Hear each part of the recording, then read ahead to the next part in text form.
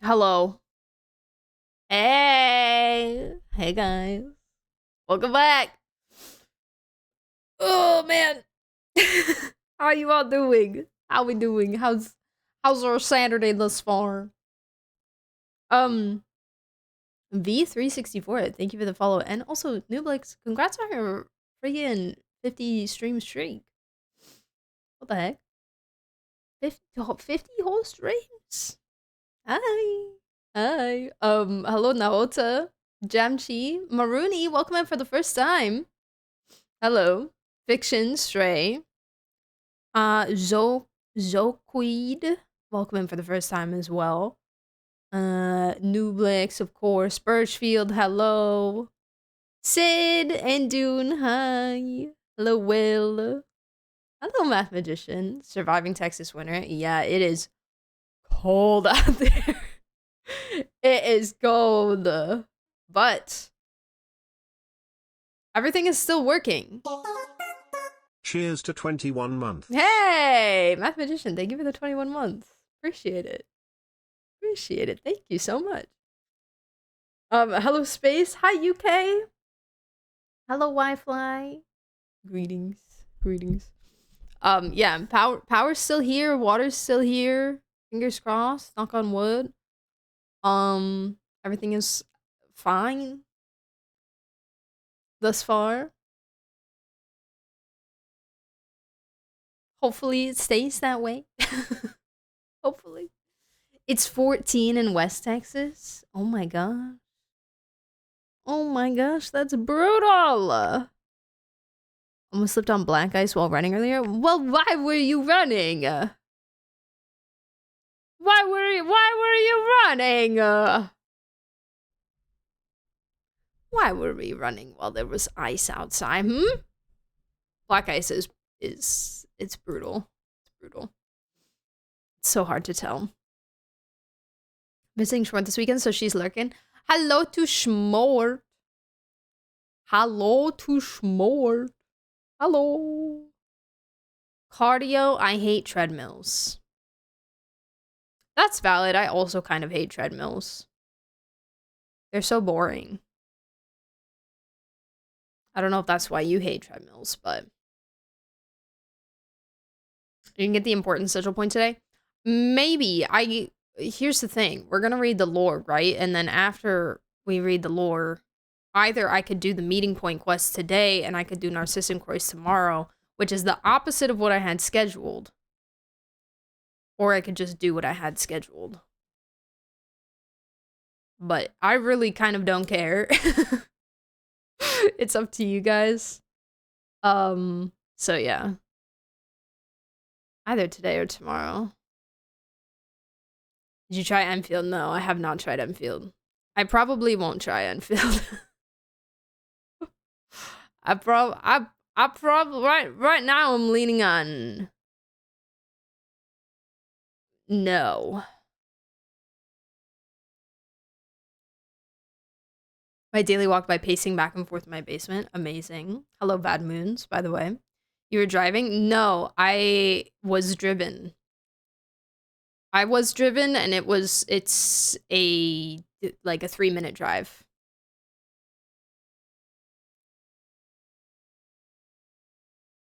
Like a 3-minute drive. So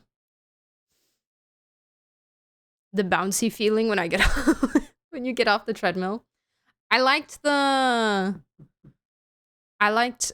stayed at a apartment building once that was very nice. I was staying with a friend.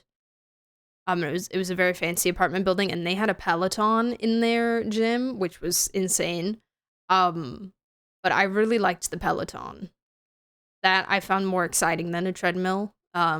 It's also so much like lighter on the joints, you know? And I would just put on I would either like do the Peloton like classes that they have, or I would just put on like anime or something and just watch anime while I was on the Peloton. Wow, you guys are gambling? You guys are in a gambling mood today. Oh my gosh. My goodness. Yes, let me get your song request now. It crashed. It crashed. Dies of cringe.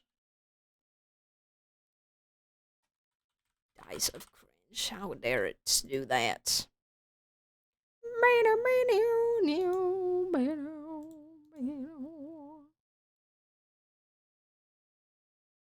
Hold on, I gotta grab the song. Song to the Mirrored Moon. Okay. Okay. Does the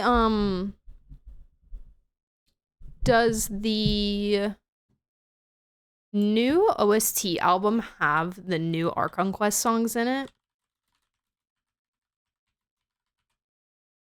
Act 7 and 8.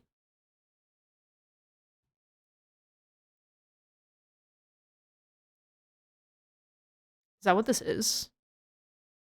2026, Volume 6. Oh, it's just trailers. Oh, okay. Rip. Rip! Rip, rip, rip. Hi, Rune, by the way. Welcome back. What lore are we reading today? I know I voted on it, but that's because that's the time was more convenient. Got you. Post Archon Quest lore. There's the Traveler Skin lore. There's a book we received in the Archon Quest that I need to read. We need to go see a certain person. And talk to them.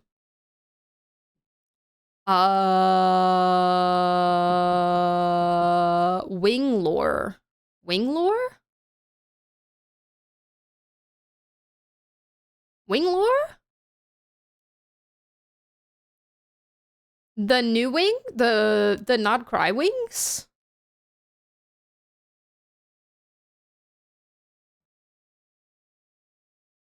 I was gonna say, I would be surprised if so.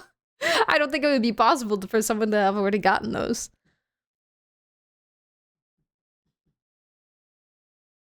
It's like 30 minutes? Yeah. No, I know. I know the meeting points are short. I'm just saying, like, we will do them either today or tomorrow. I'm just saying some people, or I will ask people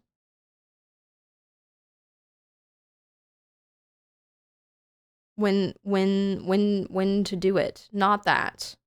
That's a bird. What?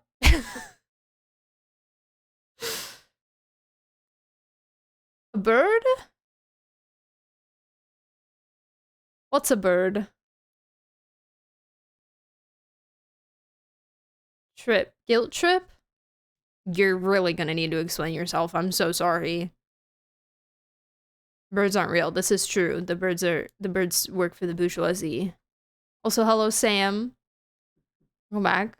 Traveler Skin lore is insane. I said it before, I suggest this order. Book, Brief History, Traveler Skin, anything else there is available now. What's Brief History?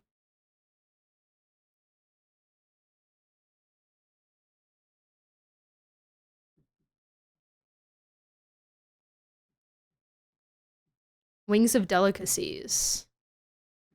The collab wings? These ones. Oh.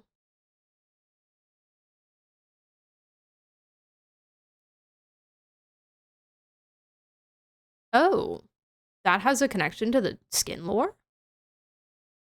Okay. Brief History of the Pale Starborn. Ooh. OMG. Okay. Oh my god, I can't go back. 3 years and 4 months, I've just been waiting for this meeting point. Well, you know what? I'm not gonna argue it. I'm not gonna argue it. Listen, I know that you want to do it. I want to do it also, okay? I'm just trying to figure out what's the best way to slot in everything time-wise. It's only one section that you need to read from the wings. Okay. Cool. How do we feel about the order that Naota said?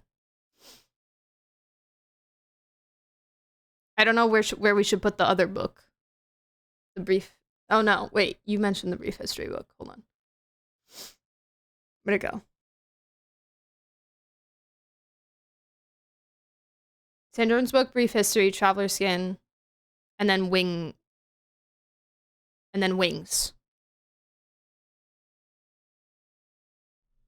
Does that sound good? Does that sound like a fun time to everybody? Do what you feel is best. Okay. Now here's my question. My other question. Do you guys want to... Maybe not Genshin, actually. I kind of don't feel like Genshin right now. Maybe just OST guesser?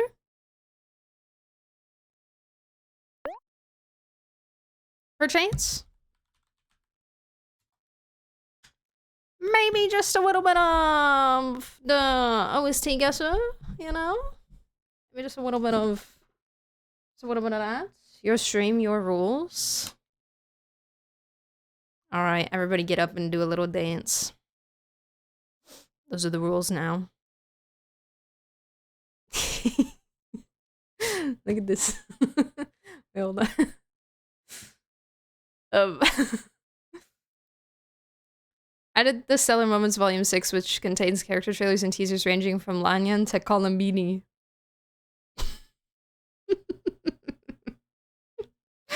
Columbini. It makes her sound so much, like, more Italian somehow. Columbini. Somehow.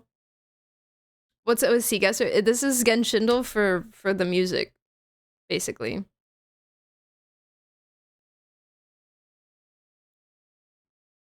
So let me explain how it works for those of us that don't know how it works. I actually stood up and did a brief dance in front of my sleeping cat. Did your cat wake up?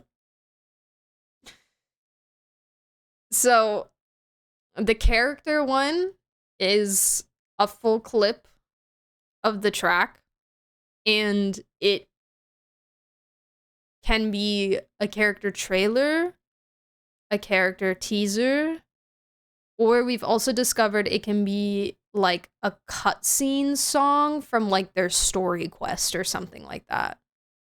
Like I think we had a Yoimiya one that was from like her second story quest or something.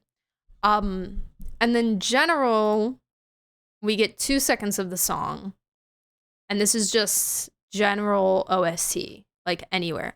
And the way that you guess, the character one works like in Shindle, where you guess a character and it'll tell you like if you got region, like vision, that kind of thing, right? The general one, you just have to basically, usually what we do is we just guess regions, because if you just guess what region it's from, then you'll get it right. So yeah. We love OSC guesser in this household. Schmort says there's a Miliasha Wonderland OSC guesser. I have not heard of that, but oh wait, no, yes, we did play it, actually. We did play it. I do know that one, where you run in the little doors. I have also played Miliastra, Genshin as well. The Miliastra Genshin is fun. Each fan. Hi, Scaradouche. Welcome back. How you doing? Okay. Let's begin. Ready?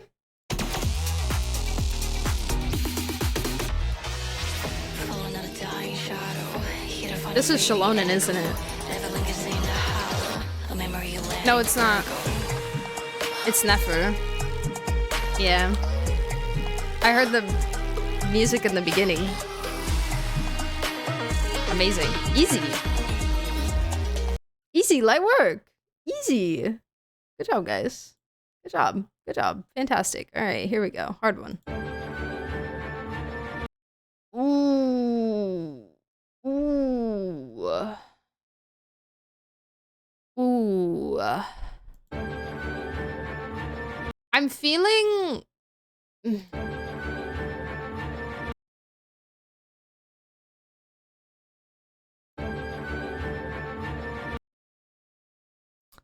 I don't don't know. I'm feeling Natland personally.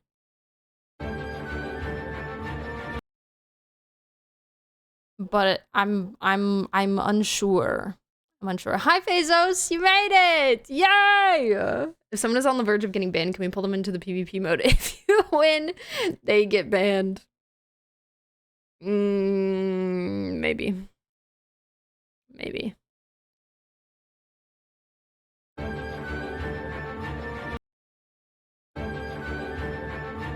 I'm trying Natland to get out of the way. It's not Natland. And then we get 2 more seconds every time we get it wrong.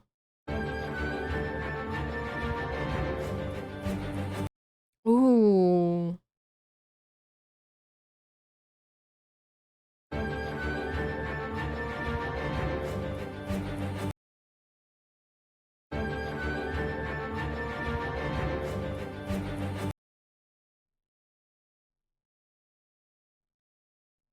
I don't know. Sounds like Scarra's theme. Sumeru.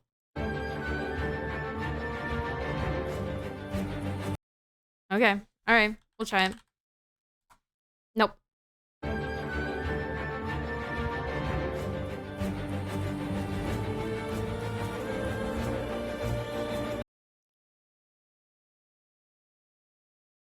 Wait, I know that singing. I know that singing.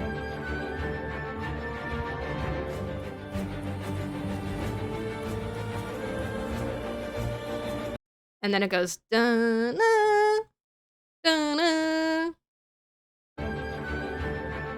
Is this not Natland?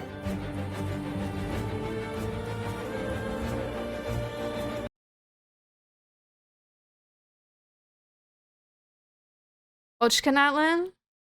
Do you think sometimes it'll say it's not the region, but it is, but we have to be more specific. Like, for instance, when it was a pep song, it was in a domain. So if this is like a weekly boss, then we have to guess it specifically.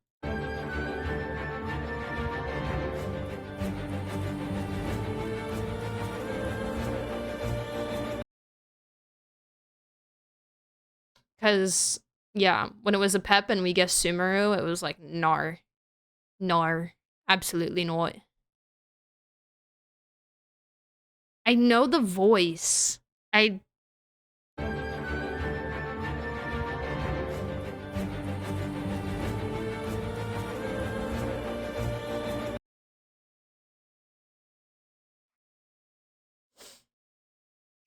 Another Bakunawa situation. The Uchka Natland world quest where you're chasing the dragon. The flying sequence when you fall. Okay, we have 2 people saying the same thing.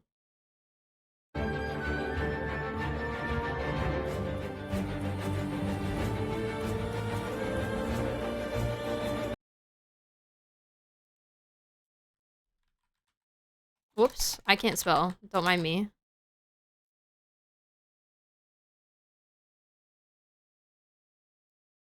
Nope.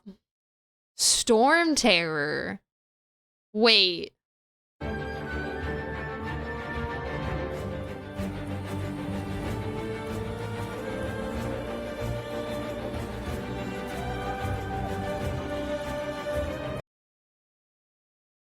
Hey, that's the notes that I sang, guys.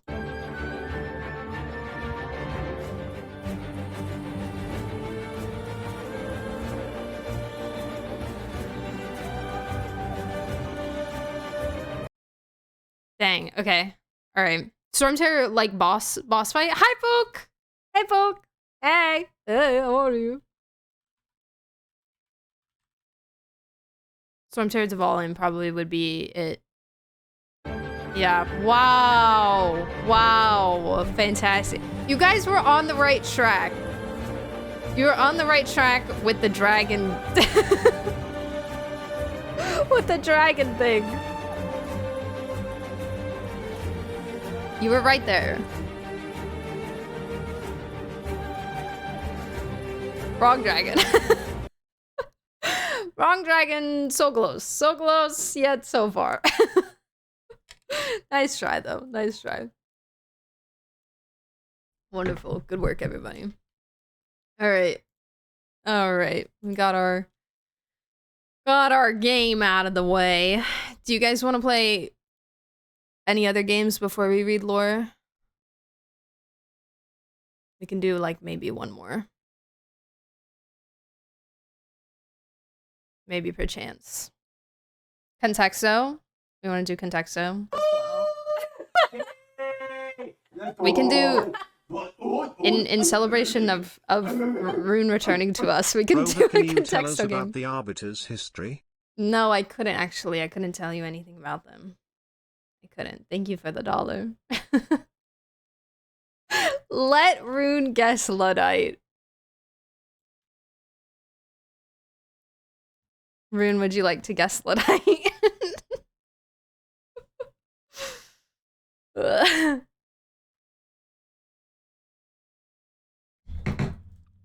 the Freenet emote was a spinning croissant? Oh, bonjour.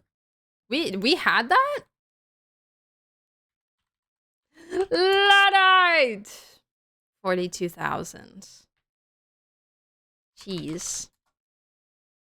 We did play Contexto. We didn't play it every stream, but we did play it every so often. Work. Ooh, not bad, not bad. We did have an orange Luddite once. We did. It was fantastic. It was really good. Lore. Fruit. Taxes. Mason. Briefcase. Blue. That's pretty low for blue. Book. Red. Job. Snow. Law. Office. Force. Ooh!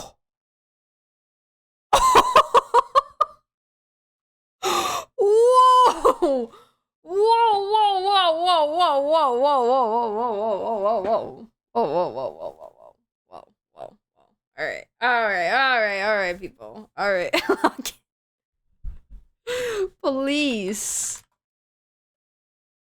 Power. Oops, power. Power. Gun. Control. Distance. I picked force as a physics joke, and it popped off. Giant. Shield. Government. Military. Force. Army. Okay. Soldier. Navy. Marine. That's good. That's good. That's good. Squad. Amazing! Wow, that was a really good Contexto! It was squad! Squad, team, league, player, roster, platoon, army. Wow. Wow, that was really good, guys. It was really good. We had some bad ones recently. 122. Which one was this? I can't remember. Freaking doll. Yeah, the song request should be good now. The Nikki live stream starts in 80 minutes? No, I had no idea. I had no idea. I saw some of the stuff from the Chinese live stream, though. It's like all Lunar New Year stuff. When does the banner end, by the way? Is it tomorrow? Does it end tomorrow? The current Nikki banners? Or does it end on Tuesday?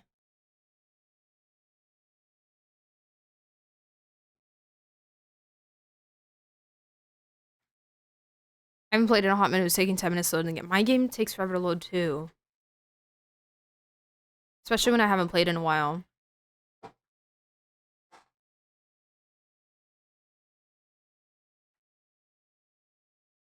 Your cup is huge. Thanks. I use it to hold a lot of water.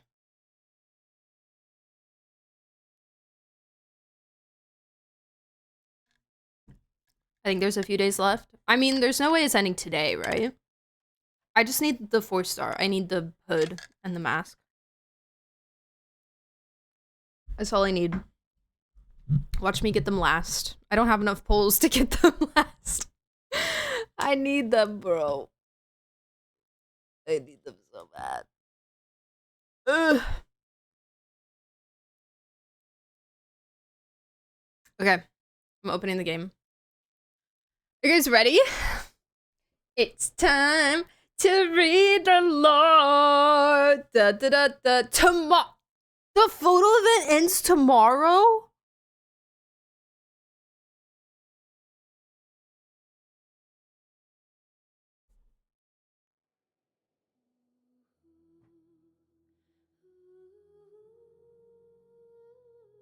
Always ends on Sundays? Well, yes, I just didn't realize it was going to be that short.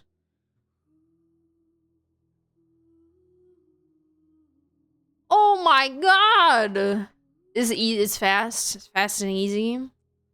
Okay. Alright. Taking picture fun, short and sweet. Okay. Alright. Okay, alright. Okay.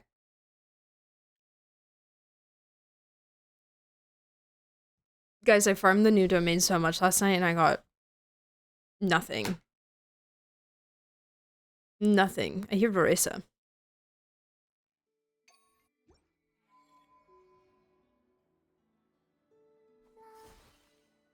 I hear Varesa. Game banner ends in 4 days and 18 hours. Okay. Okay, I'm good then. Thank you. Thank you. You just want to be able to be as aesthetic with it as you'd like? No! Terrible. Terrible. Who's the artist where we write? They're not credited.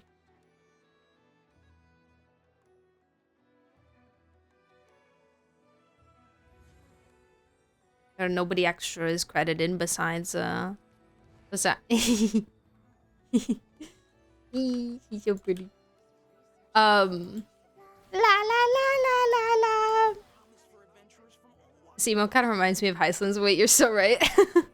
Hey! Hey, welcome. Glorpalung? It's a new one.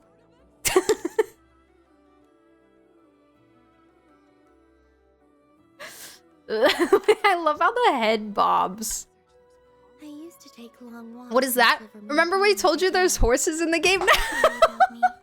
I can keep up. Are you downloading Enfield? Oh! It's 79 gigs? Yeah. Welcome to Gacha Games. Oh! What? Why are you downloading it?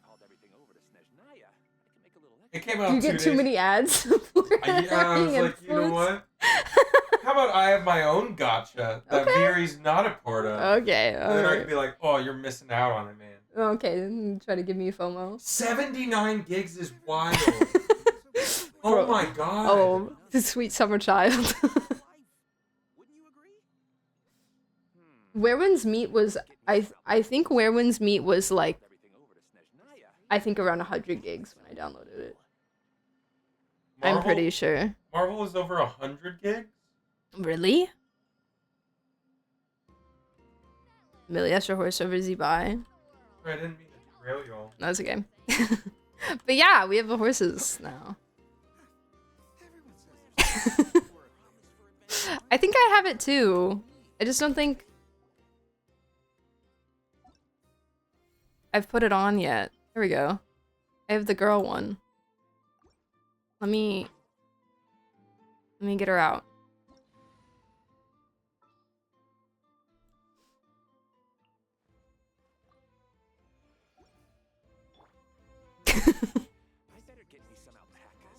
I like how they gave the girl one eyelashes.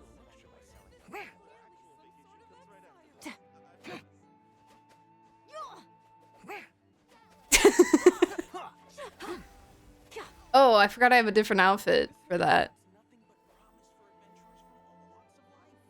That is so floppy. I can't. It's so floppy.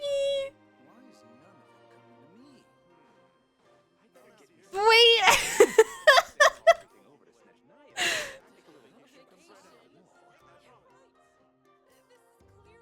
The way it just... Oh my god, I have my in-game music on.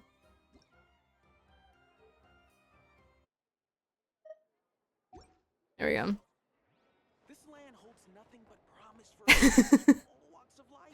Go swim in Fontaine. Wait, true. Wait, true. Wait, I want to see.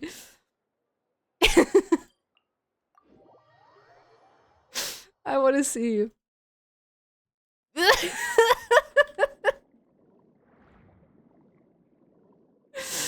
This is so good.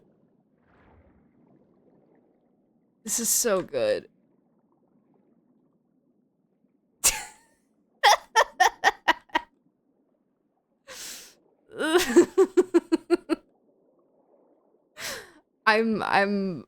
we're all children. I love this.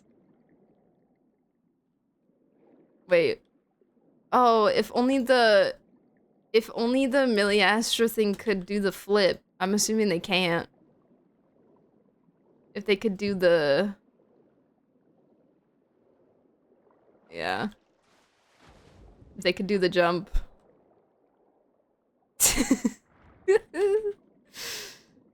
Oh, it's so funny.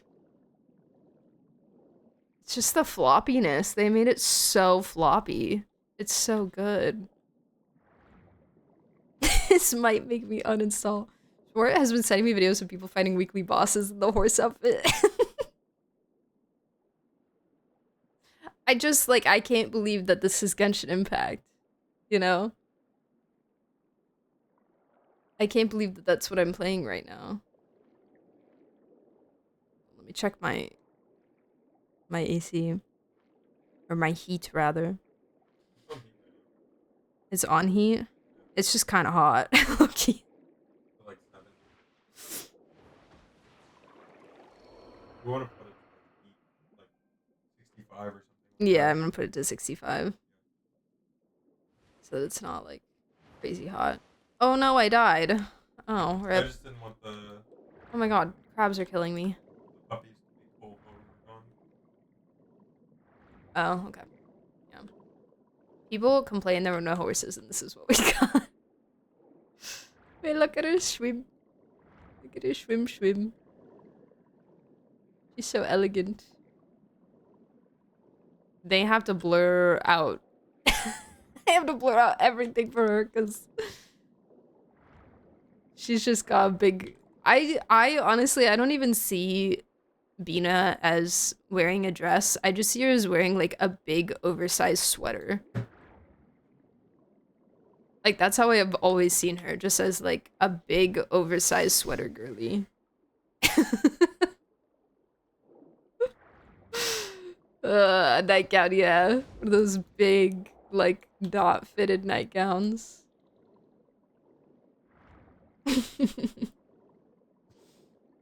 Someone else's mannequin change outfits when you use their E. Yeah, you can set it. You can set, like, an alternate outfit. For, like an ability outfit, so to speak. Nikki vibes.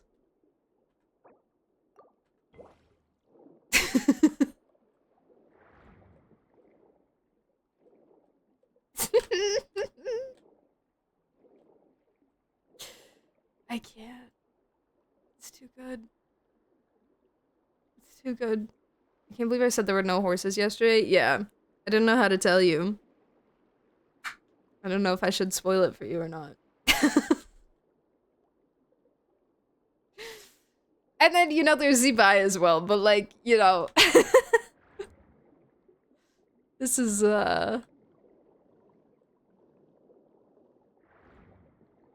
This is just so good. Do we show Rune the skin, or is that spoilies? Well, I'm gonna be pulling up the skin to read the lore, so it's gonna happen. There's gonna be spoilies in the lore, in fact.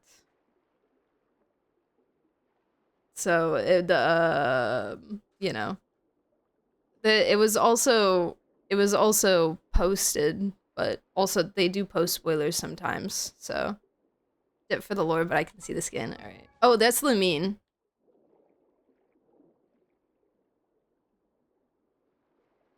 This is Lumine's.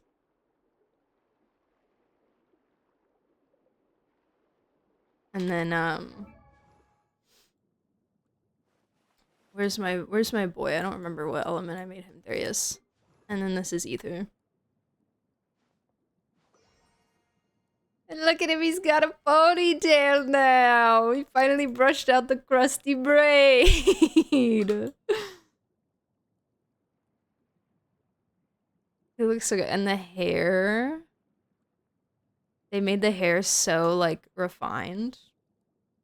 Dotoria and Otto's fusion. Yeah. Pretty much. Pretty much. Yep. Can't spell Dotoria without Otto, actually.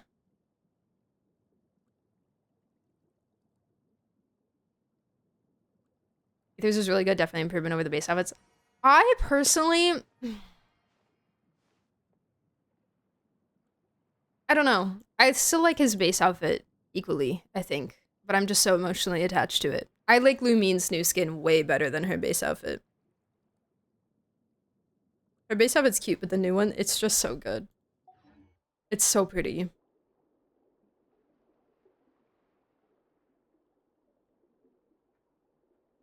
He looks too formal. I know, he's so, like, put together. It's weird. Like, this is my silly little guy, you know?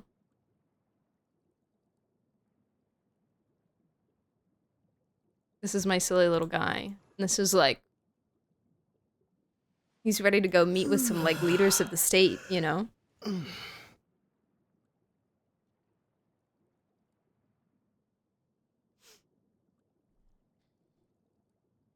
This will be so much better in the story if they meet again, because the opposite twin should have the base skin and they comp. Oh, yeah, true. True. They can have a whole fashion show. Fashion show time. He spoke too much? Nuh-uh. Nuh-uh. Nuh-uh. He never speaks too much.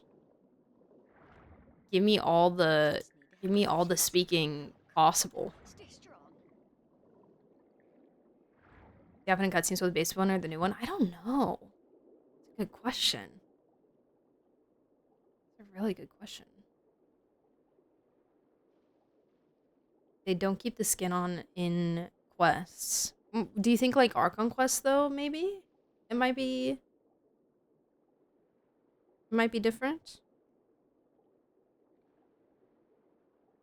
I don't know. Anyways, okay. Shall we read lore? Shall we lore? Wait, let me check my okay. We're good. We're good. Okay.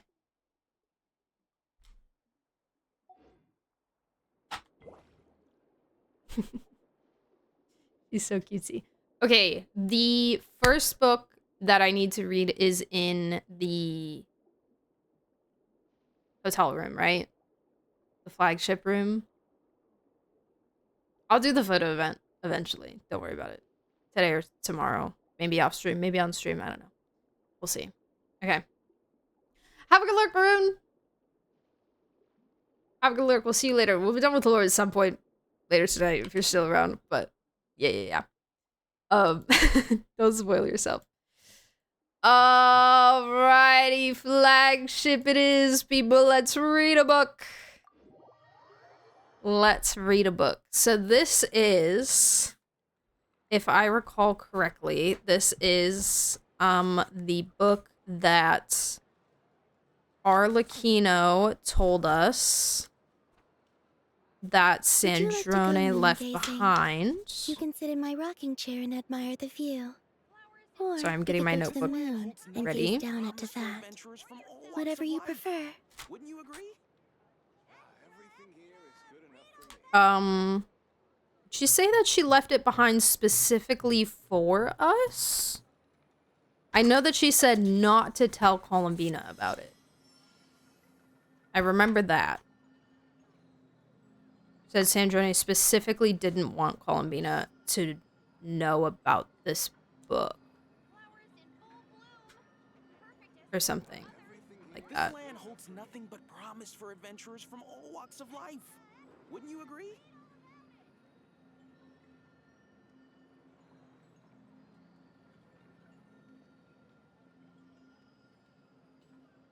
Okay. So slab of cheese with words on it. Nice. Nice. Okay. Let's go. Why is none of it coming to me? Let's say called me to the party. Wait, true. She can't be seeing this. I don't think she wanted Bina to know about her core, but I don't know, probably the book too. See, I can't recall exactly how she worded it. We'll put Sofo, I forgot to do this. Sofa. Sofa. Alright. Book.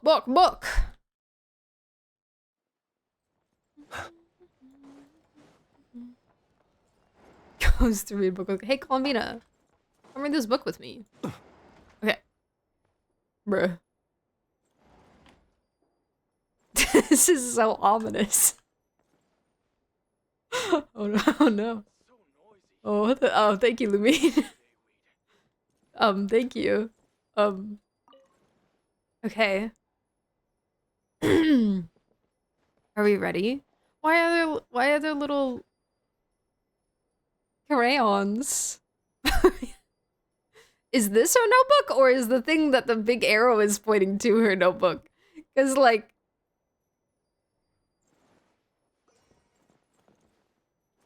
I guess it's that.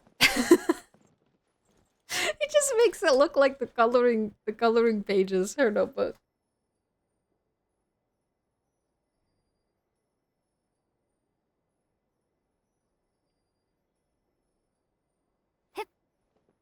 Okay.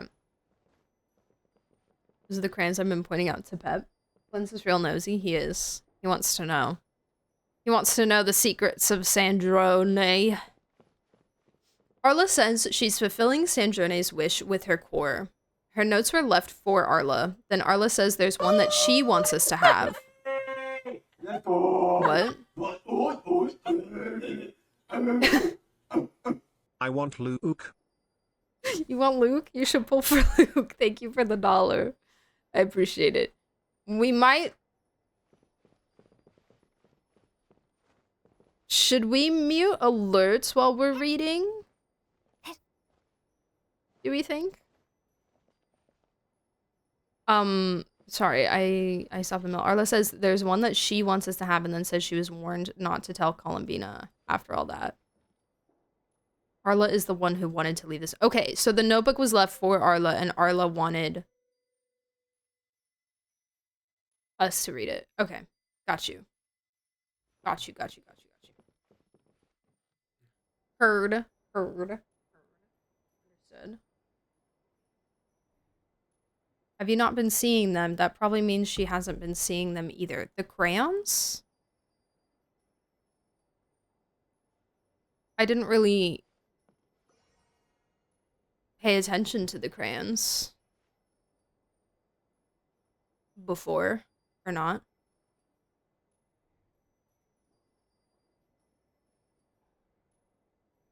If we get a raid.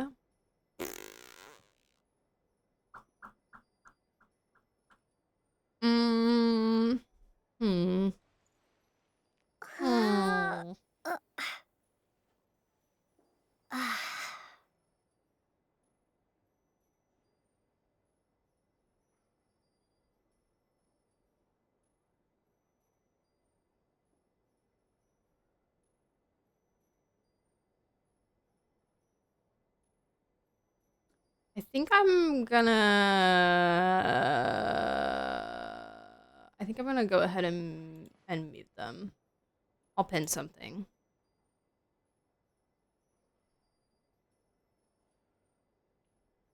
Just in case for content, you know, and stuff.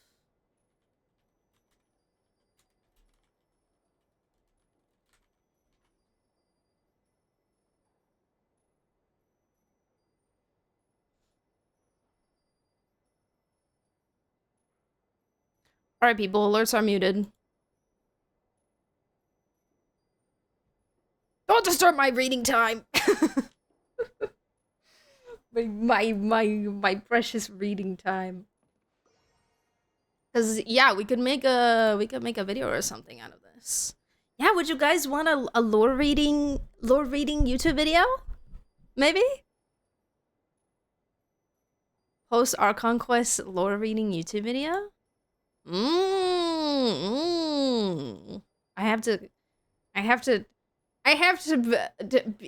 assume my Lord Tuber status, right?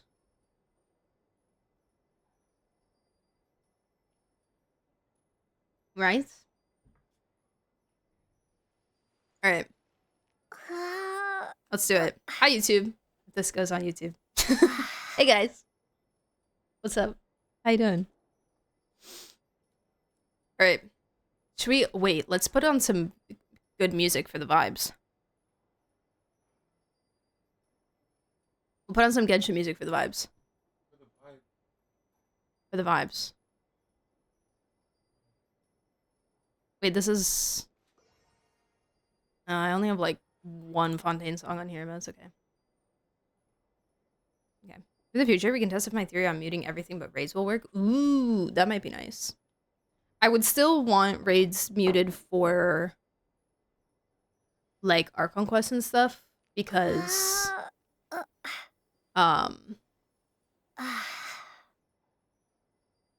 it's just such a long notification, and having that during like a cutscene or something would be unfortunate. But yeah, if that is a possibility, it would be good to know. Okay, all right, we ready? Are we ready? Marionette Notebook 07.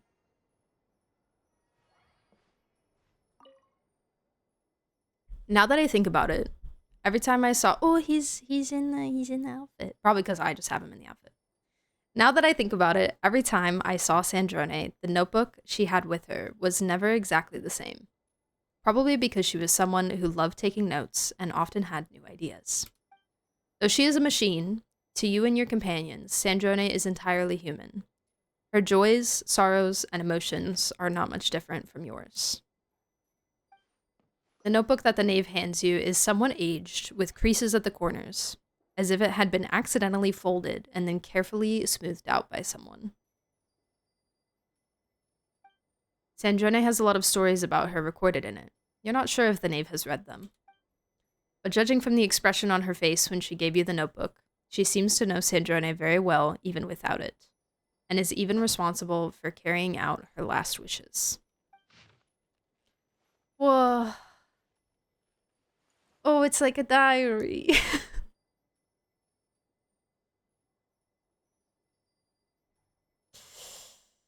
There's no dates?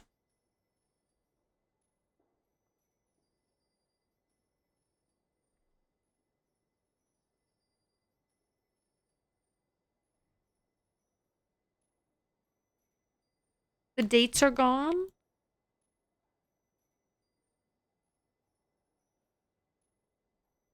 Why are the dates all blacked out?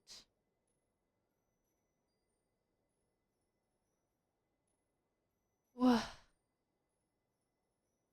Whoa.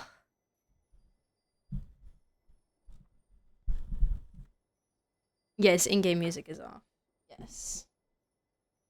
Analytics, I have a business email you can reach out to if you would like to. Redacted dates? Why would the dates be important to get rid of? Alright. Day 1, whatever day this was. Sunny. Alain has provided me with many notebooks. I often discard them after making a few markings. On those occasions, his expression was unreadable. Nevertheless, he supplies me with new ones. I do not understand his reasoning. I do not know why I discarded them after making markings. I do not know why he permits this behavior. He states that my emotion module is optimal. I do not comprehend. This is a new notebook. I do not wish to discard it. I have learned to record. I am beginning to record. Day 2, Sunny. I have learned more, and my manner of speech has become more elegant. Elegant is the new word I have learned. Alain advised me not to push myself. I disagree. I have performed exceptionally well. We conversed this afternoon. I have drawn several conclusions. 1, Alain created me. 2, he modeled me after memories of his deceased sister, and now he feels guilt. 3, my learning ability exceeds his expectations. Alain Guillotin's younger sister was named Marianne Guillotin. She passed away long ago. Alain finalized my creation on his 65th birthday. He stated that I am a friend, a family member. He expressed happiness about gaining a companion. Alain has not defined our relationship. It is evident that I am not Marianne Guillotin. He concurred, noting that I am significantly different from his sister. He expressed a desire for me to act according to my own will. It's interesting that she says, he stated that I am a friend, a family member. He expressed happiness about gaining a companion. And then said that he has not defined our relationship.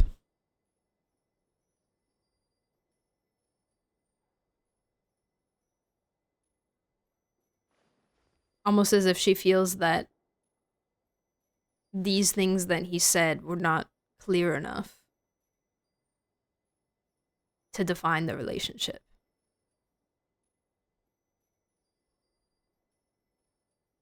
Do we even have a way to mark time in Tibet? What year are we in? Do we count from the War of Fury Flame or from the Archon War? Or do we count from the Cataclysm? 500 AC after the Cataclysm. But it's been 500 for 5 years at least. Because people live so long in Tibet, I assume they would have started counting before the Cataclysm. Yeah, have we had many instances of like a calendar keeping system? Whether it be different in different regions? Or Narcissus Croy's order room has a clock. Yeah, but that's the Doomsday Clock. Specifically for, like, the prophecy. Counting from the Cataclysm is too soon. Yeah, agree, because there's years in the thousands before the Cataclysm.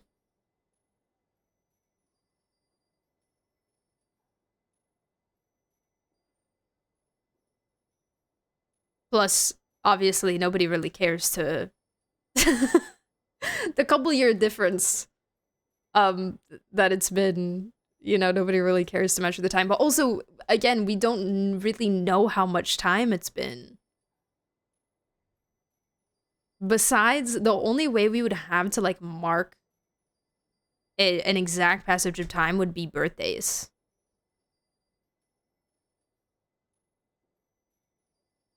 To my knowledge, there has been no mention of calendars.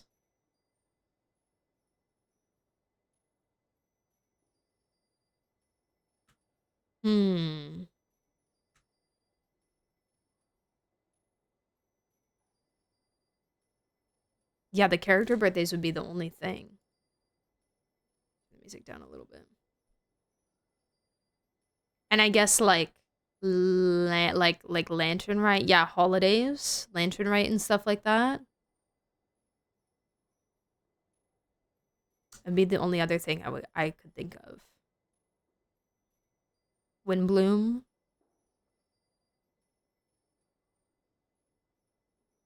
There has to be calendars. It's probably, I don't want to say it's too complex because I feel like they could make a system for it, but maybe since they have the birthdays, they don't want to make a fantasy calendar as well, because then it would be the birthdays going by the Gregorian calendar and then also their fantasy calendar. They would just have to name. They would have to change the birthdays so that they are like so and so's birthday is on this date within fantasy calendar, you know? 24 hours in a day. Ludi Harpossum. I'm sure there are, they just haven't actually been explained anywhere. Yeah. I'm sure canonically they exist, but they just haven't really bothered to go about it. Not Cry 2 will answer this question. Dortmundport will answer this. Dortmundport is where they make all the calendars, actually. True. When everyone in Genshin talks about the Conrian disaster, they always say 500 years. That seems to imply that years are measured the same way. Mm-hmm.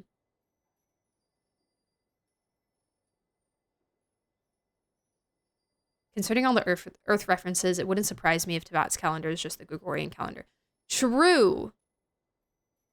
True, especially if, like, let's say a person like Alice or something has any kind of control over that. There's also the huge possibility that the way that they measured time or the calendar that they used changed throughout the time that Teyvat has existed.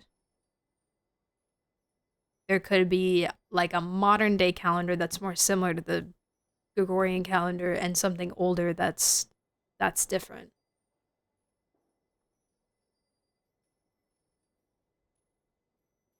So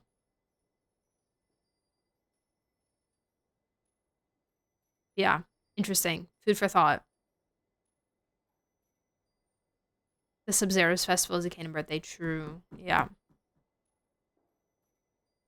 Yeah. That's what we've been saying. Yeah, we're just talking about a lore reason why it would be there. Rather than just being like, oh, they're just overlaying the Gregorian calendar on top. Like it being like canonically like a lore reason why it would be the Gregorian calendar.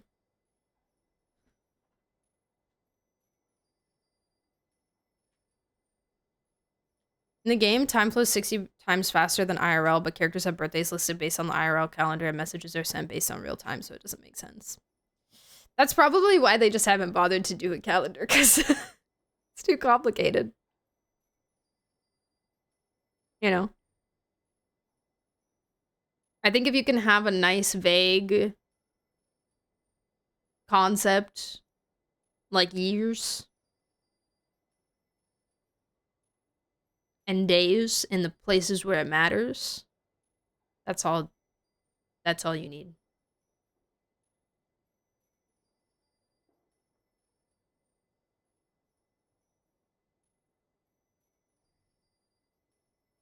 Gameplay, time moving fast and the mapping smaller, just gameplay things, and the gameplay time should be taken in consideration. Yeah, true. Because you could theoretically just go AFK and have like a whole year pass.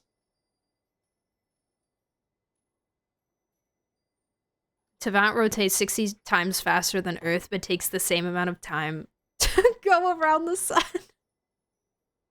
Imagine a day in game actually took 24 hours. It'd be kind of cool. But then we wouldn't be able to, they'd have to take away all like time related stuff in quests, like where you have to jump time.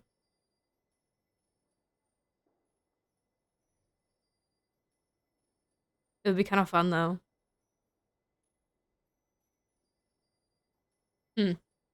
Okay, I'm moving on. The login screen changed the time of day. Yes, I do like that. That's fun as well. Wait.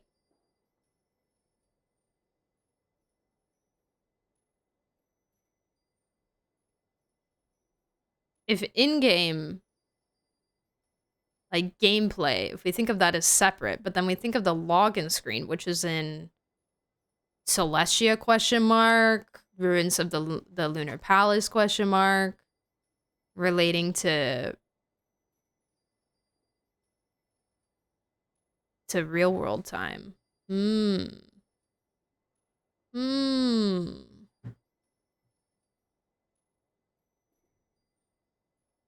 Interesting.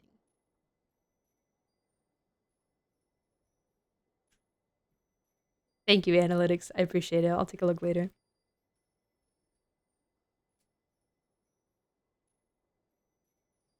Since the Heavenly Principles cast down the nails to start time, there was so much time before that.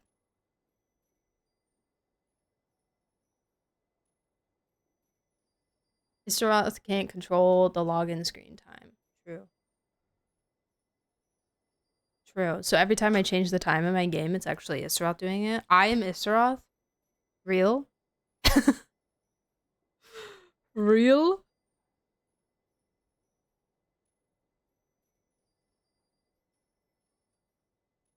If I make an Asia account, log in out, will it be day or night? I think it relates to the server. I think it goes off of server time.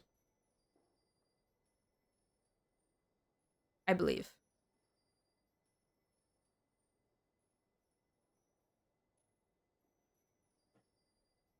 How much time before that? Before the first nail or before the Heavenly Principles came to Tevat?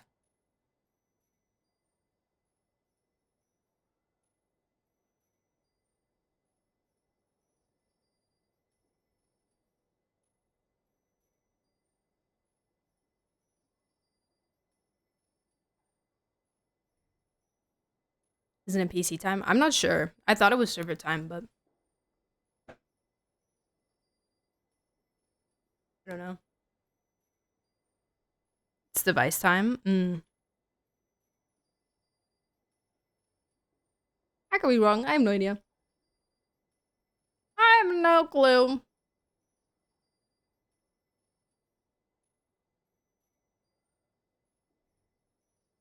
When the nails came down, you said there's so much time before that. How much before I just add that, then and we start from there. Do we know, lore people, do we know when the first... Wait, why the nails? Specifically.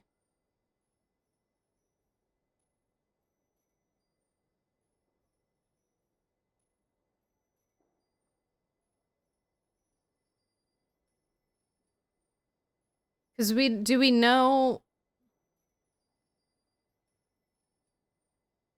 the first nail would have dropped around 6,000 years ago? Okay.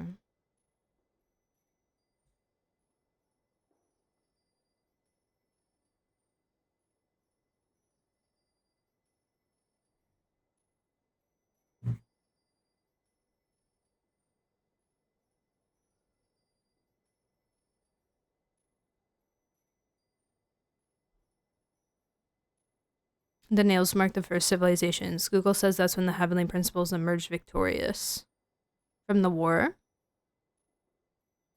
They didn't do all the nails at once, though.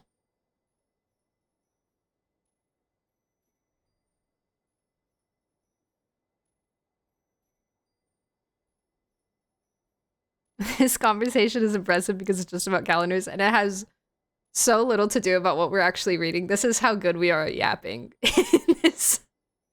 in this community. This is how what world-class yappers we are.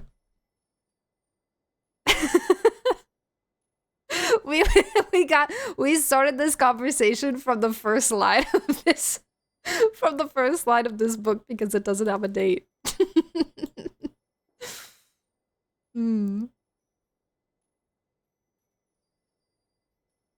Because it's already like that before you select the server, and it doesn't change when you select. Got you. Okay, that makes sense. That makes sense.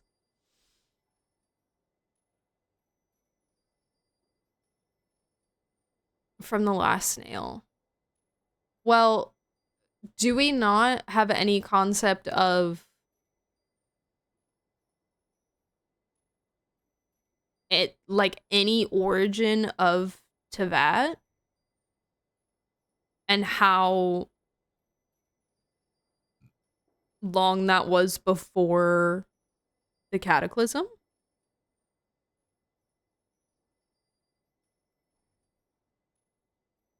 Not in terms of time, got you.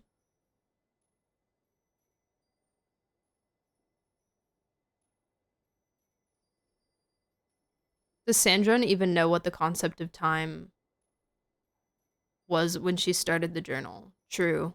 Maybe she just knew this is how people wrote dates, but she didn't know what dates to put there. I'm sure she did. I mean, she's an intelligent robot. I'm sure she has some kind of timekeeping thing in there.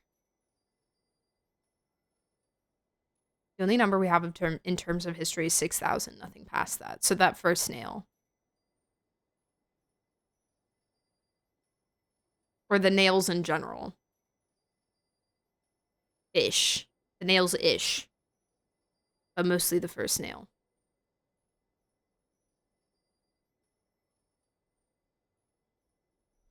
Pull up the timeline.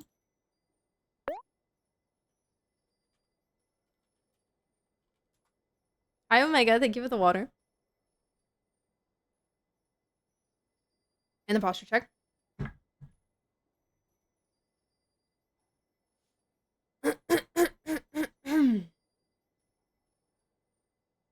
The timeline is super duper rough. It's super duper rough.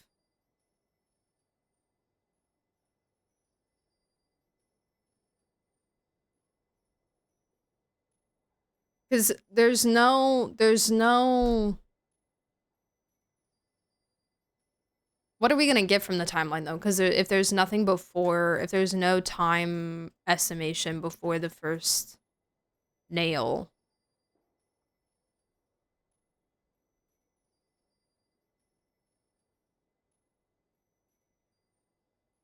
then we can't really get anything from that.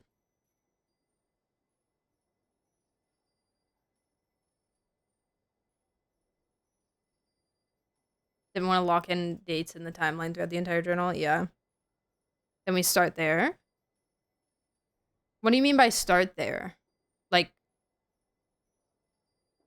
we can't assume that Tevat is 6,000 years old because it's older than 6,000 years old. We just don't know how much time was before the nails.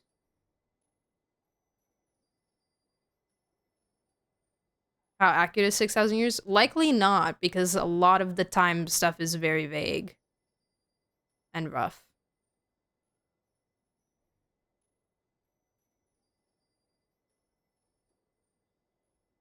Hyperborea existed 6,000 years ago.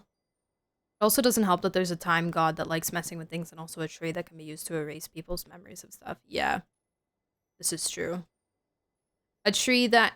This is something that I wanted to double check with you guys because Space and I were talking about this. It was related to that one post about like making a full team of Tevat characters indigenous to Tevat.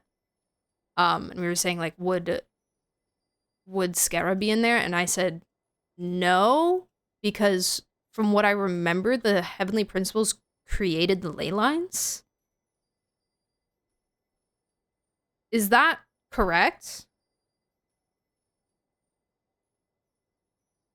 Is that true?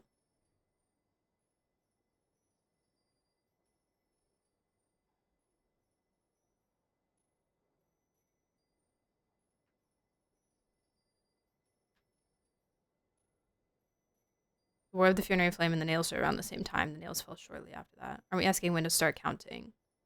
I don't think we can know. I don't think we can know. I was more just wondering, like, or you guys were more just wondering what kind of calendar system they used, I guess.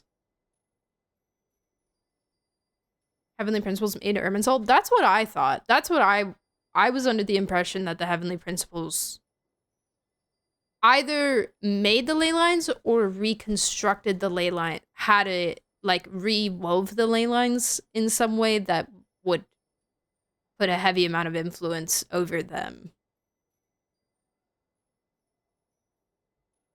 of their influence over them.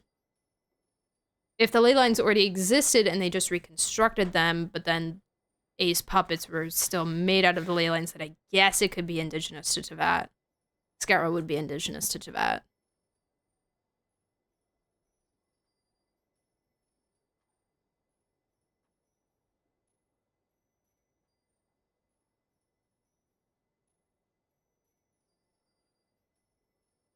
I don't know. Also, for that team, does that mean Bina doesn't work because she's the moon? Bina was born from the primordial sea.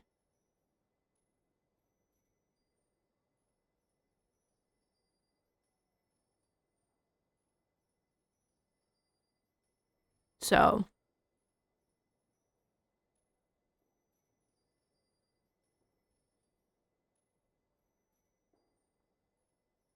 Nuvi Bina Inefa. Yeah.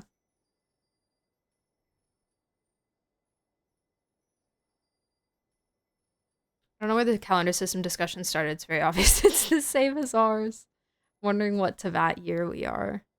Based on ESAM, at least 400 years passed between the arrival of the HP and humanity's creation. So we're at least up to 6,400.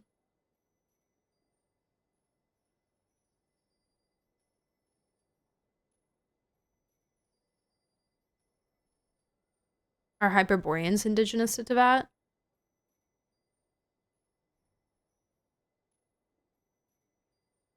I don't know. Are they?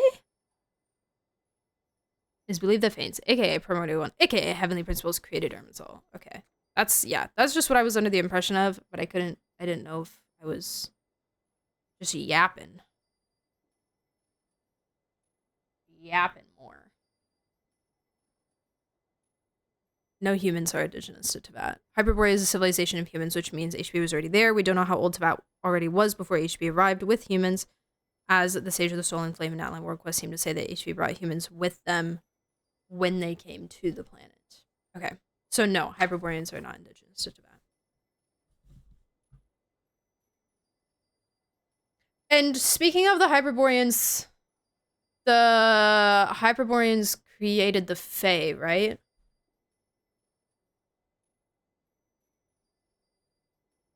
Do I have that right? Yes? Okay, thank you.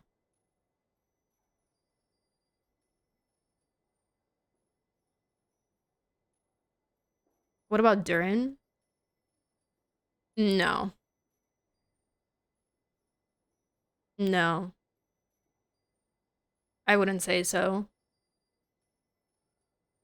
Since he was originally made by two different witches out of alchemy. Kind of. Alchemy and stories. I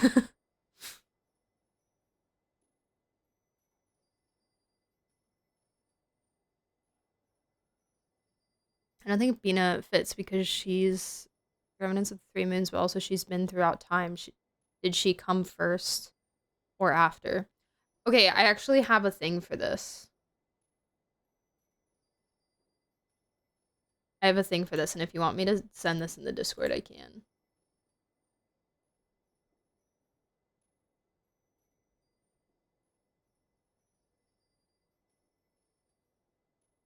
Because I was confused whether or not Columbina was born from Kuvaki, and from what I understand based off of this, she was not. You ready to get a headache?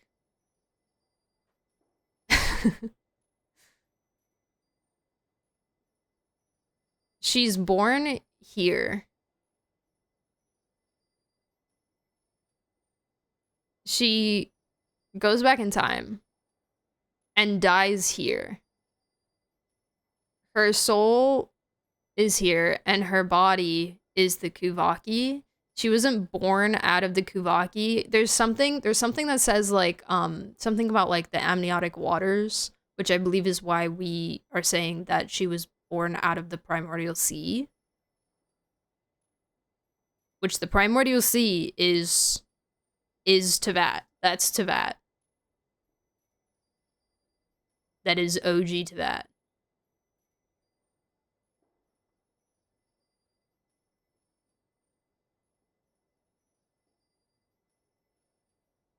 And I would also say that the moons are indigenous to Teyvat as well, because the primordial, not the primordial one, Nibelung raised the moons out of Teyvat. So even if she was technically born of the moons, like, she was born, like, the frost moon, blah, blah, blah, blah, but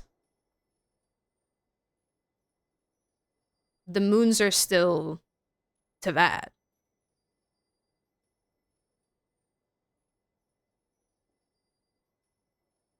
We need the new outfit lore to discuss this more. I know we need to get back to what we were actually reading.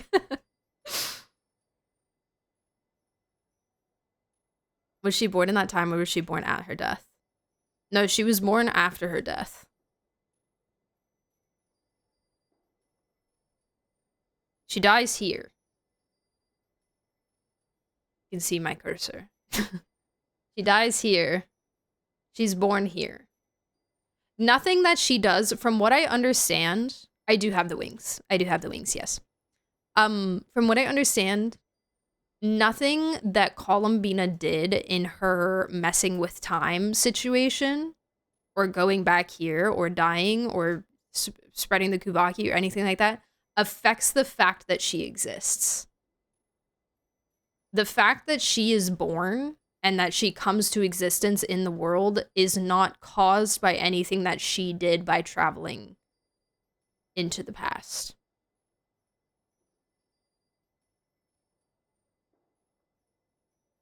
She was just born.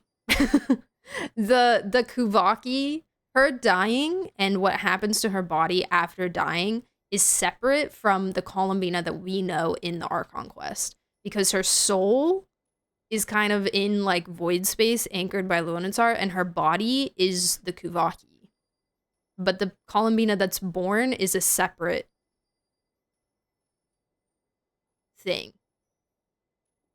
That's how I understand.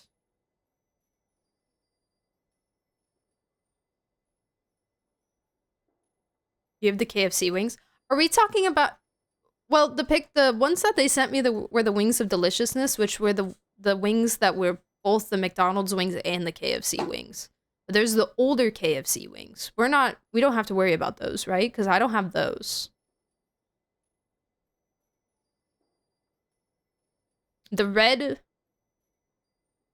wings of deliciousness are the one. They did a McDonald's collab with them, and then they also did a KFC collab with them, I think, overseas.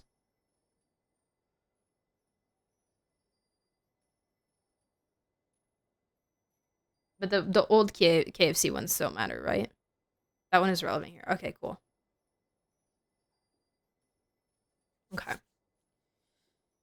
Me when I die before I'm born, but also after I'm born. Man. I was staring at this last night, like, trying to comprehend it. According to science, Columbina traveling back in time is still present Columbina following the timeline. So they actually did it right according to science. According to science, true. Hi, G-Child. How are you? Guys, I want to read this notebook, please. You guys can keep talking about things, but I'm gonna keep reading the notebook. Oh no, I dropped my lip gloss.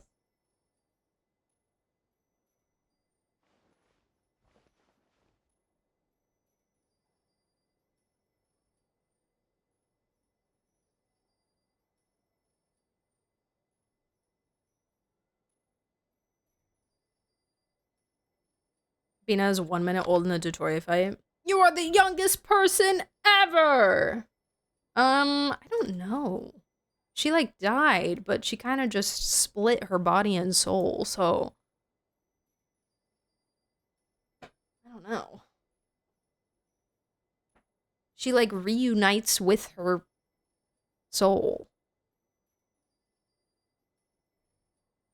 But also, technically, if she reunited with her soul, wouldn't the Kuvaki just, like, cease to exist? But then, and then there would be, oh my god, paradoxes. She's getting beaten by a 1-minute-old. The grandfather paradox will be false, whereas you go back in time and kill your grandfather. You will still exist because you're creating a new timeline of which you are following because you killed a grandfather in the present, not the past. Whoa! Okay. All right. We just got started. Don't break my brain yet. Don't break my brain yet. Okay. We just got started. We just got started. Is that a quick roll hoodie? Hi, Beth! Yes, it is. Yes, it is. It says Critical Role on the front and it has the logo on the back. So my picture is more accurate. I just didn't think about it as two different timelines. I don't think of our Bina and dead Bina as two different timelines. I don't think of the paradox stuff as like multiverse stuff.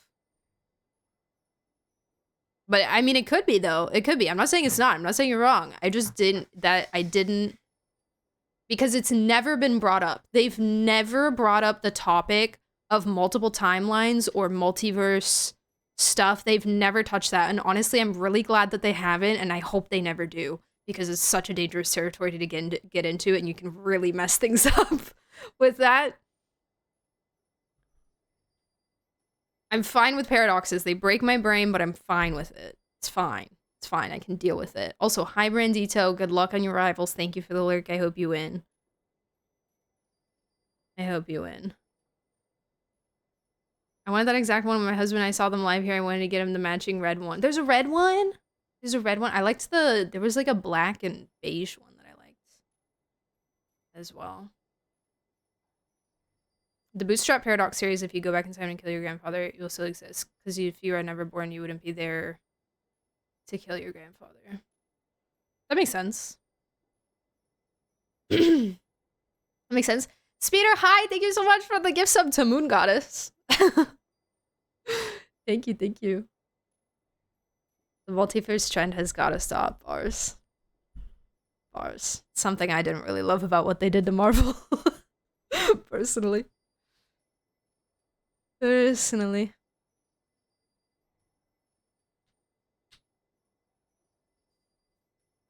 Figured out how the time travel works. I'll try to make it quick. Based on hints from Wonder and Simulanka, fate is what happens, not who does it. So that's why there is not Bootstrap Paradox. The events are written in fate. See, fate is also kind of the thing that I kept in mind a lot as well. Is that it's like, this was always going to happen. You know?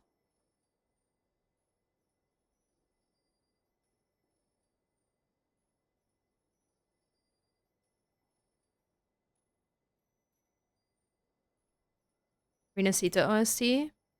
Yes. Somehow we got through all of the my whole Genshin playlist. It's not that long. It's not that long. It's an hour and 7 minutes long. Okay. Everybody put your brains back together. Okay? We're talking about Sandrone. Alright? We have 9 pages of this diary to get through. Okay? We're still on page 1. We yapping. Alright. Okay. We read to here. We're not on the first log, we're on the second log. I was talking about how it was curious that she said, he stated, I'm a friend, a family member. And then immediately goes on to say that he has not defined our relationship. Meaning either that wasn't enough for her, she didn't believe it, it just didn't click in her brain. I don't know, something. It is evident I am not Marianne. Feeling like she can't live up to the image that she was created to represent.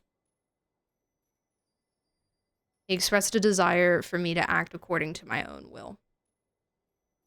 When I stated that I would no longer discard the notebooks, Alain's composure wavered briefly. He likely experienced an urge to weep, but ultimately suppressed it. Alain said I could choose a birthday if I wished. I will consider this proposal seriously. He mentioned that most people cannot choose their birth date, but I can. I am free. This is reminding me a lot of Violet Evergarden. The way that she is like approaching things mentally and the way that she interprets things emotionally gives me very Violet vibes. All right, day 3, overcast. Alain's physical condition continues to deteriorate. Doctors have visited frequently. Each time he closes the door, I am excluded from the process. I sensed something unfamiliar. Later, Alain identified the sensations as anger and sadness. He expressed satisfaction that I was learning to recognize them.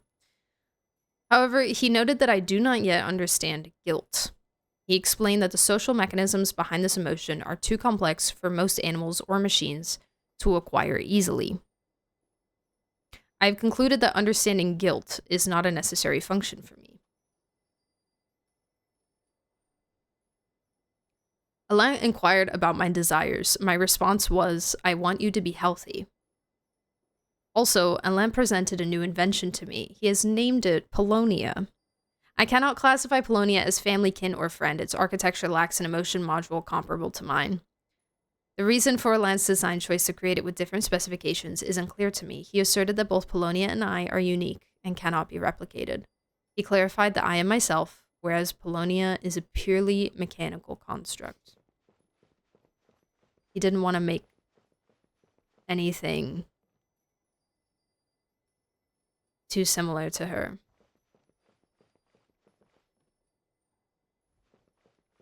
Because she was Marianne. She was supposed to represent Marianne. She was special. Why can't Polonia be replicated, I wonder?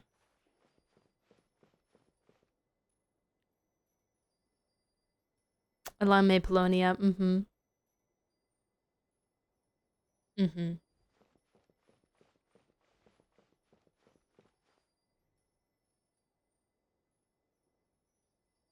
Felt guilty after making her true. True. Talking through guilt. He explained that the social mechanisms behind this emotion are too complex for most animals or machines to acquire easily. Interesting. Interesting. All right, day 4. Overcast. Sorted through the warehouse and cleaned the room. Debugged Polonia's basic functions.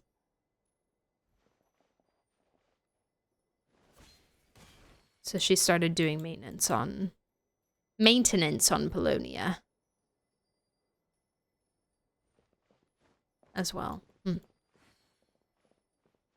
Okay. Polonia's too cute to have a replication. True. No one can do it like Polonia does it.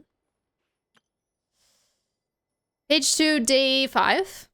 Rainy. Alain has passed out. His condition is deteriorating. The doctor examined him with a grim expression. Alain's subordinate came to visit him, bringing a brand new tea set and some expensive tea leaves. Alain doesn't like to drink tea, nor is he used to using luxurious things, so the tea set is mine. Oh, that's how she got into tea. Who's his subordinate? Who brought him tea?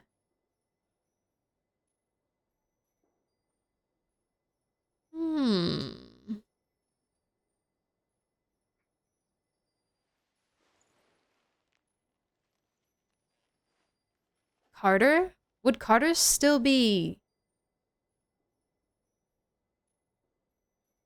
around?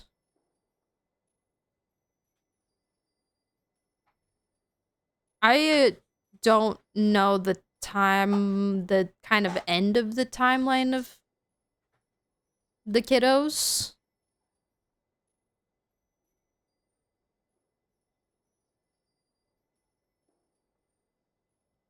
I think Carter would be Caterpillar at this point, right?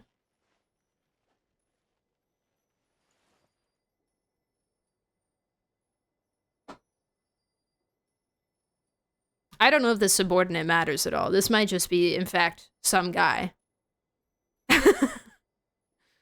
This might just be some guy.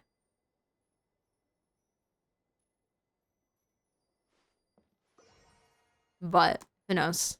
It's Fontaine. They like tea.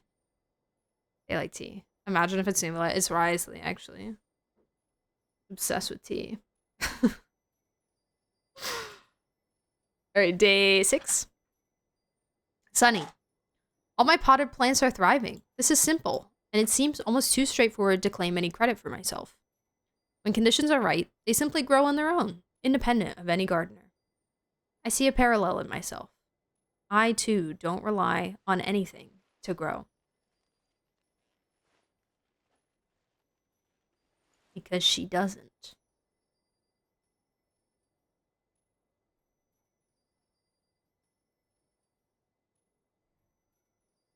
Interesting. Day 7. Today, I helped Alan with Polonia's final test. He's been unable to walk, so I transported him there in his wheelchair. Alan displayed little emotion. Despite Polonia's stable performance, he wasn't satisfied. He explained that Polonia is, in essence, merely an algorithm designed to calculate the unknown. As for what the unknown is, he himself is uncertain. The scope of the unknown is vast, too vast to quantify. I find it difficult to process that even he lacks an answer, and that this realization causes him sorrow. I don't understand. Alan asked, how shall we view the fate of this world? Use a detector, I responded. Scan for the moons! Scan for the moons. Polonia is, in essence, merely an algorithm designed to calculate the unknown. Alan is too big brain. He's too smart. Yeah, Seymour wouldn't have been around.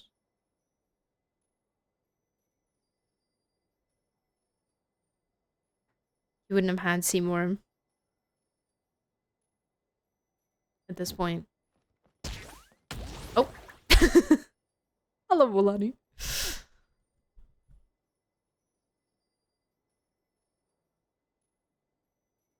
Designed to calculate the unknown. I wonder if it's like a concept of like designing something with some kind of formula to calculate something that you don't know is going to happen yet, but you know something is going to happen, so you're like making a formula, kind of like the world formula.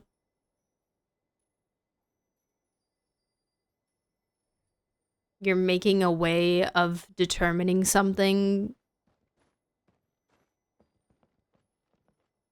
without knowing what it is. Some kind of vague concept of like an intelligent system that can calculate a possibility, the possibility of something happening. It's too deep. It's too deep. This is what Nibelung was overthinking. Oh god. Oh god. Day 8, I think. Sunny. Alan has entrusted me with his old notebooks. It brings me genuine joy, and I find great value in the knowledge he imparted.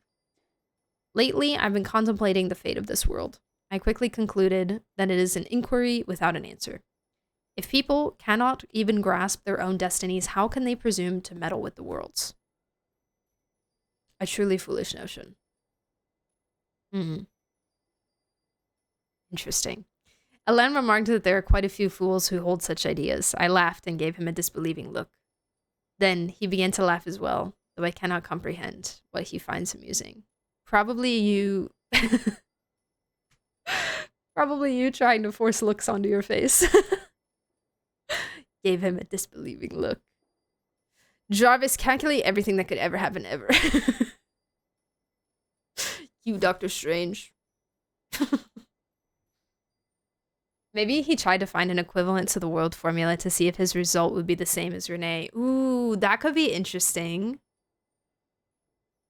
To not necessarily challenge Renee's, but at least to compare. To compare and contrast. These are, you know, these are like high level geniuses and theorizers of the world. You know, sometimes they just do things to do to see what will happen. Do you think Polonia was created to bring back Columbina, but they just didn't know it yet? But was Polonia fated for the world formula?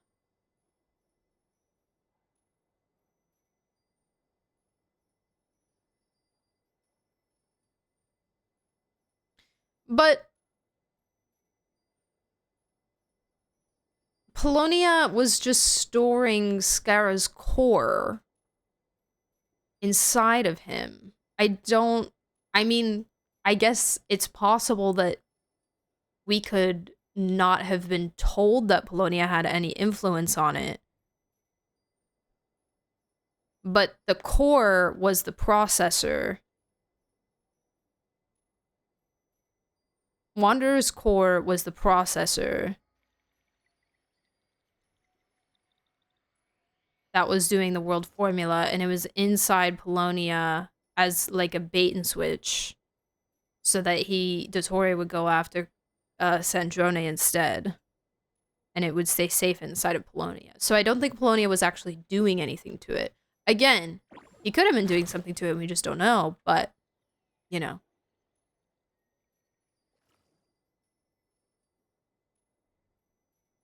If you're into Star Rail, but this sounds a lot like Xandar creating Noose, I am into Star Rail, and I've had Xandar and Noose on the mind a lot recently with Dottore. And it does.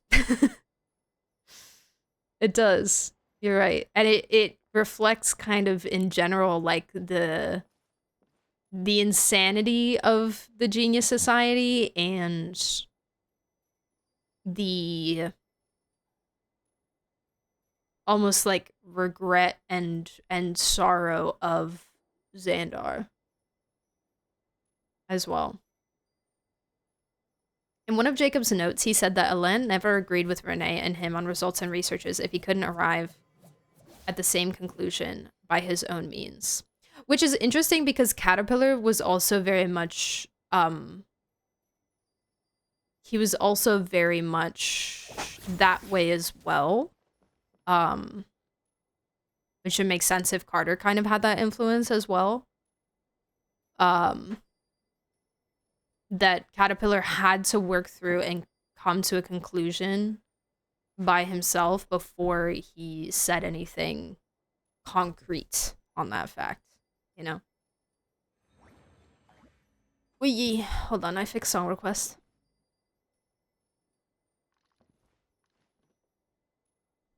I love springtime in a mirror.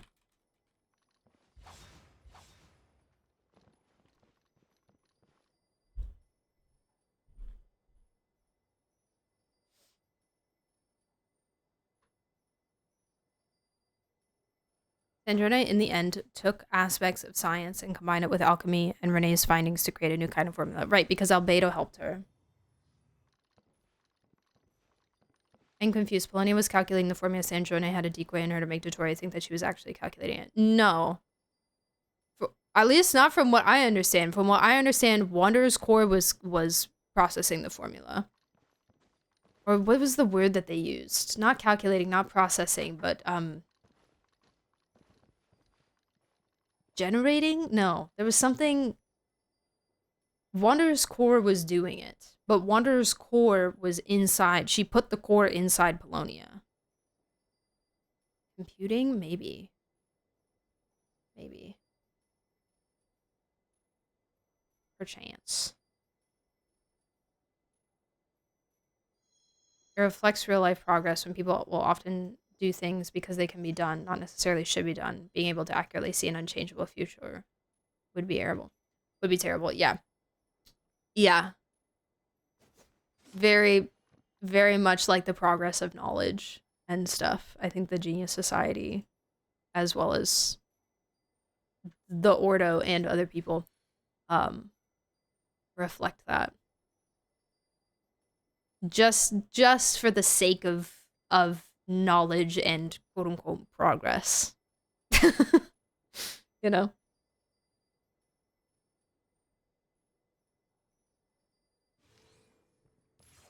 Computer power. Yes, computational power or something like that. Underscore was inserted in Polonia to augment processing power of Polonia. Oh, because no. Because wait, no.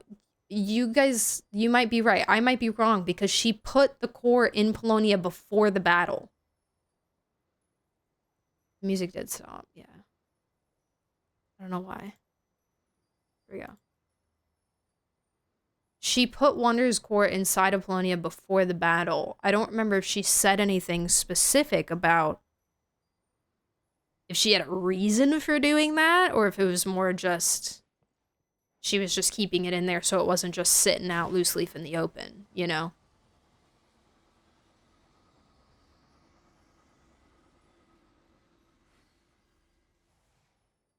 I'm very impressed that it stayed okay when Polonia got whooped. When Polonia got smushed, but that just goes to show how well made Polonia is that he was able to protect it inside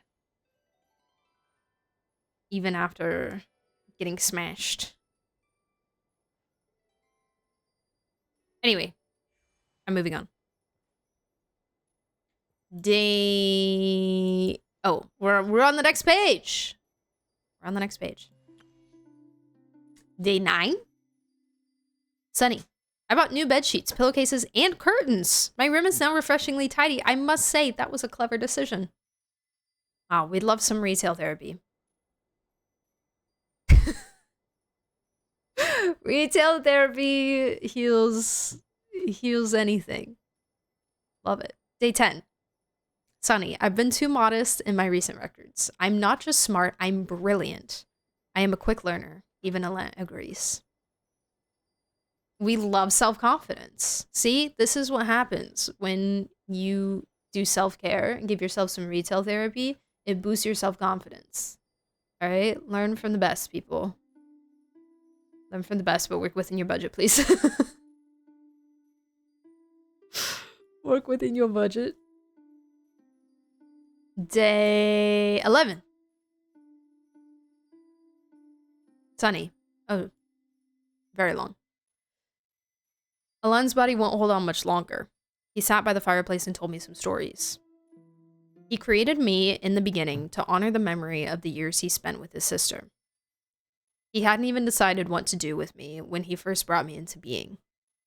Later, he hoped I could travel on his behalf to see the world and broaden my own horizons. One problem. Alain and I are now colleagues, both tied down by long-term professional commitments. It seems true freedom to travel is for those unburdened by work. As he put it, that dream lies in ruins now, a complete and utter failure. He mentioned that he once had another wish, but abandoned it long ago. I pressed him for details, and he admitted with some awkwardness that he once dreamed of saving the world when he was young. I asked if this was a wish I needed to inherit. He was taken aback and firmly told me no. He said I can do anything I like and that he has no expectations of me. Alain asked if there was anything I wanted to do. Well, I haven't found that yet. Yeah.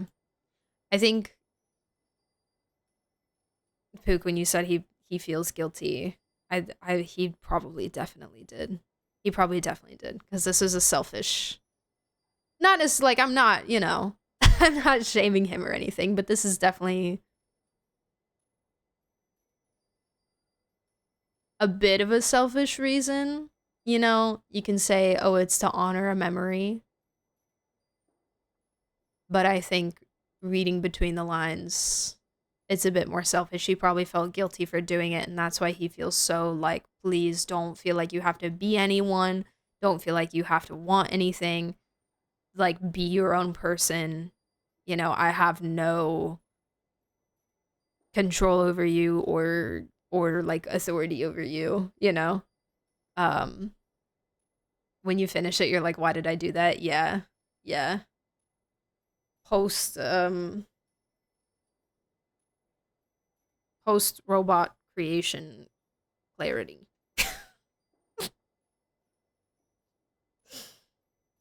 Post genius work clarity. Interesting. Okay. Day 12? Sunny. Excuse me. Parents are responsible for bringing children into the world, and children are responsible for their future. This is a social rule. I believe the final unspoken tenet of this rule is that children are also responsible for their parents' final years. Alen's final years have reached their end.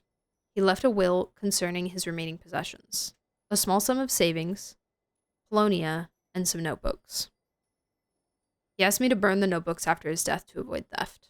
Honestly, given the sheer volume, Polonia is probably the only one who could steal them. Polonia was Alen's final pursuit in life. It is a pity he did not live to see it produce a definitive answer. He told me not to worry about it and that I could leave Polonia to the Fontaine Research Institute. His only regret was that those people wouldn't know how to maintain it as well as I do. I disagree with this plan. Polonia will remain with me. However, I am not sure what I should use it for.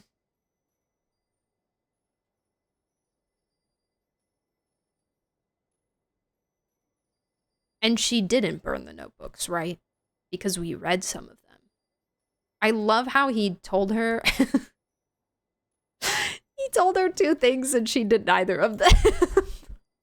She was like, nah. Nah, actually. I think you're wrong. And I have a better idea. Day 13. Rainy. I'm pretty sure she told us they were destroyed when we had our first little tea party with her.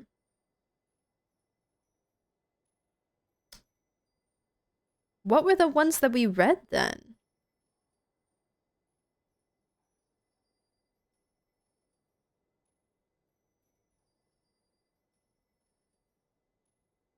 Were they just books from the Ordo? Wasn't she just kind of like, oh, they're from the library. They're from, we're not from the Ordo, but from the Institute. They were just books from the Institute.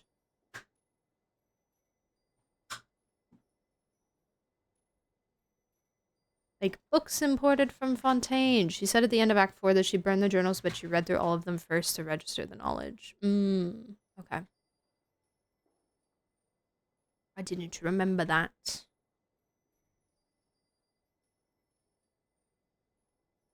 I wonder if she kept any. Like, I wonder if she lied at all and if she kept any of them.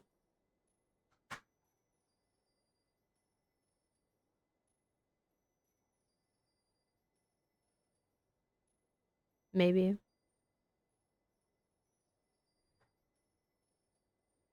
Okay.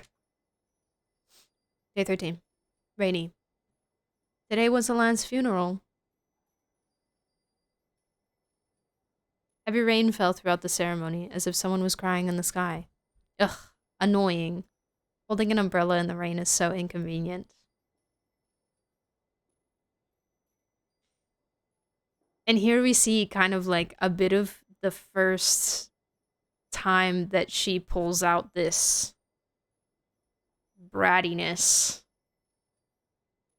This, I turn up my nose at things as a coping mechanism or a way to avoid how I really feel, because we saw that so much in the quests. You can really see her personality growing. Yeah, because this was not present. At least before, there was a little bit in this page, a little bit there, but this is more specifically, oh, here we go. This is more specifically that, like, sassy brattiness. And she did that so much, like, in relation to how, like, her relationship with Columbina and a bunch of other people that she definitely cares about and she definitely, you know, that are definitely important to her. But pushing very much the opposite and kind of retracting back to that, not persona, but way of expressing herself. It's more of a tell. It's more of a tell than anything else that she is in fact feeling emotional about something.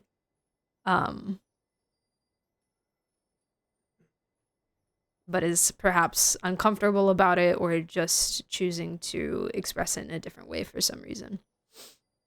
Alain was Alain was laid to rest and everything proceeded smoothly. I was the one who stepped forward to bid him farewell, while Polonia stayed behind to look after the house. The weather didn't clear up until midnight. I sat by the grave for a while, keeping Alain company, with the moon in the sky keeping me company in turn. The night was very quiet. The moon!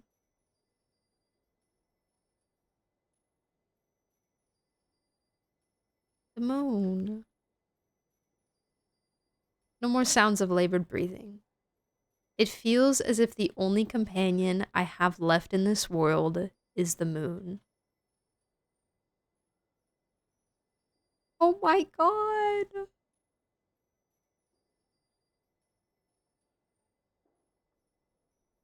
Oh, from the beginning, from so long ago, Sambina was destined.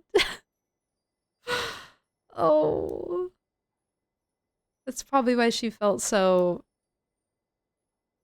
a connection to her, you know, even though it's a different moon.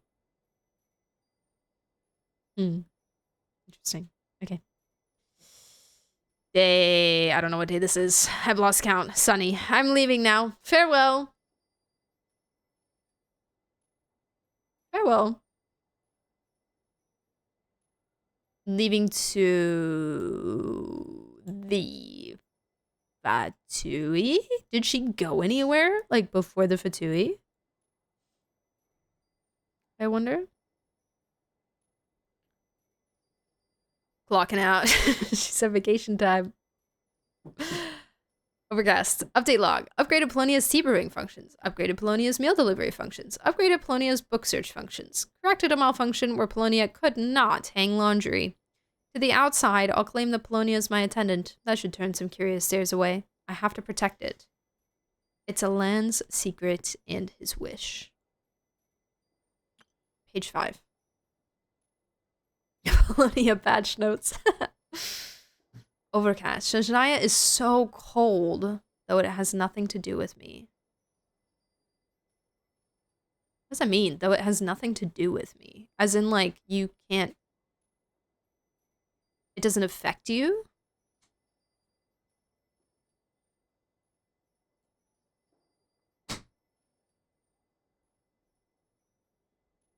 I mean, obviously we can't see the days, so there could be a long period of time between I'm leaving now and Shashaya is so cold, but it does give the vibes that she pretty much, after the funeral, she left for the Fatui for some reason. Or she just left to go to Shashaya, because here, I found a new job and the pay is pretty good. My boss is a woman with an icy demeanor, and I do mean icy. Icy. She icy, guys. As for my colleagues, they're a real mixed bag. It's already getting on my nerves. Yeah, the Saritsa.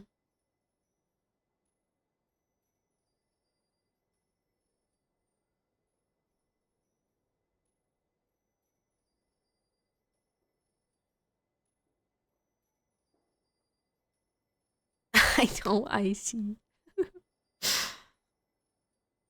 Sunny. What's the point of a sunny day in Shenzhen? It snows just as heavily. My colleagues are so annoying. It's just always snowing. Always. All the time. Forever. Rainy. I haven't journaled for a good while. It just slipped my mind. Nothing felt particularly worth recording. And since it's something I don't feel like doing, I might as well pause it for now. Well, we've got 4 more pages left, so you obviously didn't end forever. Saritsa did nothing wrong. I believe it.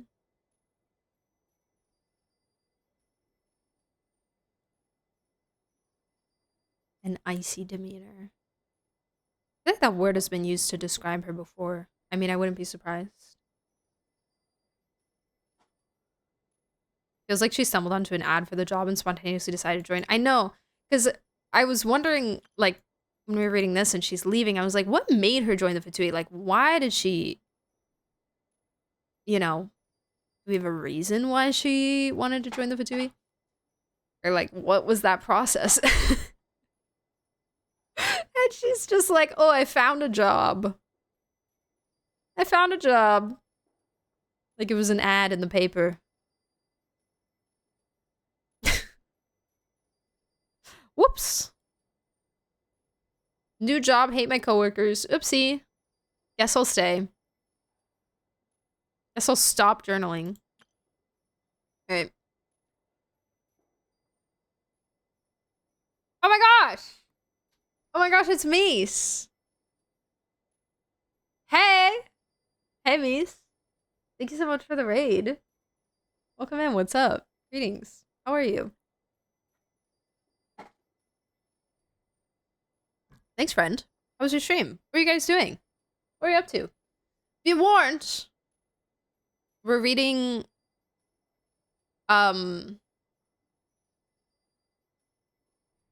post-Archon Quest lore tonight.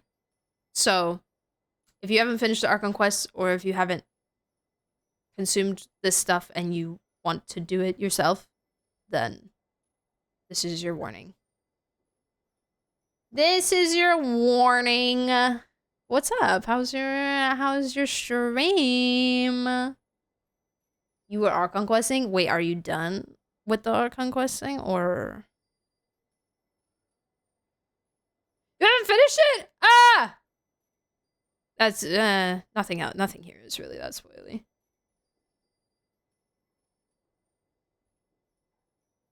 This isn't that. It's dead. Nothing. There's nothing. Nothing crazy, but welcome in, guys. I hope you had a good time doing the Archon Quest. Where did you get to? I see Dorsal. Hi, Dorsal. James, welcome in for the first time. Here we go, welcome in for the first time. Triple Crown Kave. Wait. It's your first time chat, but I feel like I've seen you in here before.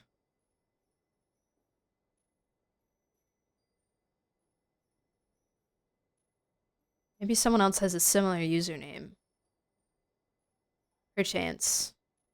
Here we go. Thank you for the follow. I appreciate it. Also, CK, while I'm at it, CK and Jamo. Thank you for the follows as well. Greetings. Wait. Yeah, we had a whole long discussion about the calendar and the timeline of Teyvat as well. Hey, and thank you for the water. Appreciate it. Just finished first act. Bruh? Wait. The first, or like Act 7, like the first of this patch?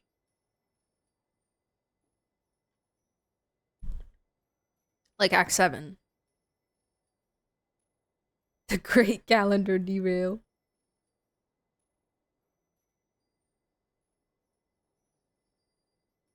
If it's the first, I'm gonna be so shocked. Because I feel like we've talked about the Archon quests. Act 7 first act of this version. Okay, thank God. Thank God. Alright, well. This is your warning. We will be discussing lore and things that happened within Act 8. So, yeah. take that at your own discretion. I'm sorry. I'm so sorry. I'm so sorry. But I hope you had a good stream. And I hope whatever your post-stream activities end up being, that they are fun and enjoyable. Like maybe food, maybe a sip of hydration. Maybe, you know, a good stretch. I don't know.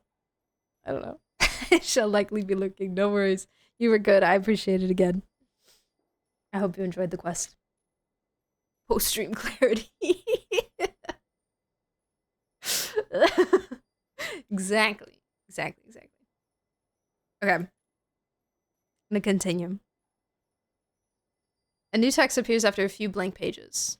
I love that she left blank pages in the time that she wasn't journaling. Iconic. Sunny.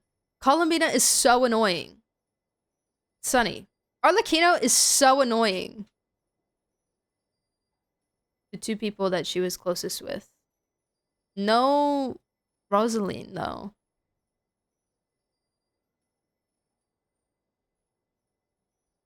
No Rosalind. Overcast. What on earth was Dottore thinking? I simply cannot agree with his approach. I wonder what he did there.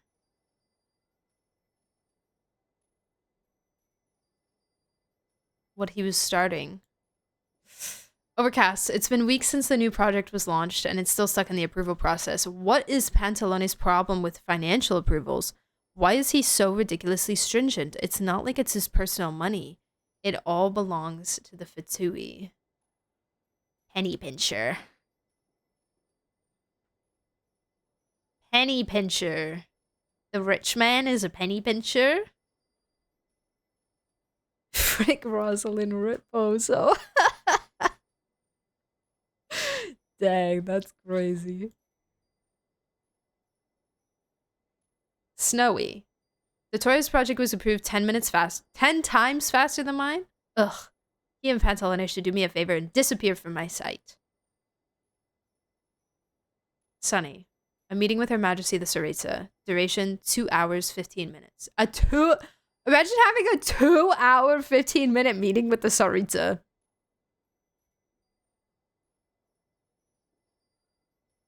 I wonder if it was just her or if it was like all of them together. Like all the of a 2E-wide meeting. Sunny.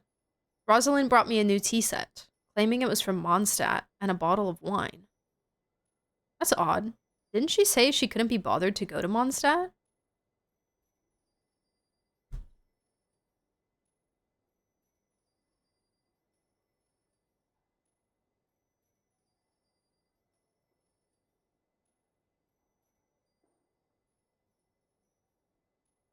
Would that be the one time she went to Mondstadt?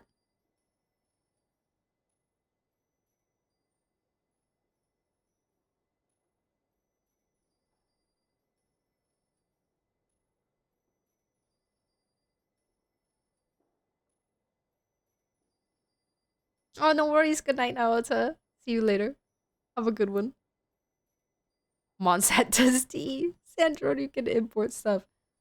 I mean, the witches do tea. Yeah, for the venti kick. The iconic Mondstadt visit. Perchance. Or yeah, or she imported it.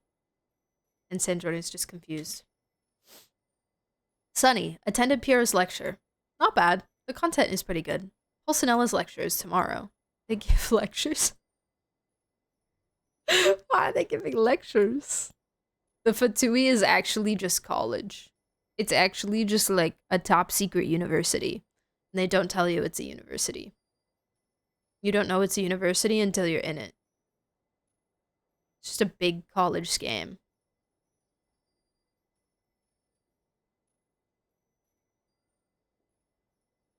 Rover could never. Hero, why Celestia sucks 101. Rainy. A meeting with Capitano, Arlecchino, and Rosalind. Duration 40 minutes. So the tea set was purchased by mail. Oh. Well, there's our answer. Well, that explains everything. Rosalind's new high heels are so loud. They're noisy, but I do like the gift she gave me. I suppose I can cut her some slack. So it seems like she wasn't really getting close with Rosalind until here. This seems like more of where her relationship started with these two. Maybe. And then Rosalind came a little bit later.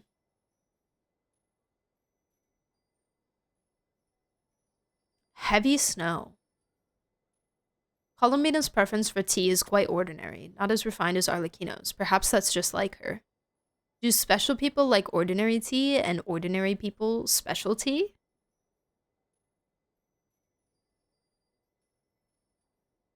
So she's calling Colombina special and Arlecchino ordinary?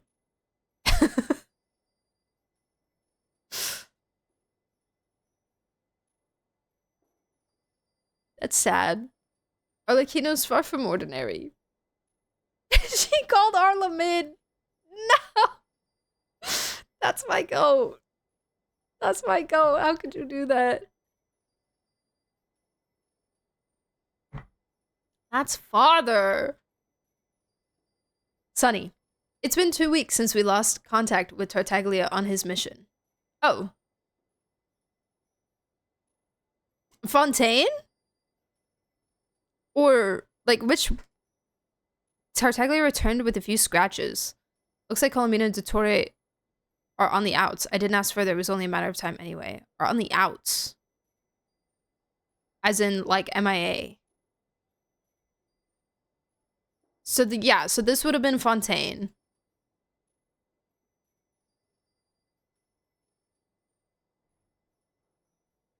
Right? And then he returns...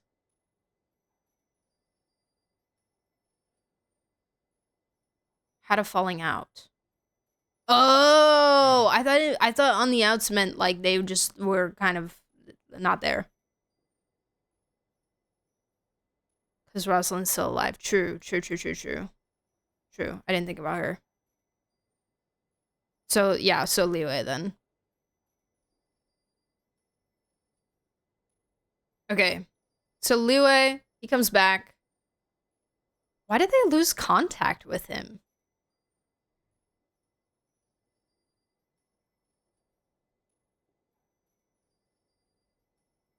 And then they started fighting.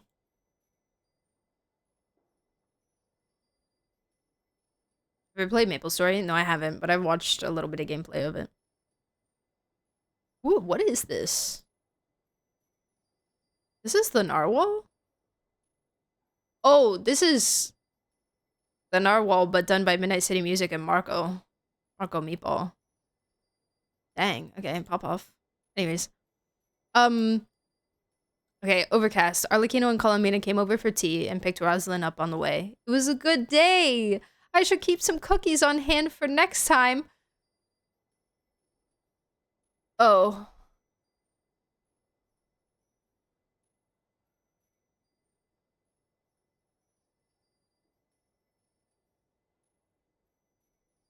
Oh.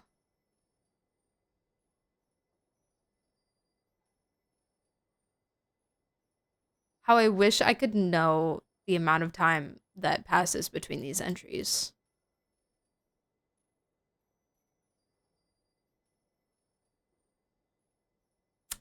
Rest in peace.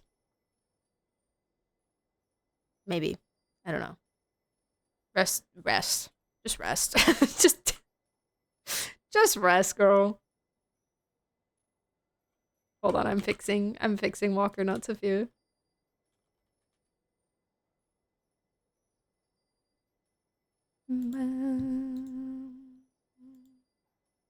Not to fear.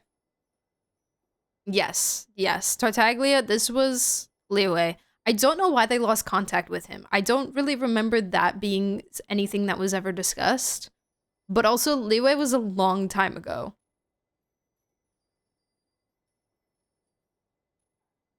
So, yeah. They could have maybe mentioned it off to the side or something at some point. Yeah.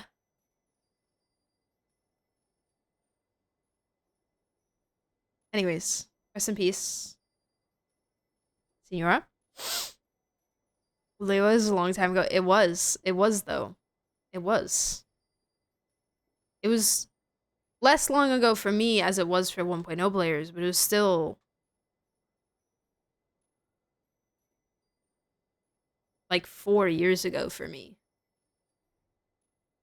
4 years is a lot. That's a lot of years. A little over 4 years.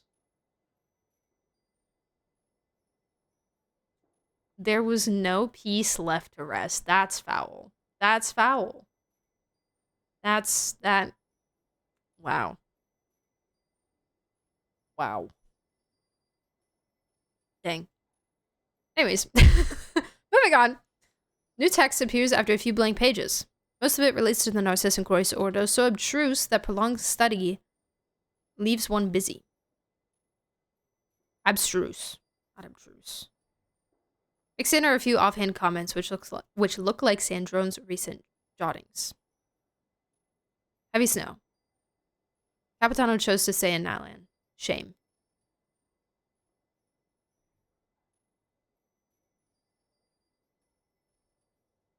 So this is more recent. Columbina hasn't been faring well since she resigned. Ha, serves her right. I did warn her to think carefully before making such decisions. But she wouldn't listen. The materials Arlecchino provided were extensive. I owe her my thanks. Important, send gifts to the House of the Hearth, one for every child. Didn't Signora do this?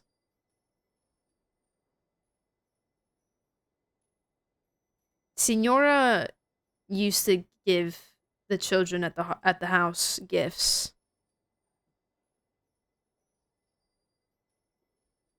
So she's doing it in her absence.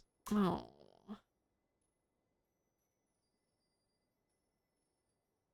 Gifts. Dang. Okay. A new project and I have to collaborate with Dottore? I can't help but feel some resentment toward Her Majesty for this. But Her Majesty's plan, it must succeed. So, like, we have to imagine that the Tsaritsa wanted the Marrows, I guess, for some other reason. And Dottore just went, heck yeah, I got on the right assignment. I'm going haywire. I'm doing what I want with this.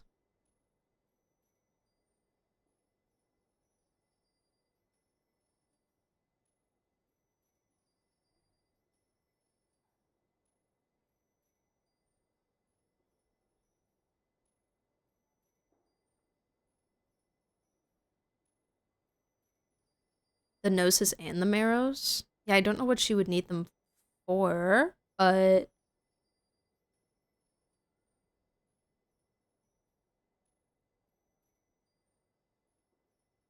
it wouldn't be unsurprising. We still don't know what the Design Bureau weapon is for or what Columbina's price for freedom was. Columbina's price for freedom. Oh, I'm vaguely remembering this. Popular theory is she helped bring the moon fragments down. That Columbina helped bring the moon fragments down, and that's why she let her be free. Oh, yes, I remember what we're talking about now. Yeah. True. There was some other goal here that we don't really know about, and it turned into Dottore just doing whatever the heck he wants because he thinks that he's, gonna be God and no one can stop him. And then the Tsaritsa saying, yeah, you know what, actually, frick that guy. We don't need him anymore.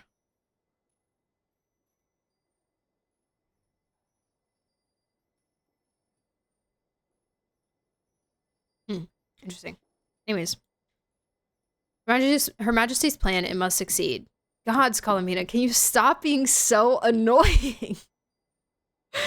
Polonia's situation is stable, optimizing algorithmic logic. Expecting several hours of downtime. A meeting with Arlecchino, duration 20 minutes. Tea break with Arlecchino, duration 1 hour. When your tea breaks are longer than your meetings. Sounds pretty nice, honestly. Page 8! Scattered among vast volumes of data are a few terms. Calculations, orthants. Hey, we heard the word orthants in the quest. The 4 orthants of the Narcissencroys, memory, wish, soul, and persona. Hi, Mac. Welcome back. Her power for Project Stuja. Yes, and we really don't know what Project Stuja is, right? At least I'm not aware if we know what Project Stuja is.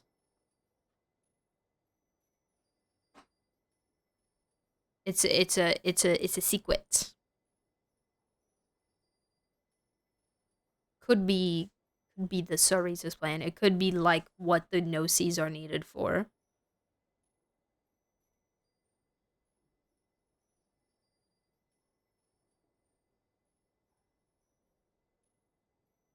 Since you mentioned that NPC saying gods, I can't stop noticing this. It's funny.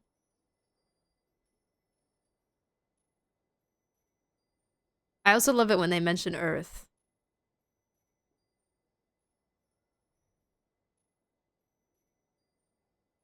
The prelude to Ragnarok? Hmm?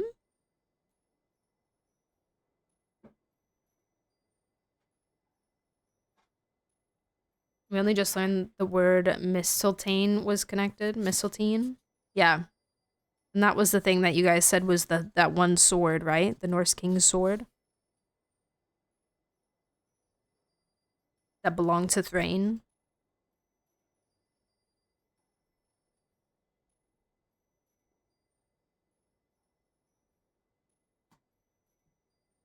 Anyways, calculations and orthants. The probability of Colomina being alive is definitely higher than any other outcome. Absolutely. Also, today is Alan's birthday. Also, she's not dating anything anymore. She's just writing stuff. Just brain dumping. I do hope the traveler's safe. It would be a great hassle otherwise. So this is Act 7. This is present day. Almost there. Inconceivable. Hat Guy's core is from Irminsul. Performance is stable. He seems to know us pretty well. Or maybe he's just the sociable sort. That's funny. I wonder why.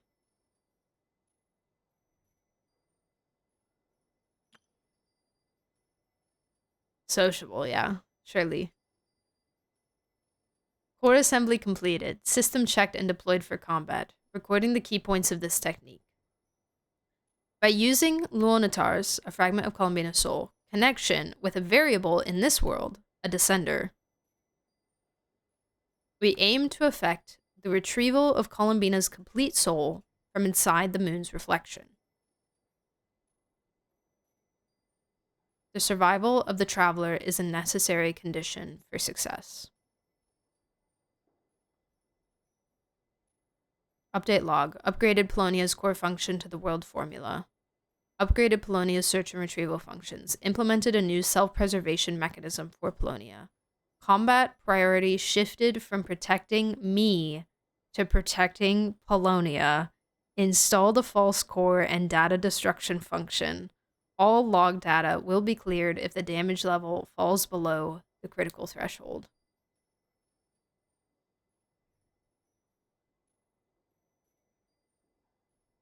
Iterated on my self-preservation mechanisms.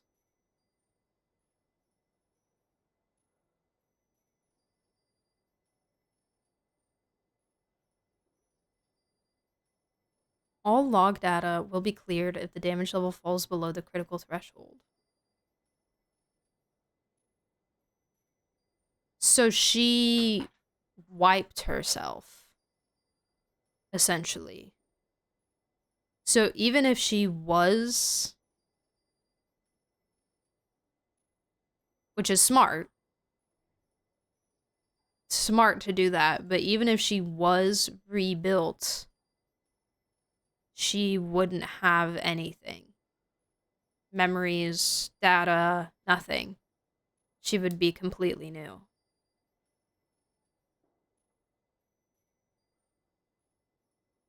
I don't know what iterated on my self-preservation mechanisms means.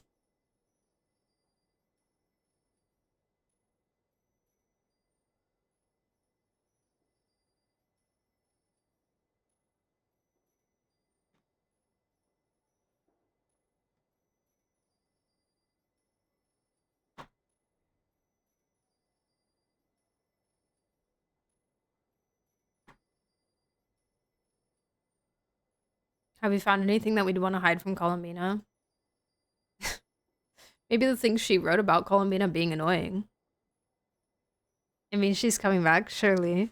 Surely.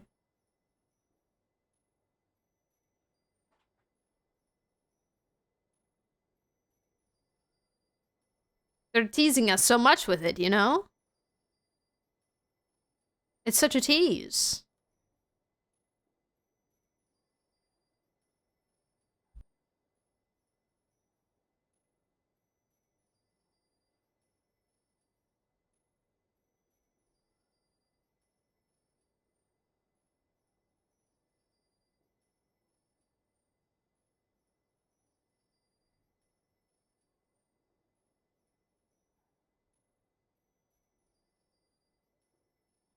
Guys, real quick, side note. I think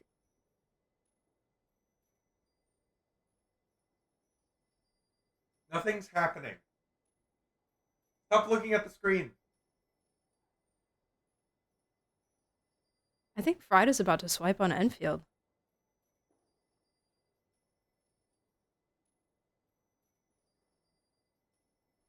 Or did you just accidentally open that? And Yeah, my hand just like slipped like 5 times. Yep, okay. Alright. Do whatever you want. You just downloaded the game. Oh, I'm just looking at the prices. Mm-hmm. Yeah, you're checking out the market rates. Trust. Mm-hmm. Trust. What is that? A battle pass? Huh? Is that a battle pass? Who knows? That looks like a battle pass kind of price. Don't look at me. Mm-hmm.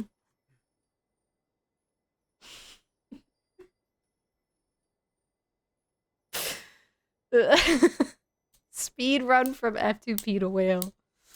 Fastest ever. The other tab open besides the game is loot bar, but that's a coincidence. Yeah, I just needed to see the drop rate. You know? Monitoring the situation. Right, Yeah, okay. exactly. Okay. I see. Yeah. You have to see how, you know. You have to check the greed level.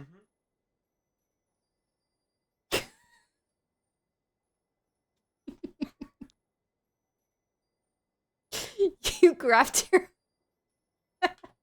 Never mind. It's fine. Don't worry about it. What? Have fun. Have so much fun. I could see it being two things. One, a self-preservation mechanism for the upcoming fight, or two, a self-preservation mechanism backup plan like Arlecchino taking the course to the Research Institute. Just my theories. Yeah. Like, I think if she can clear all the data, but she can protect at least, like, internal functions or processes, or just, like, the intricacies of, you know, the construction of her core and stuff. Iterating is changing their programming. Polonia to protecting himself, and sandrone into protecting the traveler. improving or evaluating options. It would only wipe her if the damages are lower than critical threshold, probably in case she wasn't damaged enough and was captured. So it was either she died or she had her data wiped if she was still a bit functioning. So it's promising, is what you mean. It's promising. It's promising.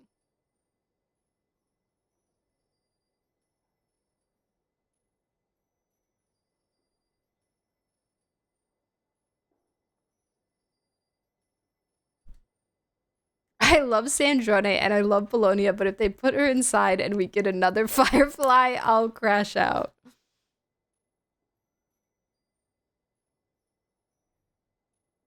I kind of just wanted to be like Clara, you know?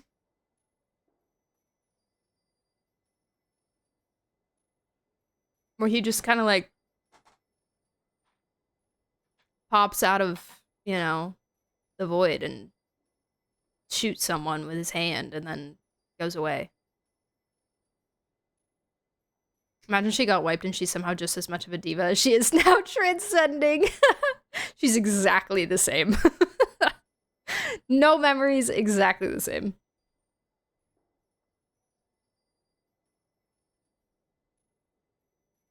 Clarence Farag. Yeah. 5-star Beto counterattacker. True! True! Counterattacks. True.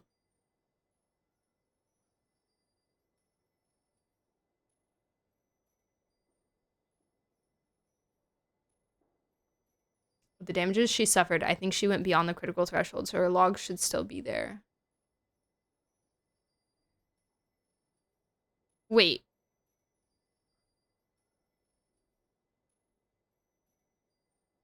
I understood it differently.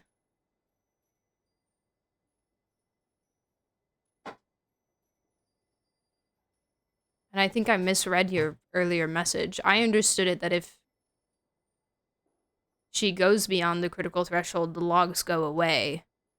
Because I assumed that she didn't want it so that if her body dies, but the data's still in the body, that, like, let's say, like, Dottore had her body or something and could, like, harvest the data from it. And she wanted to prevent that from happening. That's what I assumed.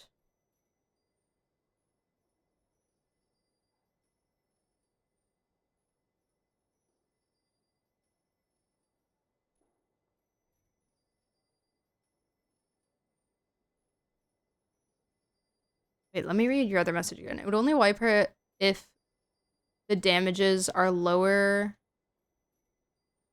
It would only wipe her if the damages are lower than critical threshold, probably in case she wasn't damaged enough and was captured. So it was either she died and she had her data wiped if she was still a bit. She died or she had her data wiped if she was still a bit functioning. See, all log data will be cleared if the damage level falls below the critical threshold.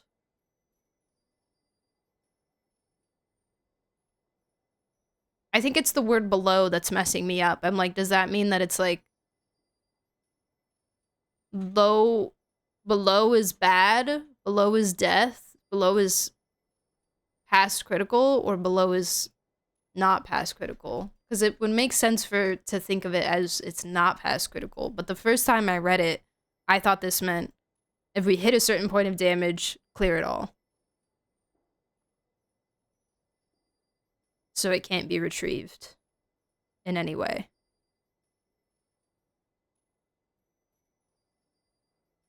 I have finished the Archon Quest, yeah. I have not read Skin Lore, Wing Lore, or gone back to talk with Bina. Or read that other book that exists now. But we're done with this one now. We have finished Sandrone's notebook. Maybe it's Polonia's core.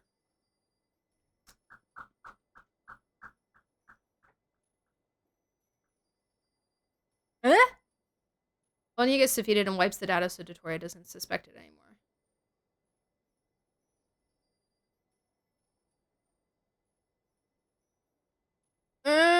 know.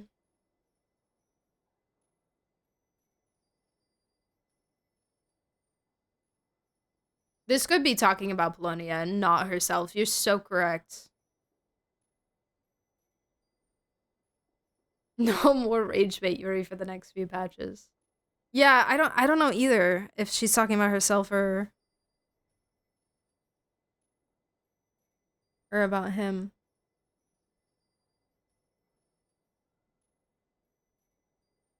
The two Fatui and Mondstadt also have new dialogue? Wait, really?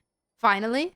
Finally? Bro, they've been talking about the freaking fake sky in Natland for 7 years. How's that for time translation, huh? I swear every time I walk by, they're like, have you heard? Have you heard about the sky in Natland?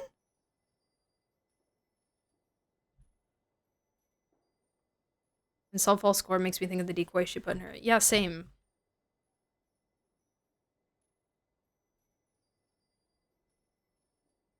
I don't know. Weird. I don't know. I don't know. Okay, I'm closing it. I don't know if Traveler's gonna say anything.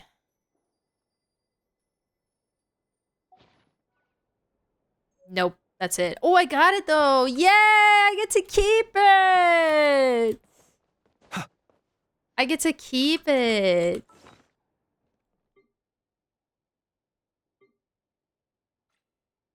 In here. Yay! Fantastic. Very exciting. Very exciting. Where are you? Where did you go? You went somewhere else. You went elsewhere. Sandrone definitely knows someone from Fontaine rebuild her. Yeah, because she had them send it to the Institute.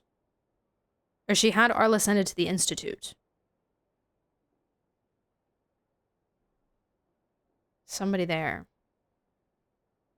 I know I'm missing the Nikki live stream. It's okay. I don't really watch them anymore. There's no way she'd want her will to be donated to the Research Institute for no reason. Yeah. Only keeping it till we give it back to her. Exactly. We'll say, yeah, we didn't read this at all. I didn't read anything.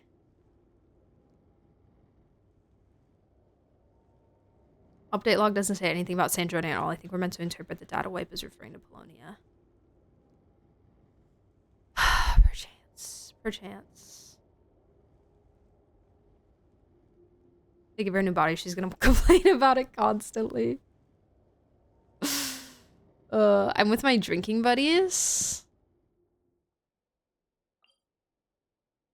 Oh, let me just walk out, actually. I'm literally here.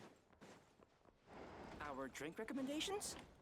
Well, Oh, who are these men? you drink less. That is a teenager. Hey there. Looking for a drink or two? Or perhaps a room for the night? Wow, riveting conversation going on here. I can see, the appeal Here's the thing. Either way, I'd be happy to of this, A little space. of this thing. This arrangement. drink Also, recommendations? Narcissus and Croissant Well, for based. starters, I recommend you drink less. Based. Alright. Shall I go see the Fatui? Actually, I might take a break. It's almost been 3 hours. I might take a break. I'm not gonna play Billy Asper today. I have too much to do. Can't live life without Too much. We have... Next is gonna be the other book, right? Our drink recommendations? Well, for starters, The other book, then the skin, then the wings.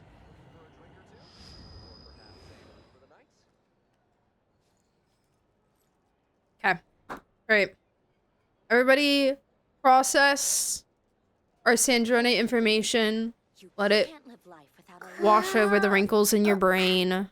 Let it soak in. Let us have a modicum of patience for I'm the gonna go richness break. and complexity of humanity. The wanton Reminder, cruelty of the few is not what worth wrinkles? our They're ire. there. I know. You just have to. You just have to find them. They're in there somewhere. Um, Reminder: if you're new here, we do have a community Discord server. That is where I post the schedule, other important announcements, and where everybody hangs out while we're offline. And then I do make content on YouTube and TikTok if you are interested. Thanks for in chat as well. I'll see you guys in a couple of minutes. Have a fantastic break. Bye.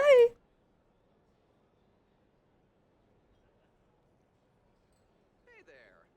Looking for a drink or two? Or perhaps a room for the night? Recommendations? Well, for starters. He who wishes to peer into the abyss needs simply to wander through Nodcry on a misty night. You can't live life without a The little march of the spice. wild hunt will be sure to drag him into the darkness.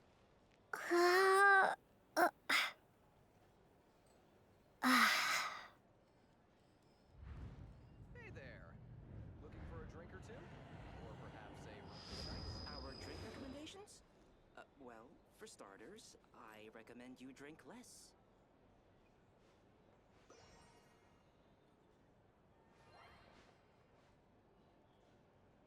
Here's the thing. You can't live life without a little spice. If you want to negotiate prices. Let us have a modicum of patience for the richness and complexity of humanity. Hey there. The wanton cruelty of the few is not worth our ire. Our drink recommendations? Well, for starters, I recommend you drink less. Here's the thing. These are You bounties. can't live life If you without want to a little negotiate spice. prices, go find a flea market.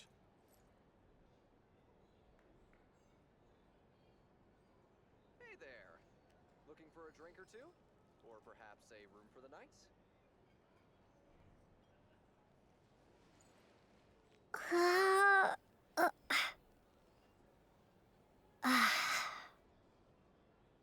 He who wishes to peer into the abyss needs simply to wander through Nodcry on a misty night. Find a flea market. The march of the wild hunt will be sure to drag him into the darkness. Hey there. Looking for a drink or two? Or perhaps a room for the night? Our drink recommendations? Well, for starters, I recommend you drink less.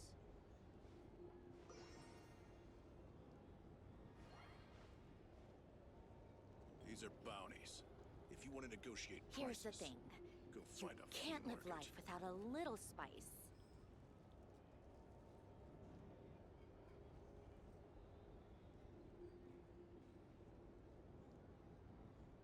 Hey there. Looking for a drink or two? Or perhaps a room for the night?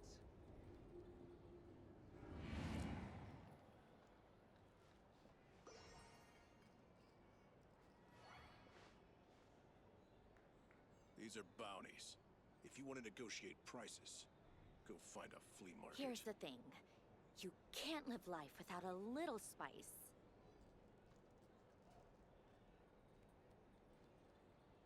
People ought not be so frightened of ghosts. Hey there. Our They drink are merely recommendations? talking shadows, Well, for starters, chattering away I recommend you endlessly drink about their less. past affairs.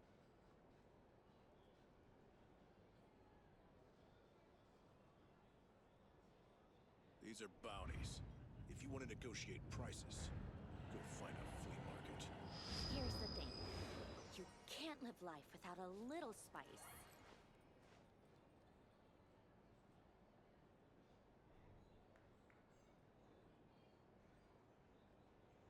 Hey there.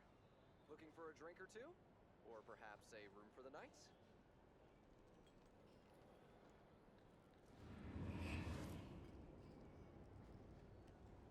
These are bounties. If you want to negotiate prices, go find a flea market. Here's the thing. You can't live life without a little spice.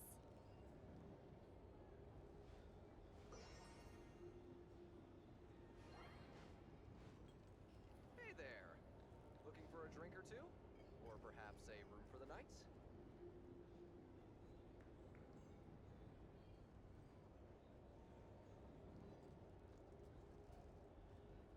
These These are bounties. Here's the thing. If you want to negotiate Can't prices, live life without a find little a flea spice. market. Our drink recommendations? Well, for starters, I recommend you drink less. Hey there. Looking for a drink or two? Or perhaps a room for the night? Let us have a modicum of patience for the richness and complexity of humanity. If you want to negotiate The prices, wanton cruelty of the few is not worth our ire. Little spice.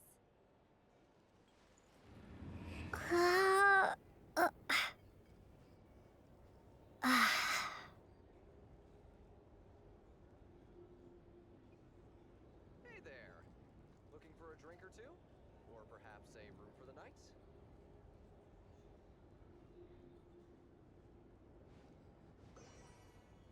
these are bounties. If you want to negotiate prices, go find a flea market. Here's the thing. You can't Our live drink life without a recommendations? little spice. Well, for starters, I recommend you drink less. Hey there. Looking for a drink or two? Or perhaps a room for the night?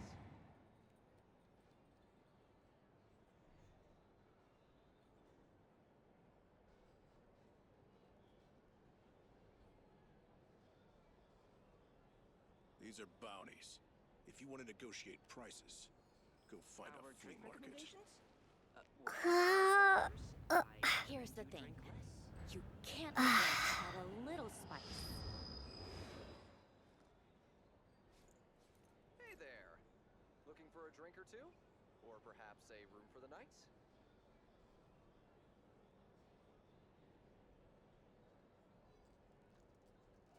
These are bounties. If you want to negotiate prices, go find a flea market. Here's the thing. Our drink You recommendations? can't live life without Well, a for little starters, spice. I recommend you drink less. Hey there. Looking for a drink or two? Or perhaps a room for the night? These are bounties. If you want to negotiate prices, go find a flea market.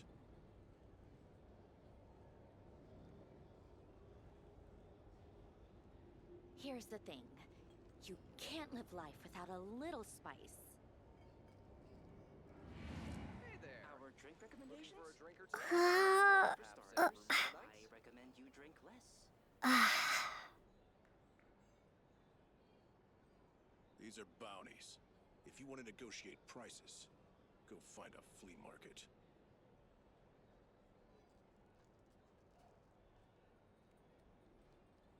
He who wishes to peer into the abyss needs simply to wander through Nodcry on a Here's the misty thing. night. Or perhaps You a room can't for live the night? life without a The little march of the spice. wild hunt will be sure to drag him into the darkness.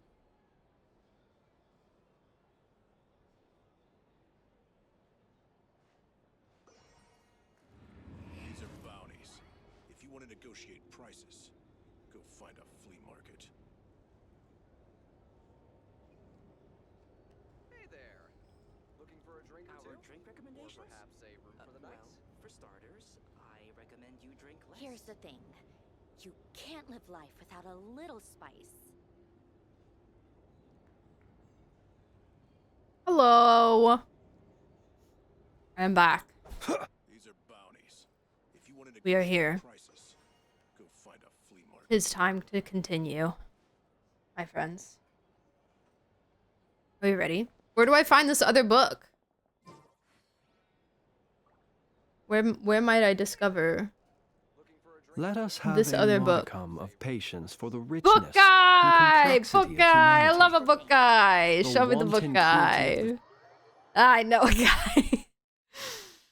Let me introduce you to my book guy. Alright, I'm coming. Oh, wrong way. Wrong way. We got we Zorro'd for a second there. Not to fear. Book guy. This guy? Oh. You might have to leave. Oh. Oh. I'm coming. I'm right with you. I'm faster than you. Bruh. Bruh. Oh. Okay. All right.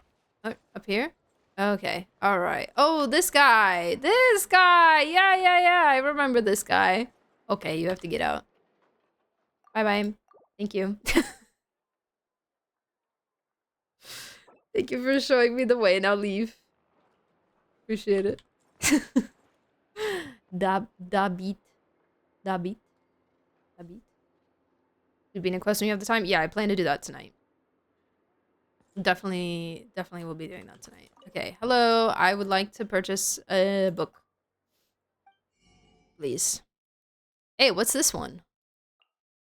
Night Murmurs from the Far Border, a collection of folk tales circulated in Shenzhai, said to record all kinds of lesser-known fae tales. This volume tells the story of a dangerous fae known as the Varkalak. Varka? Varka? Spotify pause? Why does it keep doing that? I don't know why. Varkol mention? Varkol mention? Varkol and I don't know who else, but okay. Well, I want that one too. Thank you. All right. Hey, I got an achievement. Now that I've finished all the new books that have come out lately, Hello. maybe I should check out my New backlog. investments should be more lucrative. Hi, Nefer. than Papers and books, right? Should I talk to her first? She's here. I'm gonna talk to her. This book looks good. I'll take it. Wrap it up with the 2 from before. Hey, Queen. As you wish, Miss Nefer, though. And do forgive my forthrightness. The author of those other 2 books really shouldn't be relied on. Oh. Even in the Nasha Express, he stands out for how much he likes to run his mouth. Here, look at this. The art of reading others, and then the art of social intercourse. He doesn't even dare use his own name. Social what? Don't worry about it. I'm buying them for that young madam I have working at the curatorium. Hopefully, she might learn a thing or 2.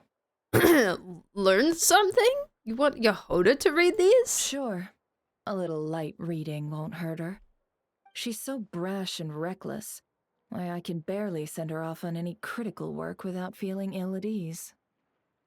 You know what it's like to feel unease? But isn't this author unreliable? Yes. And wouldn't it be interesting to see who's more unreliable? This author or Yehoda? If it turns out to be the latter, well... She's fired. Oh my gosh, the crayon drawings are here. That would be quite the headache. I'll probably need to encourage her using some other incentive. They're just selling coloring books, I guess. Oh, that was it. Some other incentive? Ma'am, please be kind to her. She's just a girl, okay? She's just a girl. Okay, let's find some nice spot to read.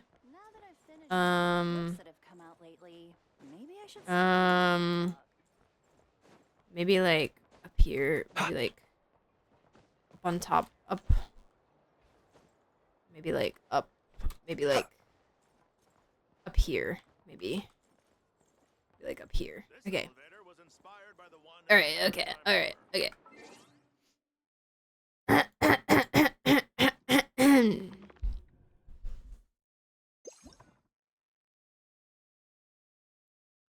Are they sorted by...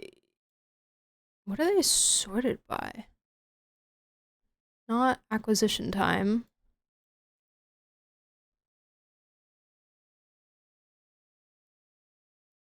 There it is. Yeah, I found it. Okay, volume 1. Monka! Monka. Okay, alright, people. Okay. Alright. Okay. Okay. Hold on. This is good. This is good. This is good. Reading good. Sal's over stream begins now. Okay. In the third year of the 428th cycle.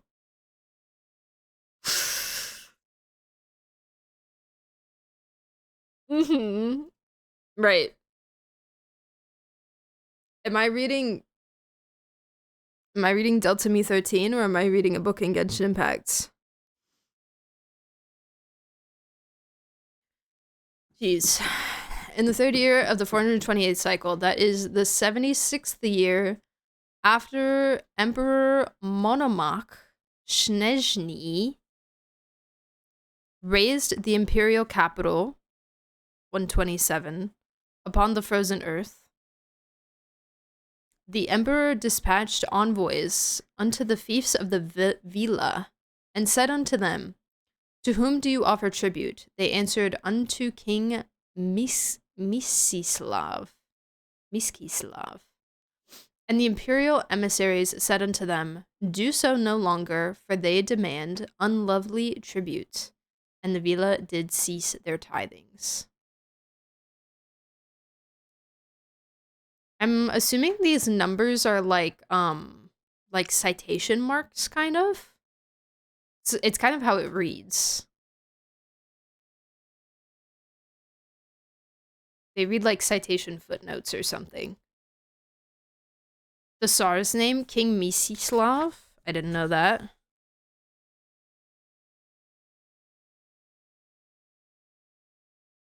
This English is too old for me. It reads like the freaking Bible, man. The Emperor, okay. Emperor Monomakh Snezhny raised the imperial capital upon the frozen earth. The capital of Snezhnaya. Emperor Monomakh.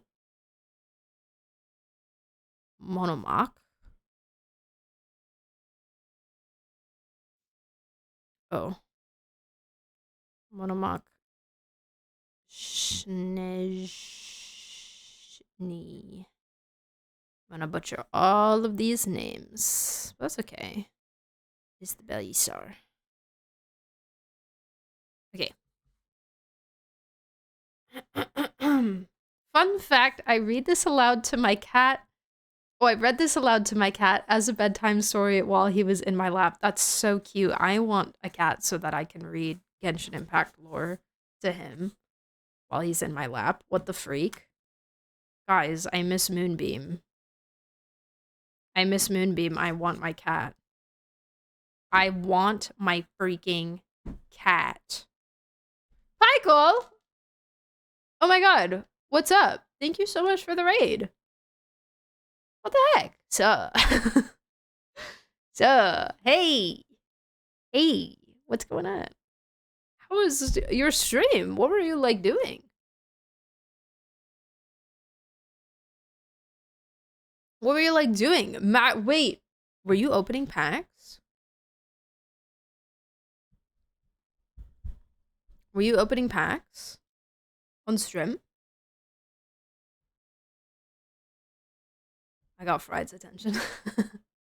Were you opening, Lorwyn? Did you get Lorwyn? Did you get Lorwyn stuff? You were? Hey! Heck yeah. You get anything good? I don't know. I don't know what I don't know what cards are good in that set. But this guy does. I love Lorwyn. Like, visually, the art is so pretty. It's so pretty. We only got play boosters. We didn't get any fancy ones, but yeah. Hi there, Ren. Welcome back. Greetings. Gablin. A full art moon shadow.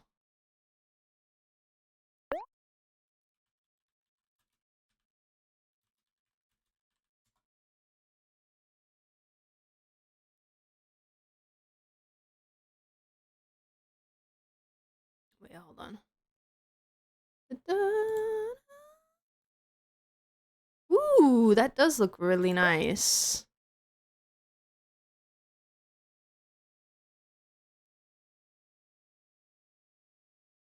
Oh, dang, it's worth a lot, too. You guys want to see it? Is this the official one? This is the fracture foil one. I don't know if you got the fracture foil one, but this is what it looks like, guys. So pretty. Wow. Whoa.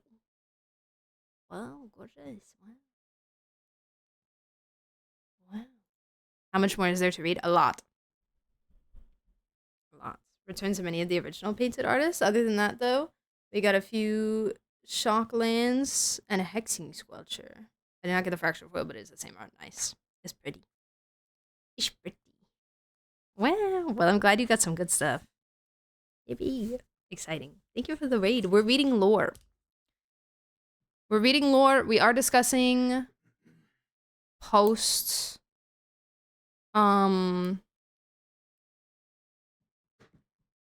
post Archon Quest stuff. So I can't recall if you finished the Archon Quest or not, but spoiler warning if you did not make a marker. Yeah, I just gotta do it through here. There you go.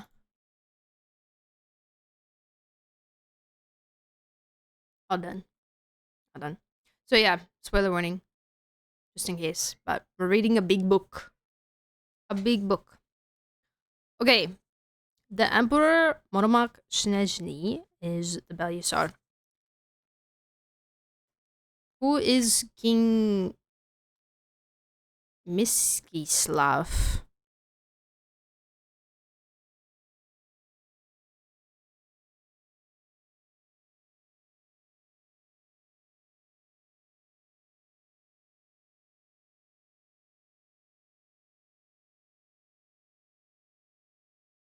I stopped streaming and then my friend was like, you could have raided Viri, so I started streaming again to raid.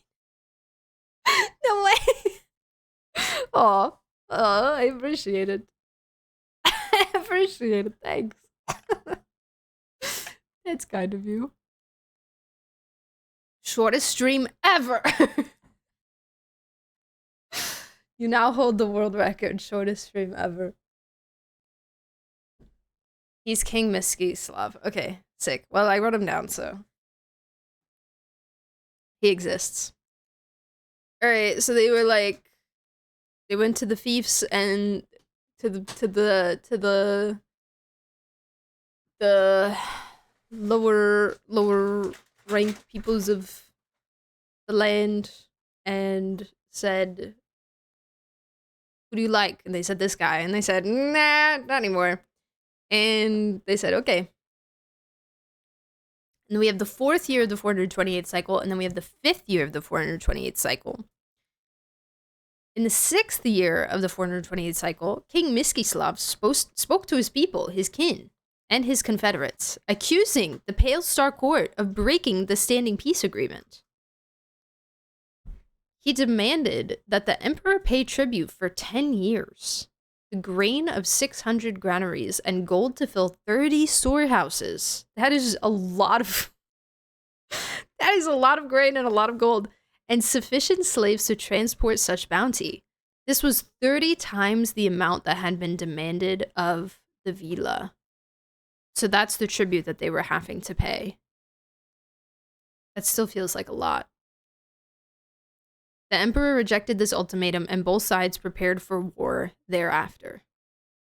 Okay, so the emperor and King Mstislav are going to war. The emperor said, to sacrifice ourselves for the homeland is honorable. Let our comrades in this be our swords and our love. Our enemies proclaim peace, for they wish to stir up war.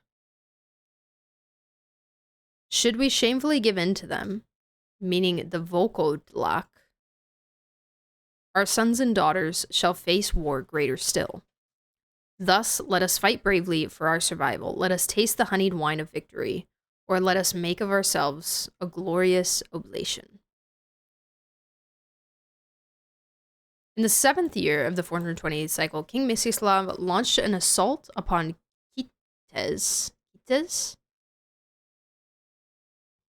at the head of a great host. The Mstislavli clans marched with him, as did the people of Nyholmagarthir, Dalegrad, Sonarica, and their numerous servants. 3 times the armies clashed at Kites in the foothills, at the frozen lake, and on the plains. The emperor slew King Mstislav and many princes who followed him. Good. He sounded kind of like a jerk. Grand Duke Seriviki was fortunate to escape with his life, but both Grand Dukes, Skoldirit and Vodyanoi, were pierced by the emperor's spear and slain. In his mercy and love, the emperor sought their bodies out and had them returned to their clans for burial. The emperor said thus, they were not kings, nor born of sacred blood, never were they meant for rulership, yet, heir to the pale star, and protector of all Fae am I. Thus did the remaining clans of the Fae seek an audience with him, and thus did he gain the authority to govern them. From that day forth, he named himself the Belisar. Okay, so he wasn't the Belisar until after this war.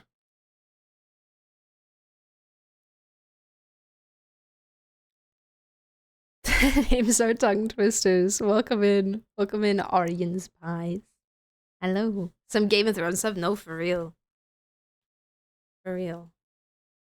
Yeah, Emperor sounds like, he sounds like kind of like a nice guy, and the king sounds like kind of maybe not a very nice guy, maybe. I don't know. From where and about what? This is from a bookseller in Nodgrai, and it seems to be about Snezhnayan history. Thus far, at least. Oh, here's the footnotes that they gave us. Kites was the first city in all of Snezhnaya. This imperial capital was built after the custom of the Fae ancestors. Oh, okay, so Kites, first city,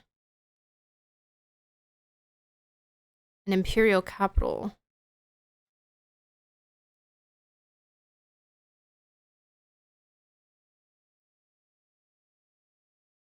Make a mark at that point. I meant when you're done and if I'm not here. Okay, noted. I will do that also. Built after the custom of the Fae ancestors. Oh, built after the custom of the Fae ancestors. Got you. Remaining the center of power over the frozen lands from the 4th year of the 417th cycle, that is the year of its founding, until His Majesty the Emperor, in his boundless mercy and grace, pardoned humanity and gave them membership in his realm, moving his seat to Snezhnograd.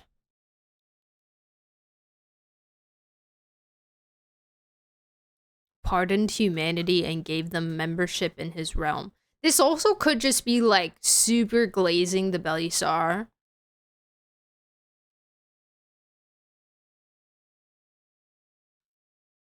You know? And making him sound a lot better than he was. But just the fact that King Mstislav sounded really not nice. And he opposed him, you know? The enemy of the enemy is my friend.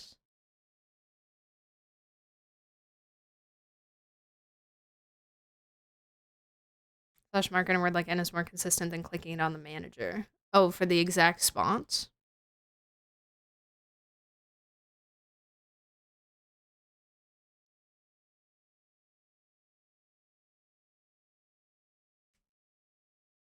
History is written by the victors. Yeah, exactly.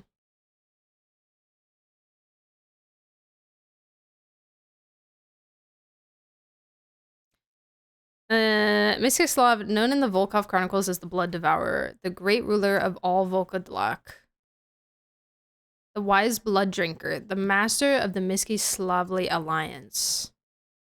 According to the Volkodlak under his command, King Mstislav was a hulking figure, standing out even upon great battlefields like a mighty mountain. As such, he was also known by Fae chroniclers as Gorinish, or Son of the Mountain. Holy! Aryan Spies, thank you so much for the 1,000 biddies. For your dedication, not just reading all that, but actually understanding it. Honestly, like, I don't read these books as much as I would like to. So I'm happy that we're, you know, I know this is like, oh, it just came out like after the Arc Conquest and stuff, and you know, that's why we're reading it, but I'm happy that we're able to set aside the time to do this because the lore is my favorite part. The lore is my favorite part, and I don't dedicate nearly enough time to it as I would like to, so yeah. I'm in my happy place. But thank you so much. That's very kind of you. I appreciate it. Thank you, thank you. Vampires, Blood Drinker, the Wise Blood Drinker. Can I please have a playable vampire? Please, please, please, please, please, please, please, please, please. We're so close. I was talking about this on stream the other day, wasn't I? Was that on stream?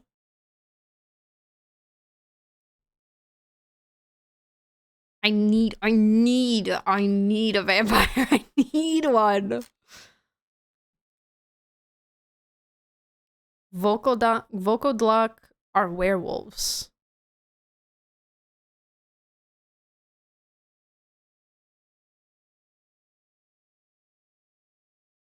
Really?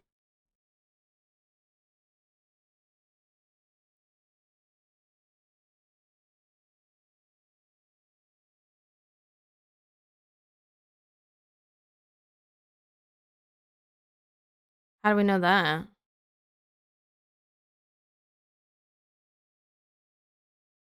Was Bro Hule? I'm so glad he died. I'm so glad the Tsar killed him. What the heck? What in the heck? Does Rosaria count? Maybe. I would be really happy if Rosaria turned out to be a vampire. That'd be awesome. That would be sick. It's just the meaning of the word. Oh. Put a little question mark then. It was an alliance. During the vocal long on his command was the hulking Veer Sanders. Yeah.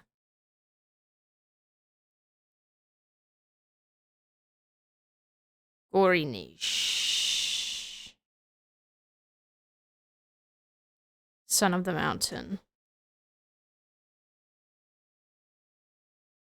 What is this music? Pretty.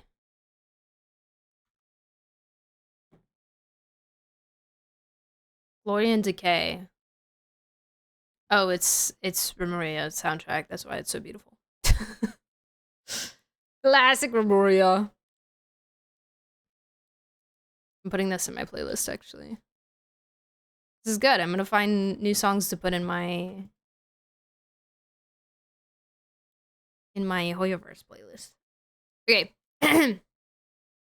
The term lovely, as pointed out in the theory of Fey language, can also be translated in our modern context as beneficial, lovable, or endearing.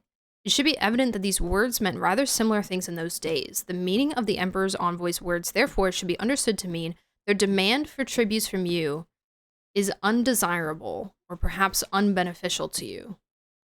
Some scholars have, as such, interpreted the envoy's words as a veiled threat. For more relevant information, as well as the precise semantic scope of this term, please refer to the discussion found within Theory of Fey Language. Do we have that book?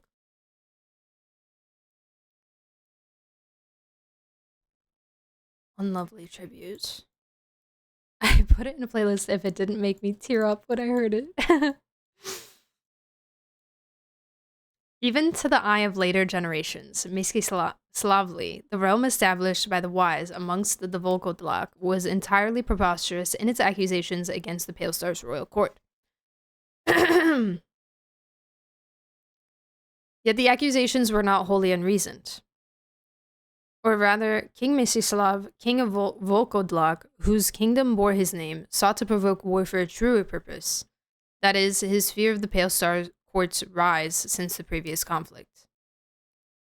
Under Emperor Monomac, the alliance centered around Kitezgrad developed an entirely new character over the course of the century. It rapidly advanced both in economy and governmental structure.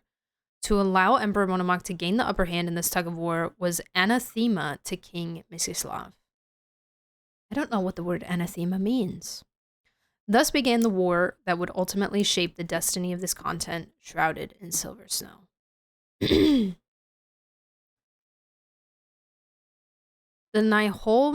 Nyholmgarthir were Volkodlak of bovine aspect.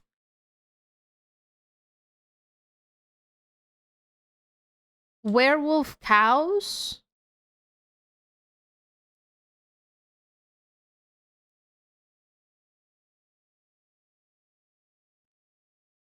Something that they really, really don't like. Oh, anathema. Okay. Based on Wikipedia, I think Volkodlak are like something between vampires and werewolves depending on the specific story, which is totally not confusing at all. Okay. Vampire cows.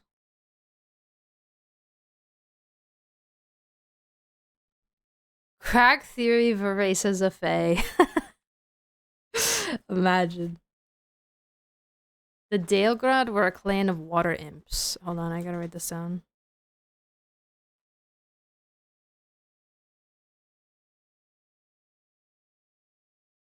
Because we're gonna get more of this probably when we get there.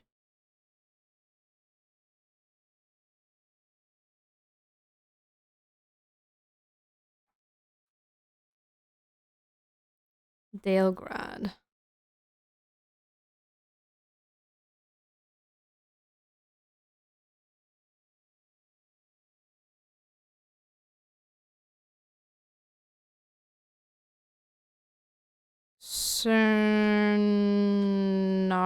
Cernareka. Volkodlak with wolf-like appearances. So maybe the regular ones are more like vampires and those ones are more like werewolves. And then we just have weird cows.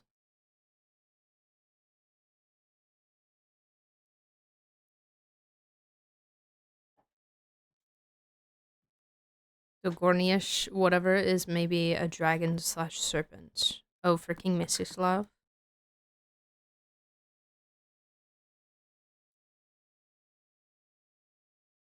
The Cryo Sovereign?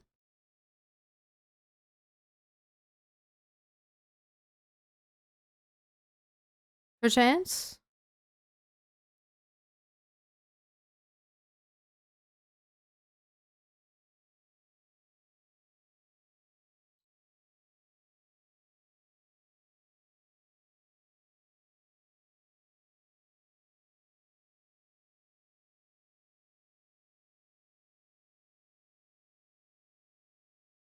Maybe. Bunch of different kinds of beastmen. Primarily military retainers. What's that? 134?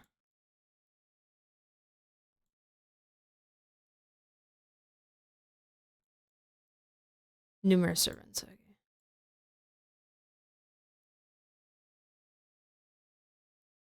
Got you.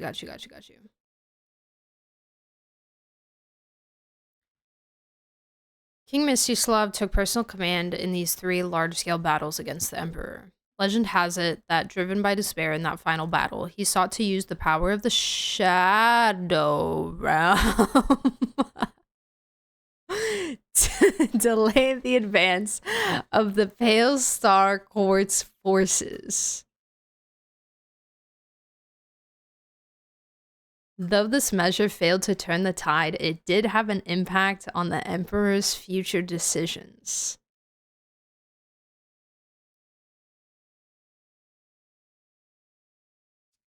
Wow.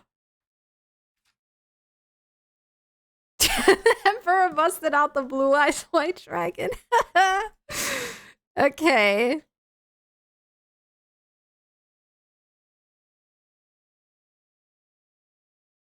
I'm calling him King M. I'm not writing out that name every time. I mean, now we have Arcana M, Knight M, and Mage M, and King M. He sought to use the power of the Shadow Realm.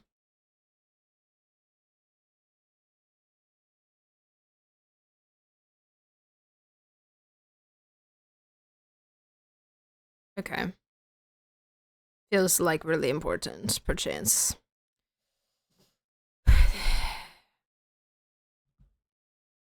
Did you have before invocation TCG? Yep. Yep. Come in, Zast. Come in, hello. TCG is coming back. Please refer to a history of the Shinji expedition for detailed records of said 3 battles. It is worth noting out. Whoa. It is I'm doing great, guys. It is worth noting that out on the flank, the Specken Legion had received orders from King Mstislav to pursue and prevent Imperial forces from uniting. Yet, they were mysteriously misled by the icy fog that day. Misjudging the route of advance, they missed their opportunity to strike and could not prevent the Imperial forces from linking up. This ultimately caused the defeat of Mstislav's forces in a head-on clash. This incident has been recorded by a great many historians, but the cause of the sudden shift in the weather remains unknown. An icy fog.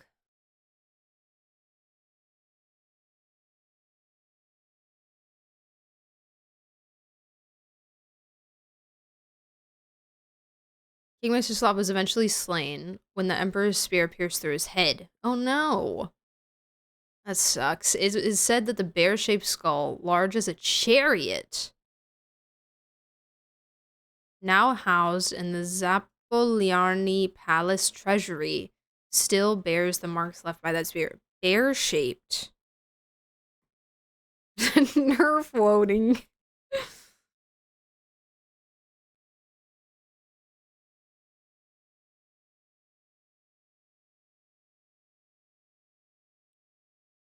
Bear-shaped skull.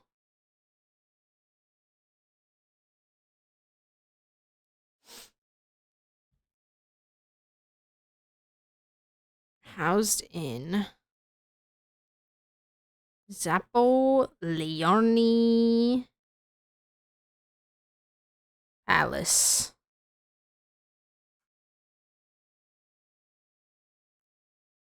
So he's a vampiric werewolf dragon with a bear-shaped skull. Sounds kind of sick, I'm not gonna lie. Sounds like an awful guy, but, you know, he sounds pretty cool. Yeah, I cannot wait to see this.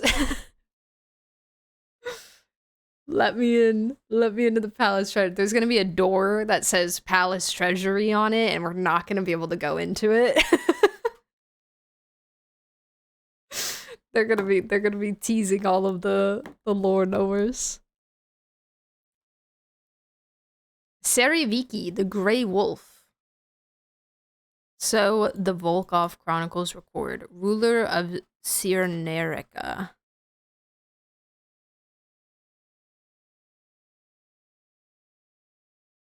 Okay. Sariviki. Ruler of the Wolves.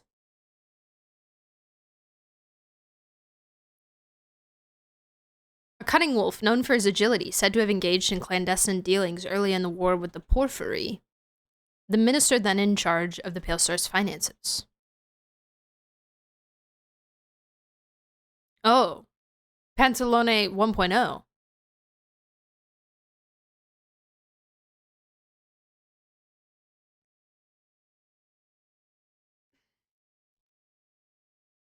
The first Pantalone, Porphyry.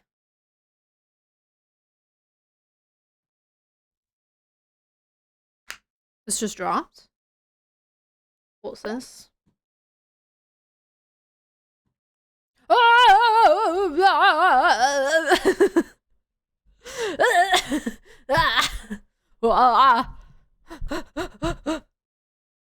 It's my girl. It's my pretty lady. A white colt through a crevice. Those legends you have heard throughout your journey so far, both true and false, would have helped piece together a somewhat blurry picture of the White Horse Adeptus. When the lanterns illuminate the night sky once more, will this Adeptus, long thought to exist only in stories, reveal herself in her homeland? The White Horse Adeptus. Who might she be? Zibai. Answers the question. Oh, her? I wish it would let me see them better. Legend has it that her existence stretches so far back into antiquity, she might even be older than Rex Lapis himself. I mean, I wouldn't be surprised.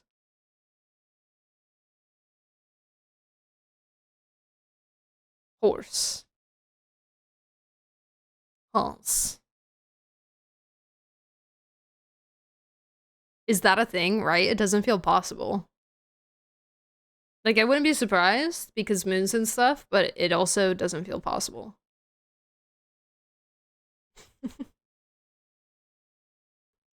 She witnessed the age before Liyue was so named, and gazed upon the heavens when the 3 moons hung high and bright in unison. Hey, look, it's her! She's so pretty. It is said that once upon a time she accompanied Rex Lapis into battle and fought shoulder to shoulder with him. Zhongli Archon skin tease.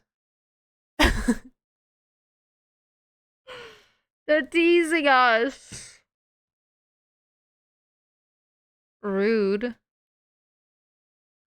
Some also say that she dwells in seclusion in the bamboo groves of Jingse, where she guides those who become lost beneath the moonlight.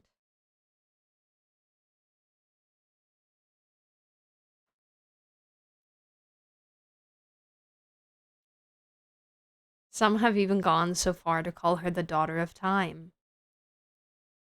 The shackles of the world, they cannot bind her.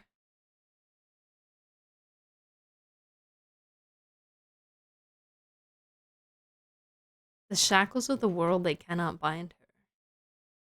She can do whatever the heck she wants! Maybe Tevat's laws don't apply to her.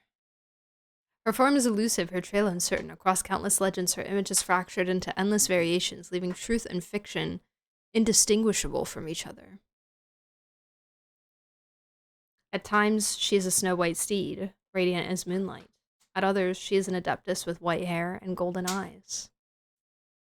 I love her little hoof feet. Ooh, so cute. Oh. Oh, however, when the 3 moons shattered and the chariot fell. No. No. She too was said to have been trapped within the shell of the starry sky and left behind in a frozen, distant land. Eh?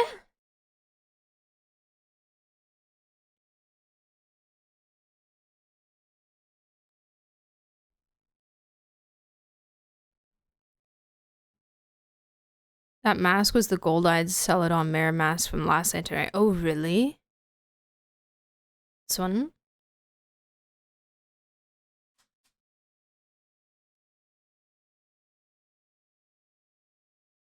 Hmm.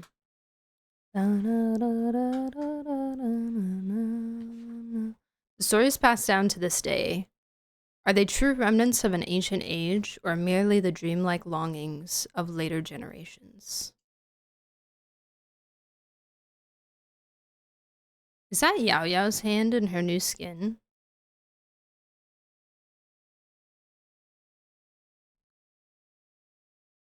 The divinations forewarn that Zhangzhu, the moon devourer, shall manifest during this year's lantern, right? Right, they talked about that. Will this adeptus, whose fate is so deeply entwined with the moon, reveal herself once more in her homeland?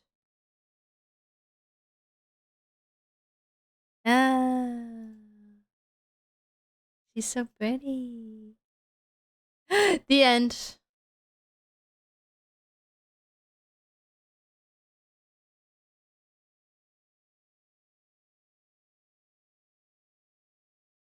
Was said to have been trapped within the shell of the starry sky and left behind in a frozen distant land. Where did she go? Where did she, like, I'm assuming up north somewhere, but where?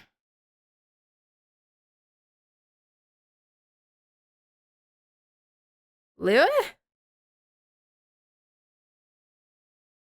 And yes, Phazos, I believe it is assumed that she's a daughter of Isteroth. Peak soundtrack, man.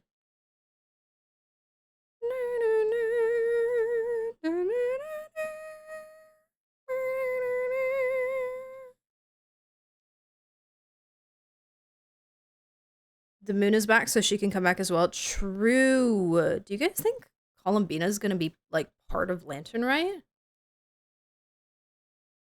Or do you think that'll pull too much focus away from Zebai? Like, do you think she'll even, like, visit at all? Probably not. They'll probably, like, mention her at some point.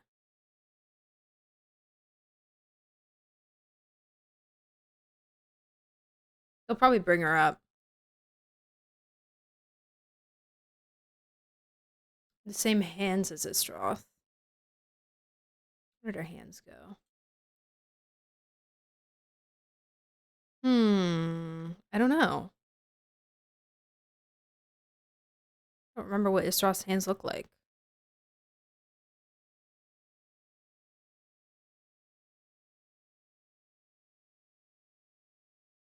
Those are Isroth's hands in the picture? Yeah, because it's like she's, like, creating her.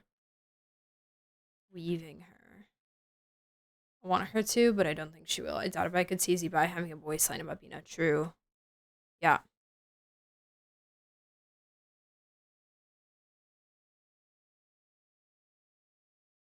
I'm very excited to listen to more of Bina's voice lines when I get her high enough. High enough level. And her character story. Her character story too. Wow, cool.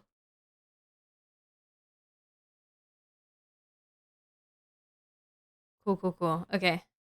Alright, I'm going back. Nice detour. Look, we're over halfway through, guys. Watch the video of stacking all attack speed buffs on Colomina to make her sing really fast. Wait, that's funny. That's a good video. That's a good video idea. W content. It's pretty great. Wow, they're really giving us the Fontaine buffet right now.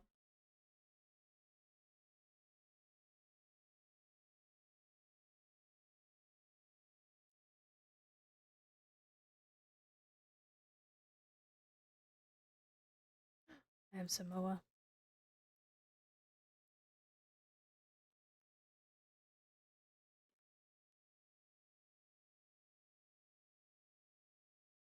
They say 3rd month. Where?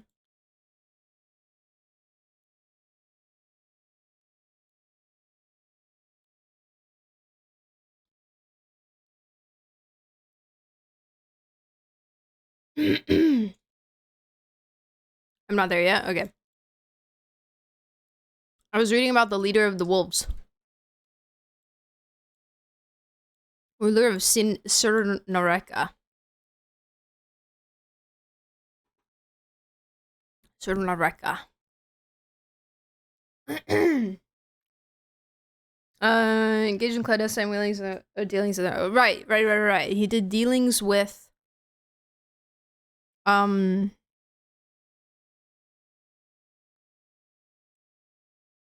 Pantalone the First.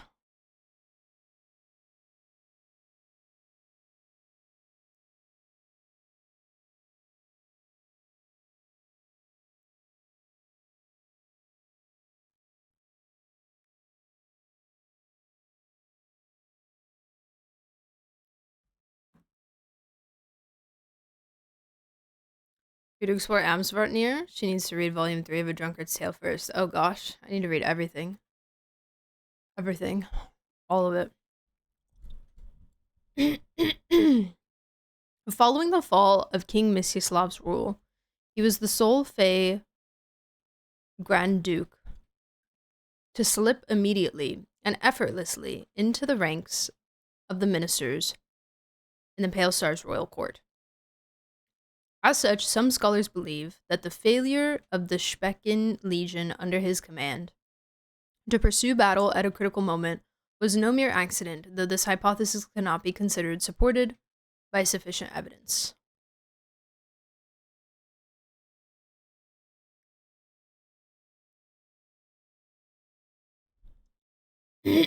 So basically what they're saying is that the superstition is that Saraviki betrayed or was a traitor to Mstislav and caused the fog.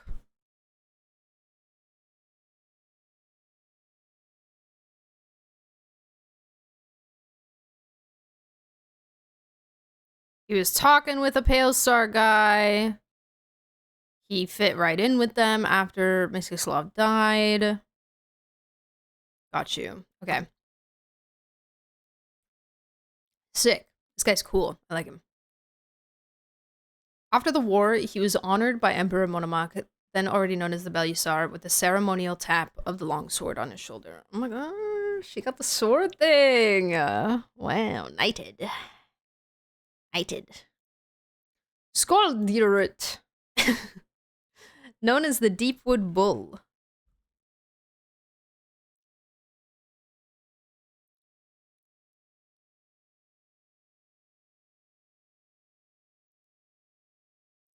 Grand Duke. Known as the Deepwood Bull in the Volkov Chronicles. Grand Duke of Nihol-Margarthir, the cow people. Skol Dirit.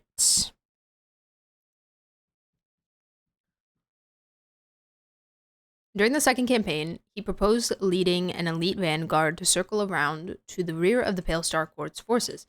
He planned to launch a surprise attack and force them into an ambush zone while the main army would encircle said zone and strike. However, intelligence regarding the strategy was seized by a Fey who had infiltrated King Mstislav's army, Filipov, loyal to his Majesty the Emperor and most skilled in transformation techniques.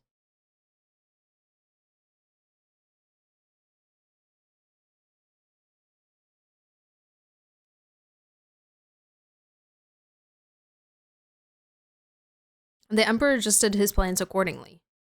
Grand Duke Skoldirit's surprise attack ironically led him to become deeply encircled by the Pale Star's royal army. The Pale Star forces entrapped his, all the while destroying any arriving relief columns, causing King Mstislav's forces to suffer a catastrophic defeat in the second battle. The Grand Duke was then slain in this battle when His Majesty the Emperor's spear pierced his chest.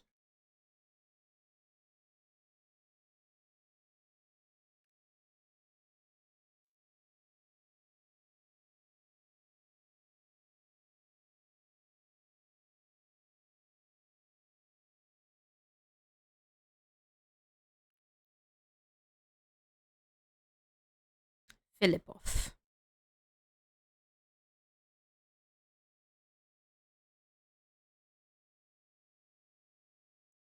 Transformation techniques. Guys, we got shapeshifters.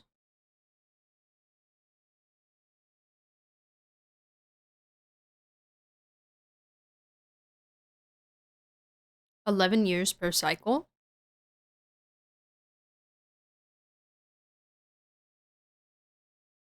Interesting.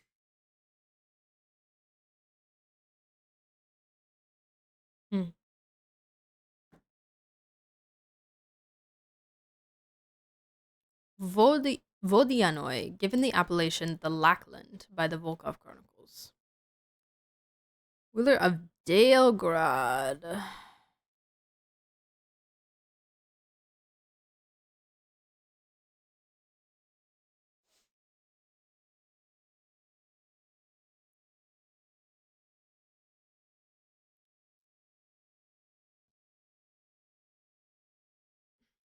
Lackland.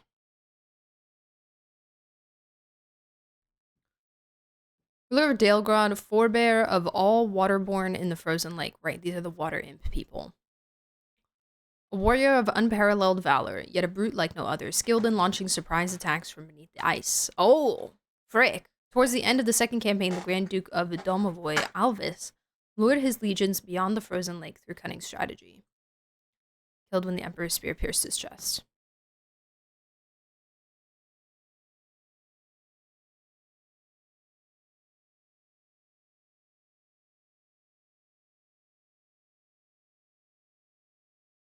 Alvis.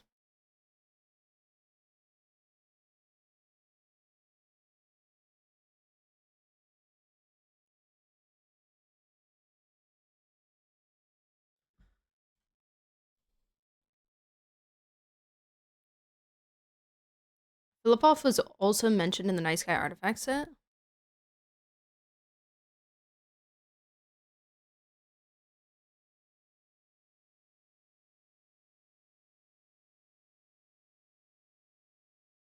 Okay, noted. Thank you.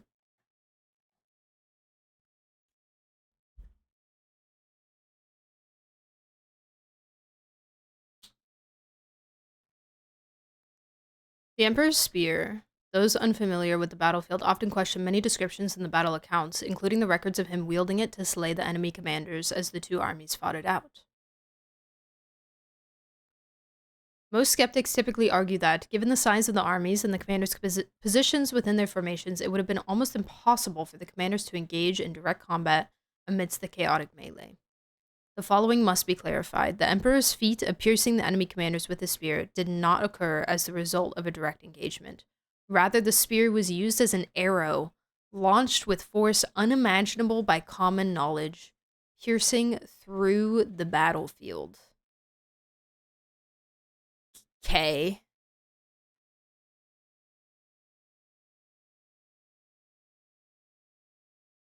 Okay. Sick. What's 140?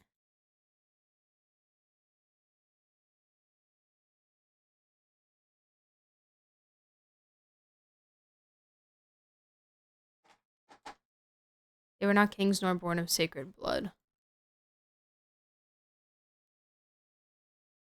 The sacred bloodline, the meaning of which is unknown, Emperor Monomok laid claim to the title Lord of all Fae, and as such he should have been of the same blood as the other fairies. It would seem that he merely used phrase as a means to establish legitimacy.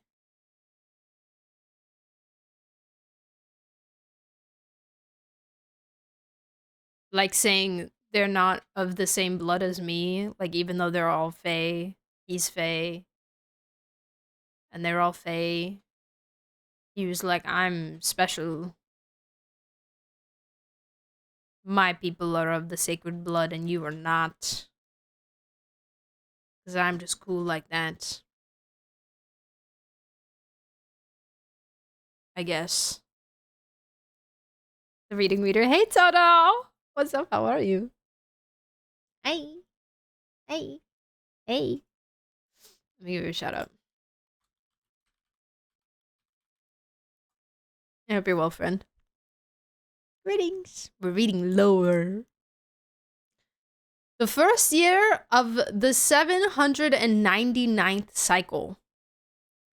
In the 4th month of this year, Anastasia Fedorovna was crowned Tsaritsa of Australia. Our goat! The first year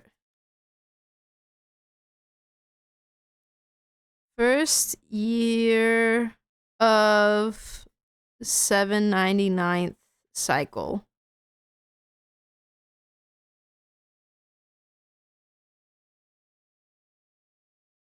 Fourth month.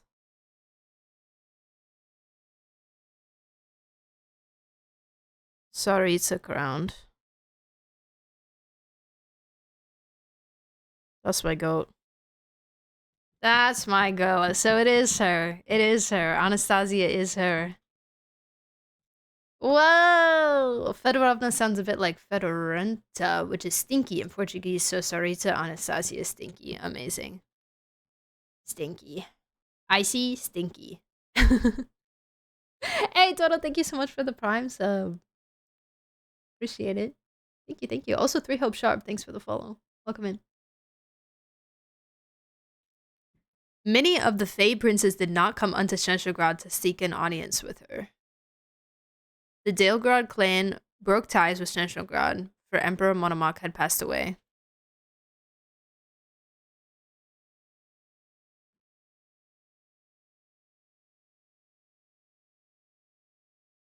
Okay.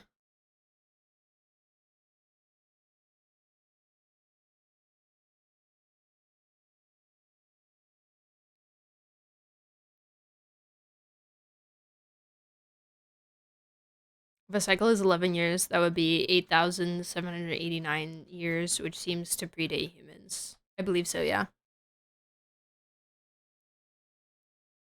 From what I understand. What I understand. Doing good, thank you. Hope you're well. I am. I'm reading stories. It's my happy place.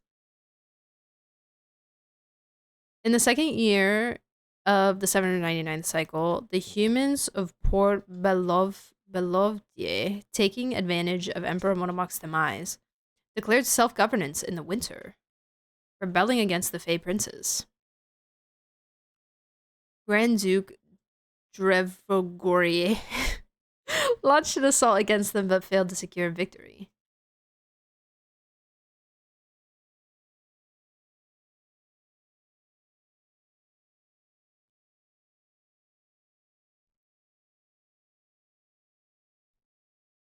Is this not Cry?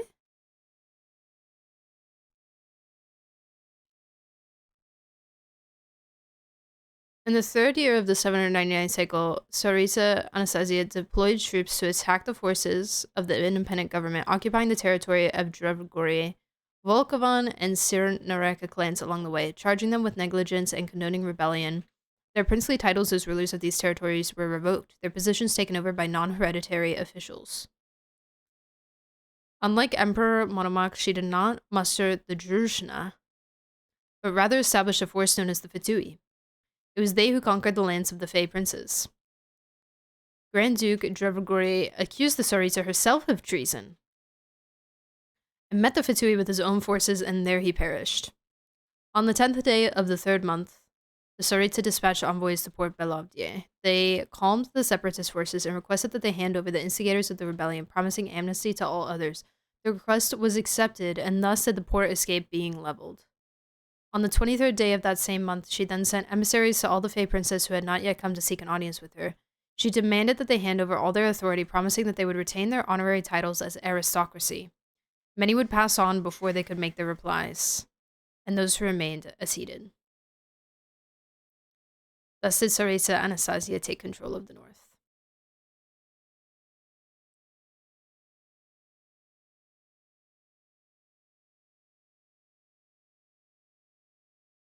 So,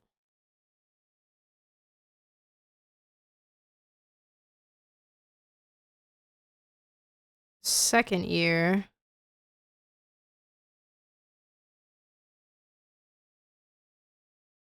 Port Belovdie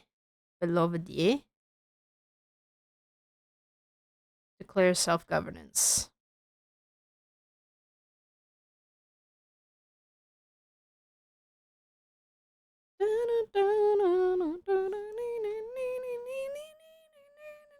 The Sarita came into power about 4,199 years after Chechnya founding, if my math is correct. Dang.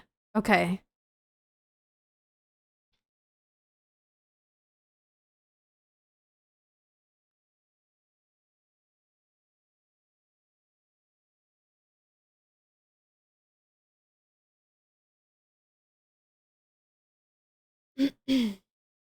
The cycles are just Chechya's way of marking time.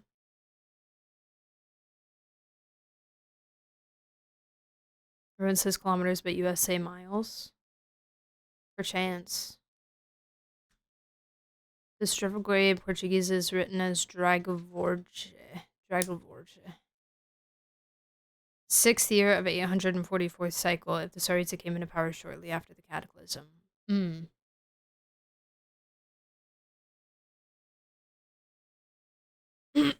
So, 3rd year.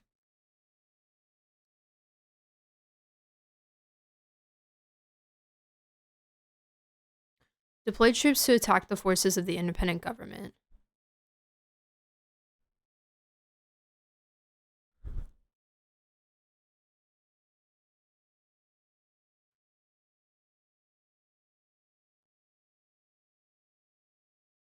Hold on.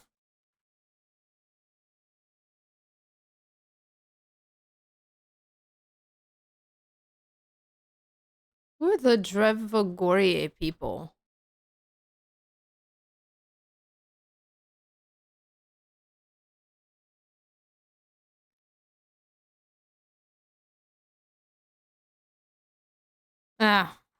I'll find that out later.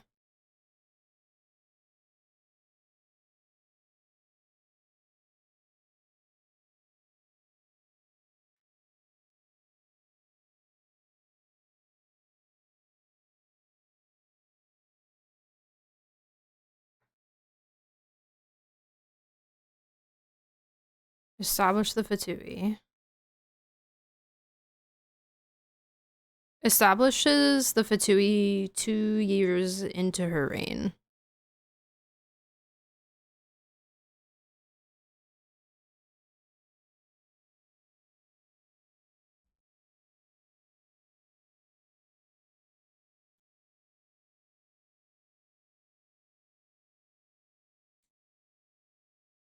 They calmed the separatist forces and requested they hand over the instigators of the rebellion, promising amnesty to all others.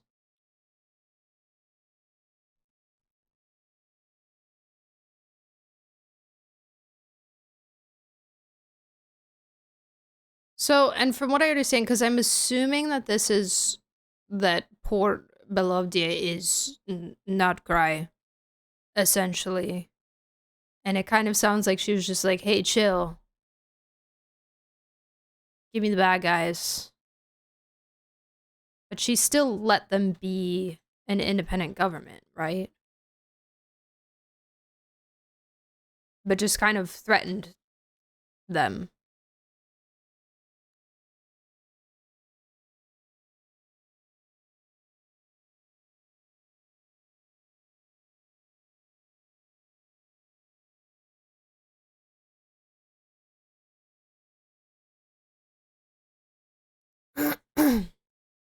I don't think this has anything to do with Nogray. Oh, my bad. Okay.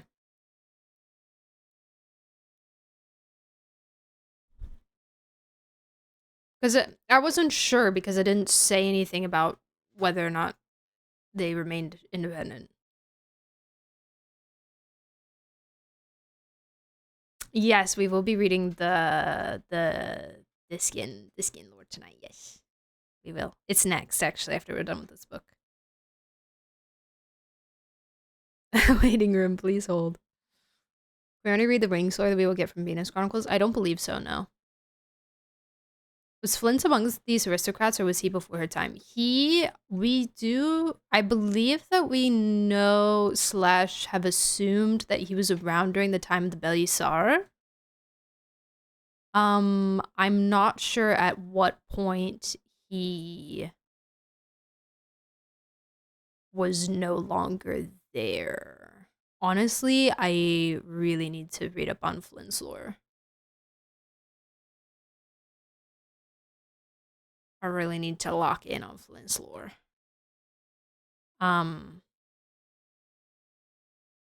I've heard it tossed around that he was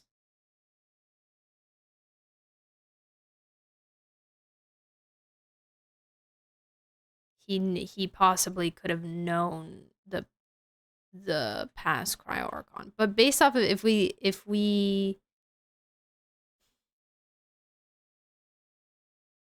we're in the 844th cycle,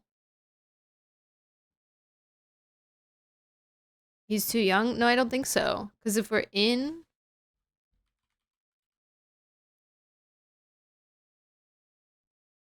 If we're in the 844th cycle, he died around the 799th. That's 45 cycles, which is about 495 years.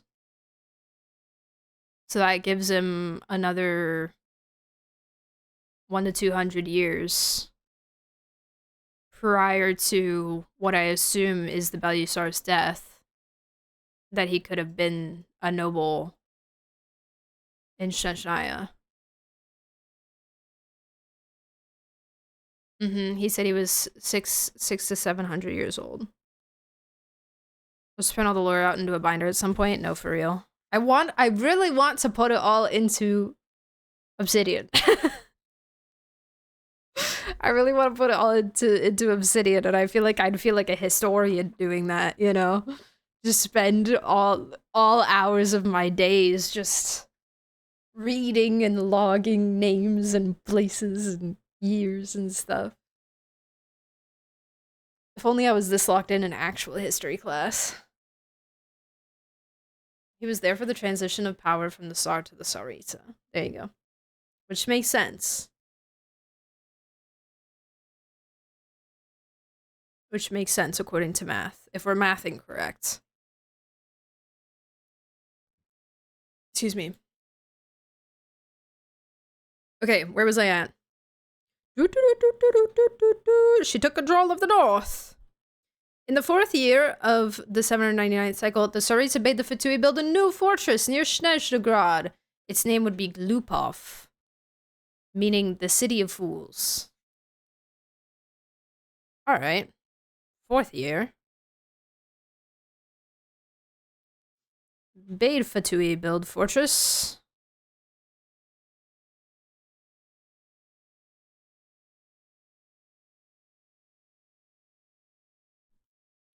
Near Snezhnograd.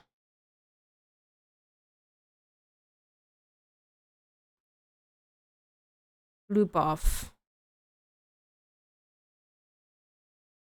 City of Fools. That's where I belong. Glorpov. Glorpov.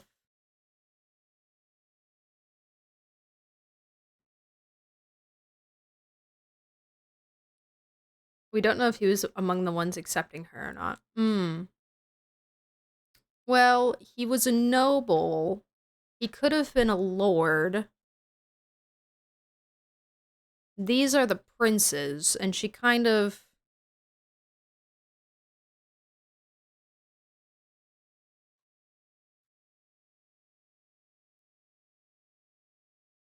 So, the ones... These three, the Drevogorye, the Volkovan, and the Sirnareka clans.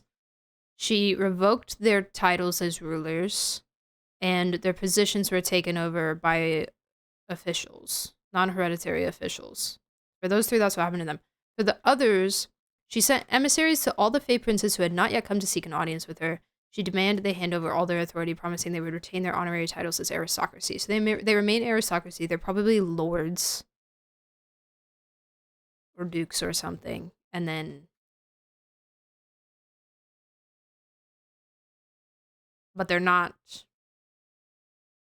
rulers anymore.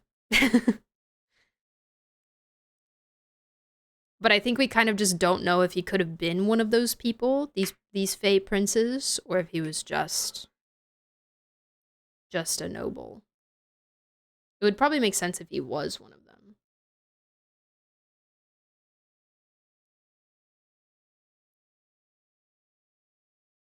It was not up to him to accept her. He was just bearing the consequences. Yeah, and it kind of seemed like a bunch of them just kind of didn't feel like going and not didn't feel like going and talking to her, but maybe didn't accept her and so didn't want to go to talk to her. He could have been one of these made aristocracy guys. In Flynn's story, there's a line about nobles self-exiling because of politics being common. Interesting.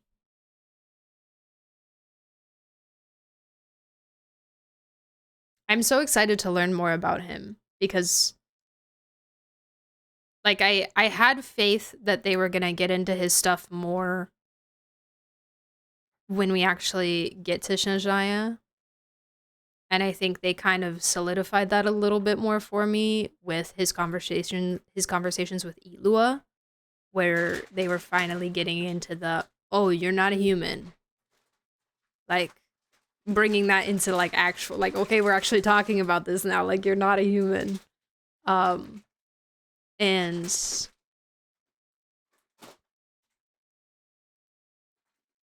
sorry You're so crunchy. Crunchy. And so, I think we're gonna get a lot more of his story later. We got kind of his story that happened in Nog Cry. We know what happened to him in Nog Cry and his little backstory there, but I think there's a lot more that we have yet to learn about him.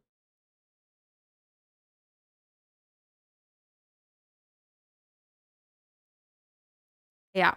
Okay.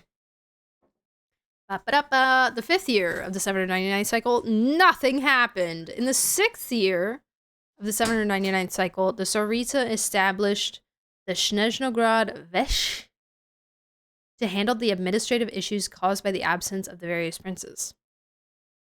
The human, Ioana Ivanovna,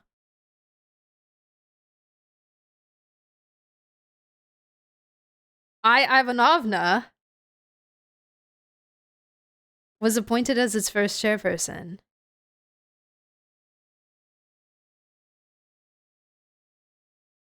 Isn't there another place where the Ivanovna name is mentioned?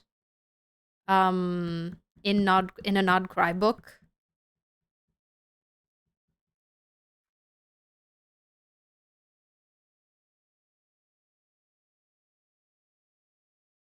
Sixth year.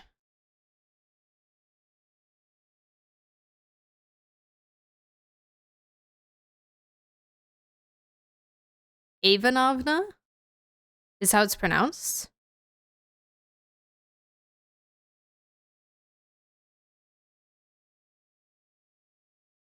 Established Snezhnogrod Vesh.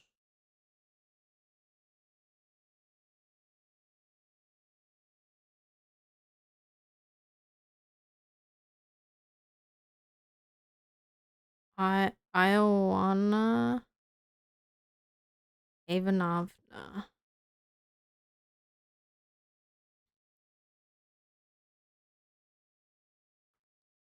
First chairperson. J.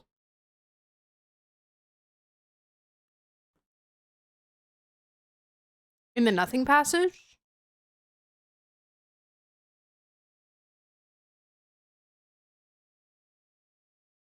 I thought there was another one, like in a Reed Miller book or something.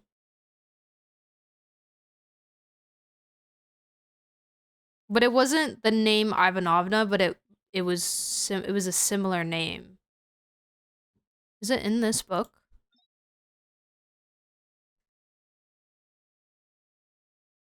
No, actually, maybe it's not this.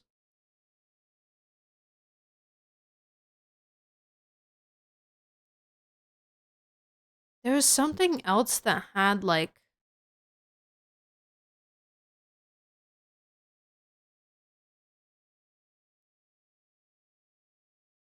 a similar name.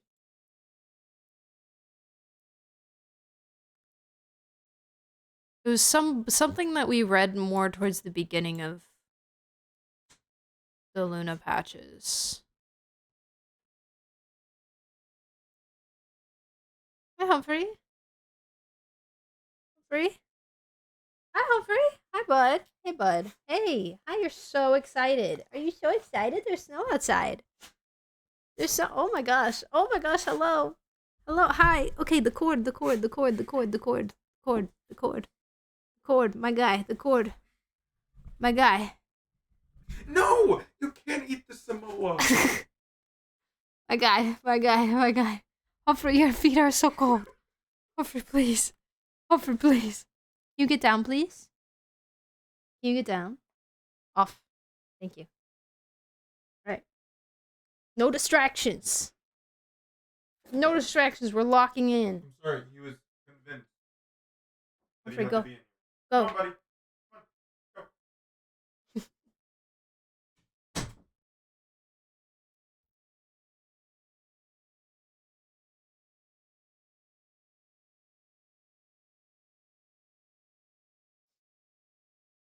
The name is actually mentioned in a readable. My name is Pyotr Dmitrievich Orlov. I hail from the 6th Company deployed to non-crime service to Shanghai and Arsaritsa. I'm the second son of Dmitry Sergeyevich Orlov and Yefrosinya Ivanovna Orlova. Yes. Yes. I remember this. I remember the Orlova name. Yeah, that's what I was thinking. Thought there's much relation. Okay. Okay, anyways, back to this. In the 7th year of the 799th cycle, the Imperial Order Reformation Edict was published. A great many princely fae, deeply grateful for the Tsaritsa's mercy and virtue, voluntarily forsook their noble titles and departed Shanshaya. Oh, that's kind of what you were talking about.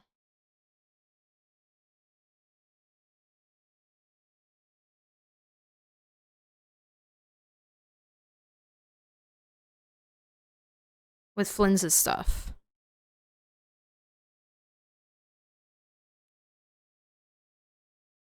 Imperial Order Reformation Edict. It's a long name.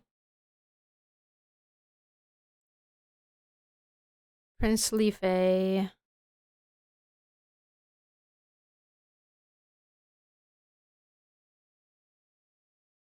Forsook titles. Left Shanshaya. Interesting. Okay.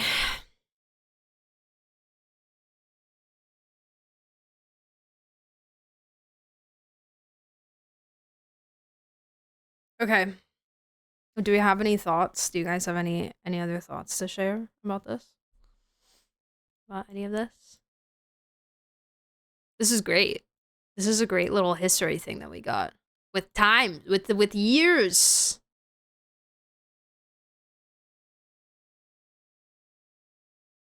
With years and timestamps.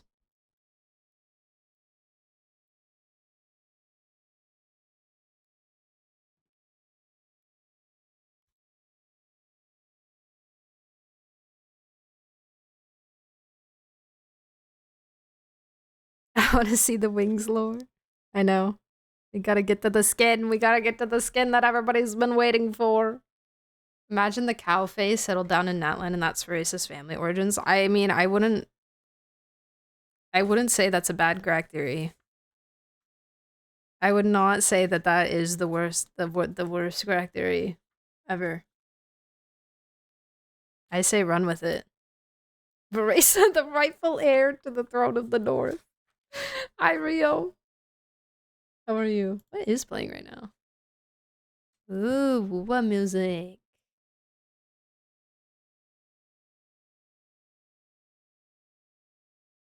Saving this.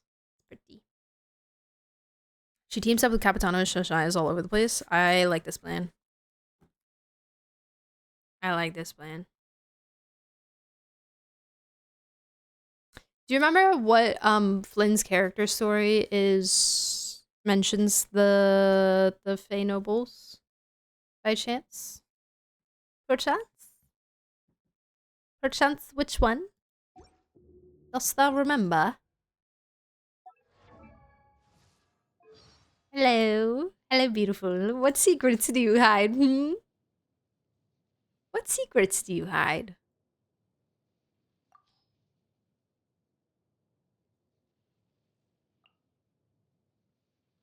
Character stories are kind of all over the place between the current life and the past. Okay. I think this is mostly about Eat Lua, I believe.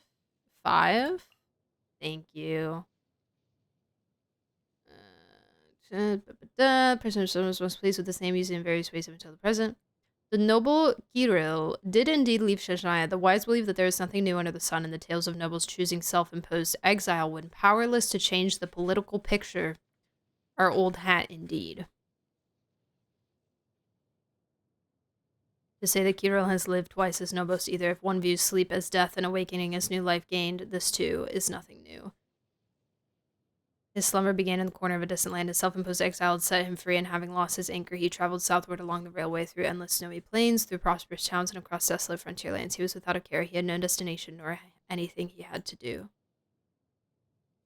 I feel like that's pretty much just, like, basically confirmation that he was one of them, yeah.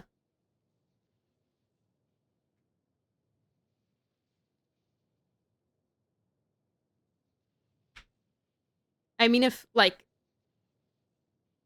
the princes were leaving, then it's very possible that some of the nobles under them were also leaving with them or leaving separate from them even as well. So he still could have been not one of the princes and just like a, you know, a person of high standing. But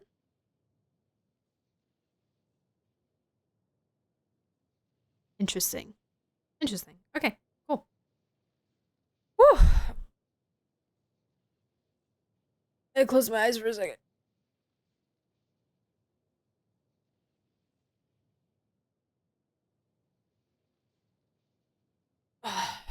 Gotta prep them. Properly moisturize them for skin lore.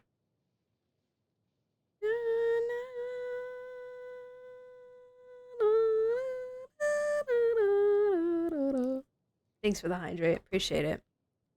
You guys ready?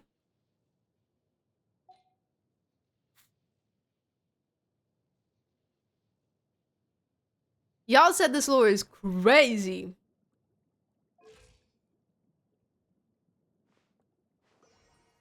Y'all said that this was like good stuff.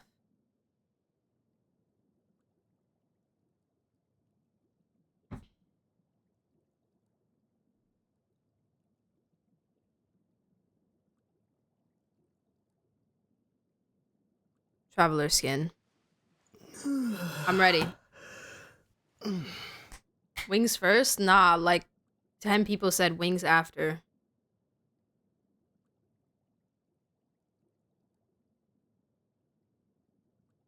Also, hey, Sire Balemoon, thank you so much for the follow. Welcome in. Let me...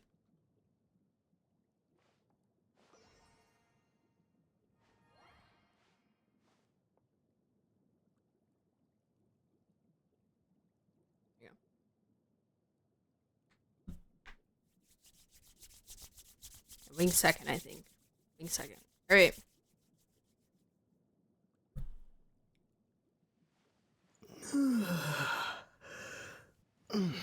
Stuff in my eyes, sorry.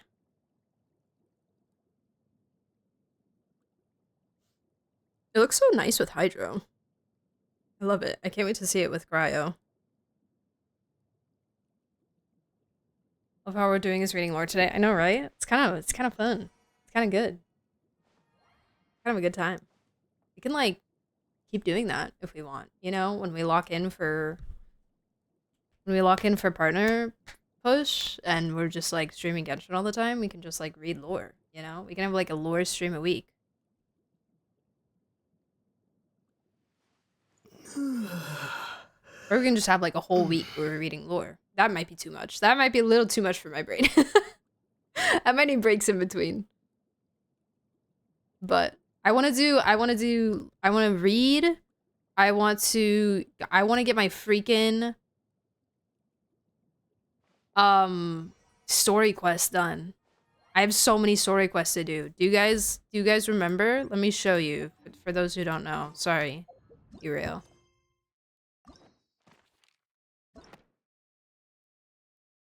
Wait. Where do I see the ones that I haven't done available? There we go. They changed it. It looks weird. Okay, I have Dia, Yoimiya's second, Risley, Navia, Chiori, Sijuin, Emily, and Mizuki. And then I also have 5 hangouts to do.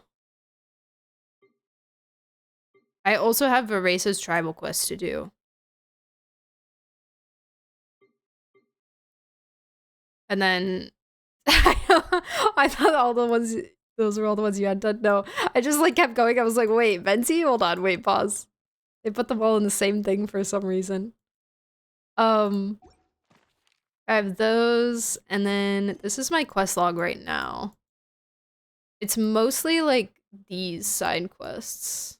I have a couple little one things, some Natland stuff, some Nugcry stuff. But I have plenty more Nugcry stuff to do, so. Yep. Yep. Alright. You have no story quests left? Jelly. Jelly. I'm excited to do them.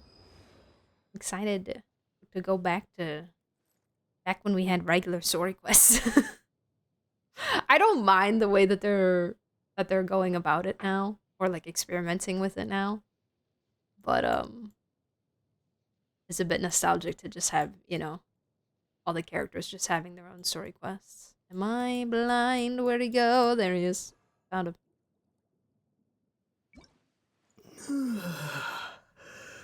Big yawn. Big yawn. Wake up, Ether. It's time to log in. Alright. Time to read. The skin, as heaven and earth are made anew. And the description is the same for both twins. I don't see why it would be different. That would be a little silly. But just checking. An outfit worn by the traveler which has accompanied the twin stars in their journey through countless worlds. Despite this, they cannot yet grasp the true purpose of the cosmos. Even so, surely every question posed brings them a little closer to the final answer. Alright. Here we go.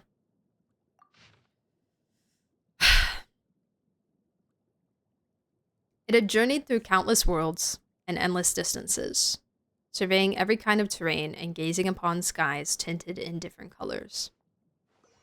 This might sound romantic. Oh, turn down voices? Dang, okay.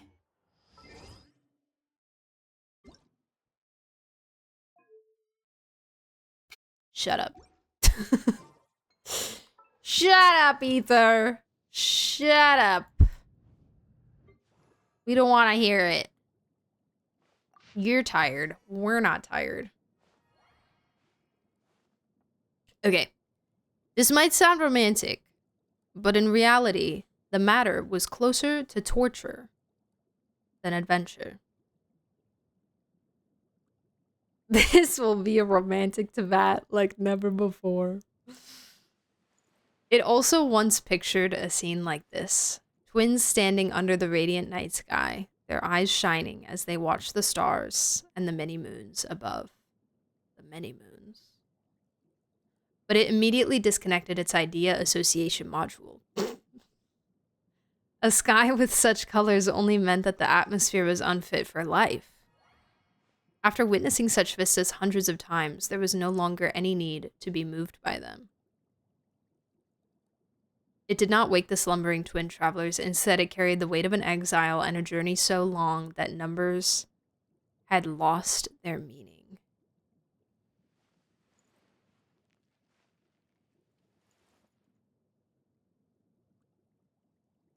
The spaceship is sentient.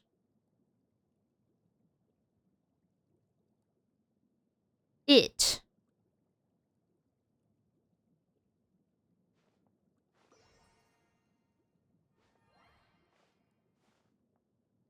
okay. Sure. The fine details of the lithosphere, atmosphere, or biosphere ultimately mattered little. Reshaping terrain, adjusting the air, rebuilding an ecosystem, these were simple tasks for a pioneer vessel meant to bear the spark of civilization.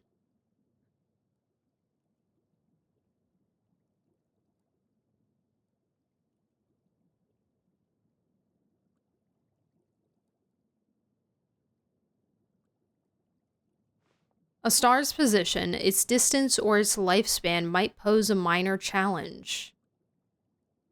Yet even those had solutions. The true difficulty lay in finding a world with potential. Without that, the destruction would catch up all too soon. It's like it's one of those stories where they are like their last hope for their civilization, and they were exiled inside the spaceship to go, like, find a place to start anew.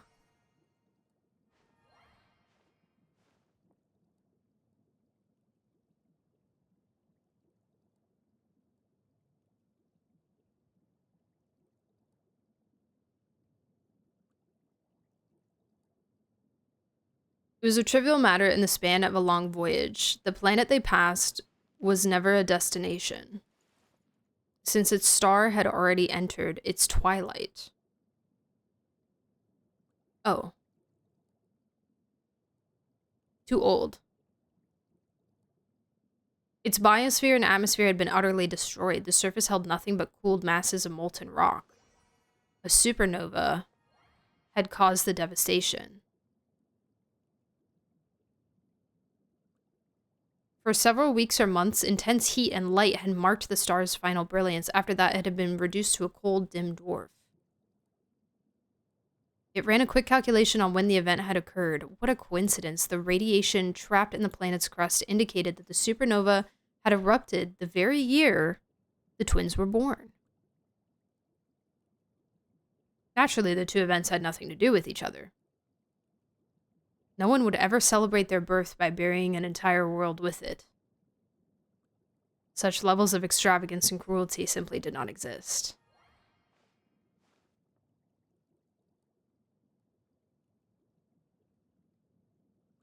Interstellar travel was dangerous, after all. A supernova 5 or 6 light years away could damage the genetic vault and perhaps the twins as well.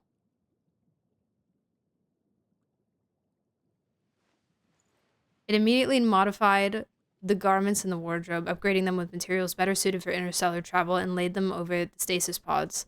The gesture might not amount to much, but it offered a quiet kind of comfort. Oh, it made the clothes for them. Within their slumber, the twins were granted new refuge, and so it continued its journey across countless lands and stones. Numberless atmospheres and skies.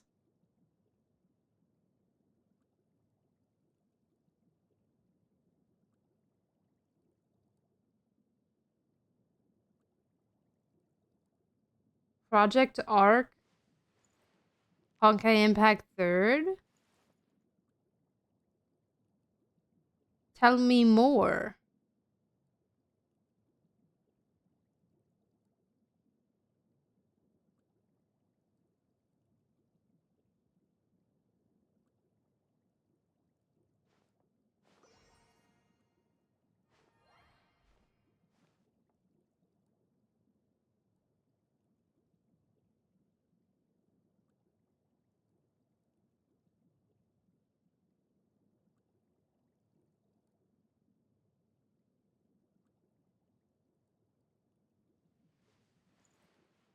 Genetic vault? I know.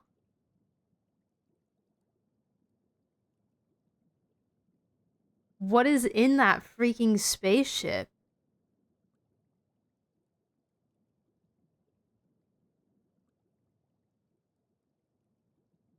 It's pretty much this. Send someone into space to look for other habitable planets. Got you. Okay.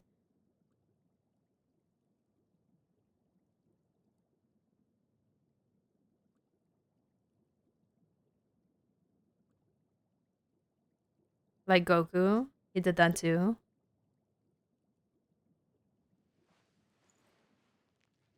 Yeah, it happens a lot in this this kind of trope happens a lot in fiction.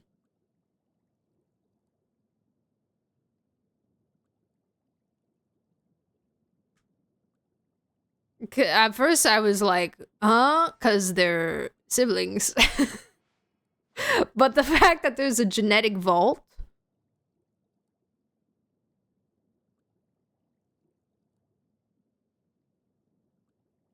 like they're carrying like life force or a way of bringing the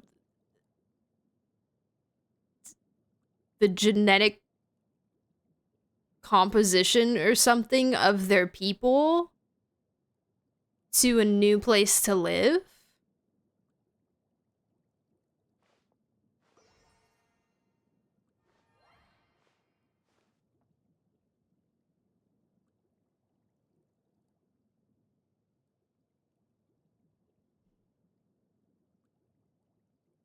And it's just sitting up there on the moon? But no, it can't be in there anymore. The Heavenly Principles used it, didn't they?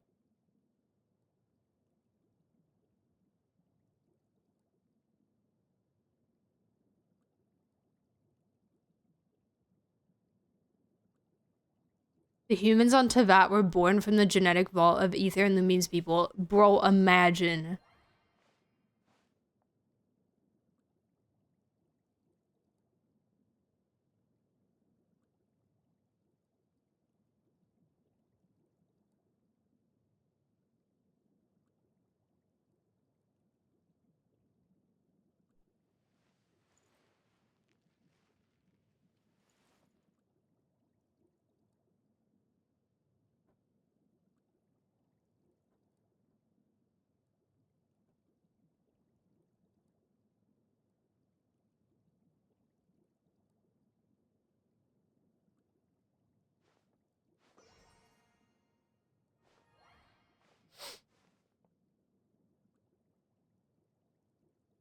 The AI is traveling through space, checking thousands of planets to find a good one to terraform and inhabit. Terraform is so funny. The terraforming part was so funny. I was like, bro is playing Minecraft. Bro is playing Minecraft right now.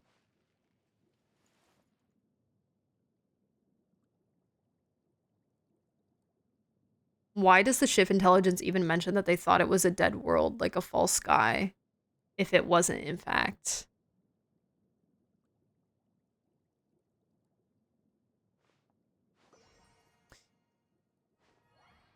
I don't know. I was wondering about that too. Well, I think it's saying it's a dead star. The planet they passed was never a destination since its star had already entered its twilight. Its biosphere and atmosphere had been utterly destroyed. The surface held nothing but cooled masses of molten rock. A supernova had caused the devastation. For several weeks or months, intense heat and light had marked the star's final brilliance. After that, it had been reduced to a cold, dim dwarf. It ran a quick calculation on when the event had occurred. And it happened when they were born.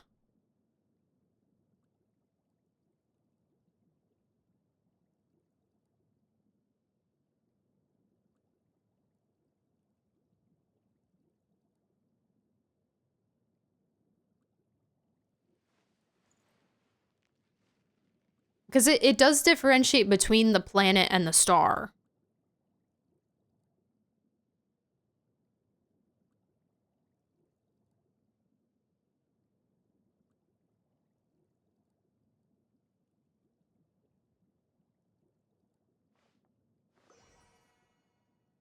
Is the ship the Heavenly Principles came on the first stop, started modifying Teyvat for the arrival of the twins. And it would make sense because it would make sense for the Heavenly Principles to have been asleep.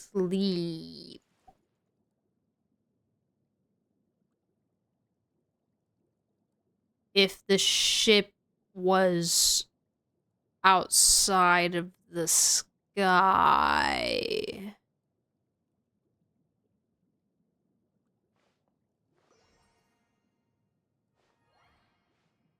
In the false sky, is the protection of the world to stay suitable for the twins and not be discovered by outer powers. The twins were in stasis while the AI left the ship, wiped out the dragons, and colonized the planet with humans. Hi, Mist. How are you? Welcome back. Let's see how the AI of the ship can just jump off into the planet like that, continued flying, and even came back. Right, because what did Ether say at the end of the quest about... Like, it slowed down and then continued and then came back, right? The wings lore will make this make more sense. Okay. The ship may have been programmed to return to the vat after a number of years to give the AI time to prepare the planet.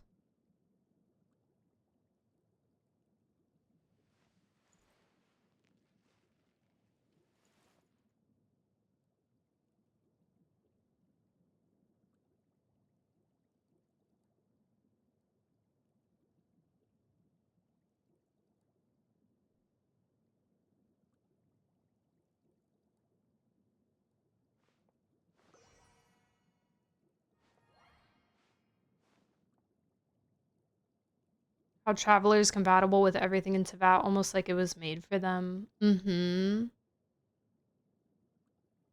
Why the Heavenly Principles didn't allow them to leave.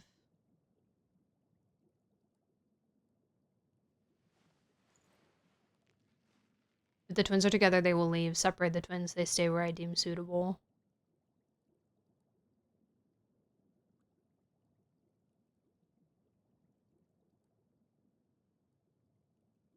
But what made it decide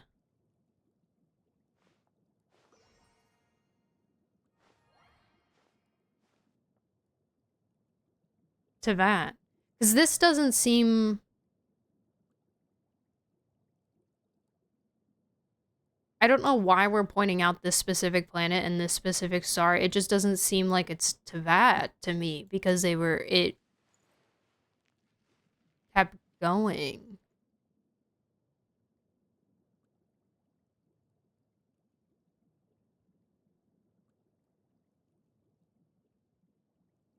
Unless this is describing what Ether said of the slowing down by the planet, then continuing, and then coming back.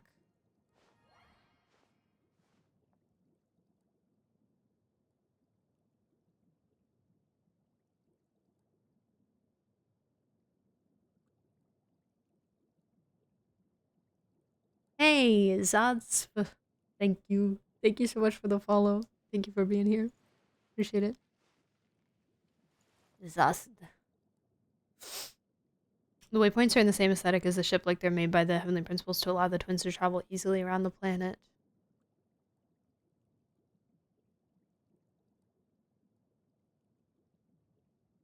I don't think Teyvat is mentioned in the story. It is just an example of the AI analyzing a planet it found. I would be inclined to agree. I'll still consider the other possibility that this is it.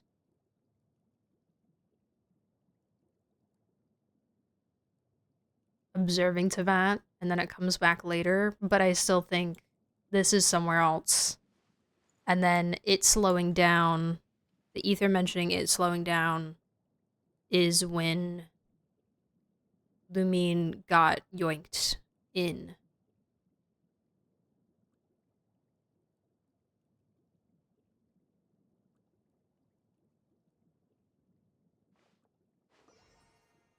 At the end of the Archon quest, Ether said the spaceship slowed down by Teyvat.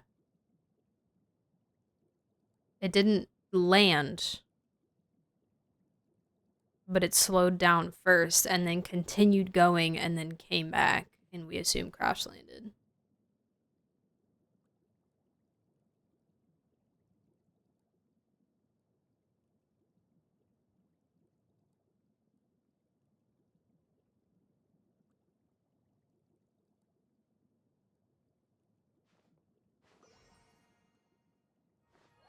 AI doesn't need to land. I'm talking about the ship, not the AI.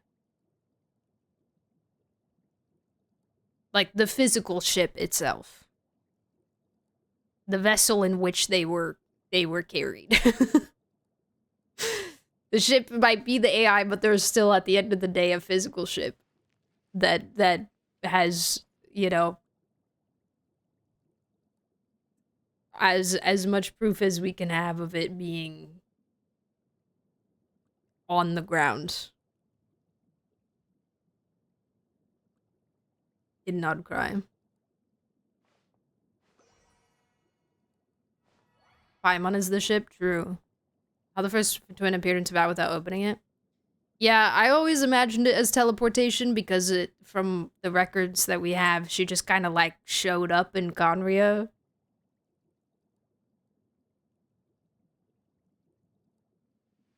Without explanation. Okay, I'm gonna read the wings.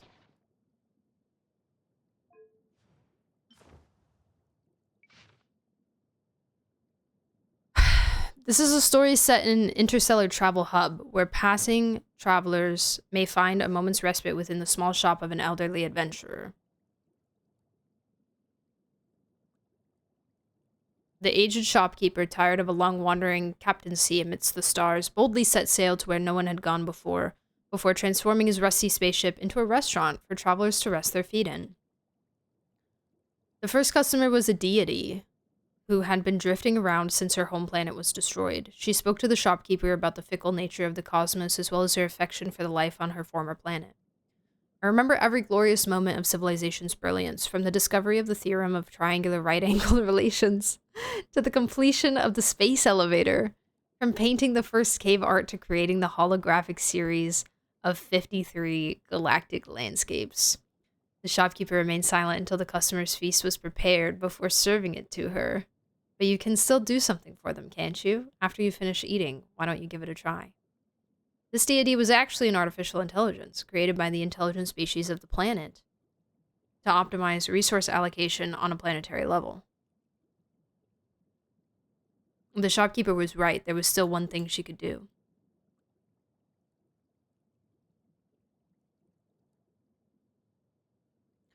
The second customer was a demon who had destroyed many worlds. After entering, it ordered a huge amount of food.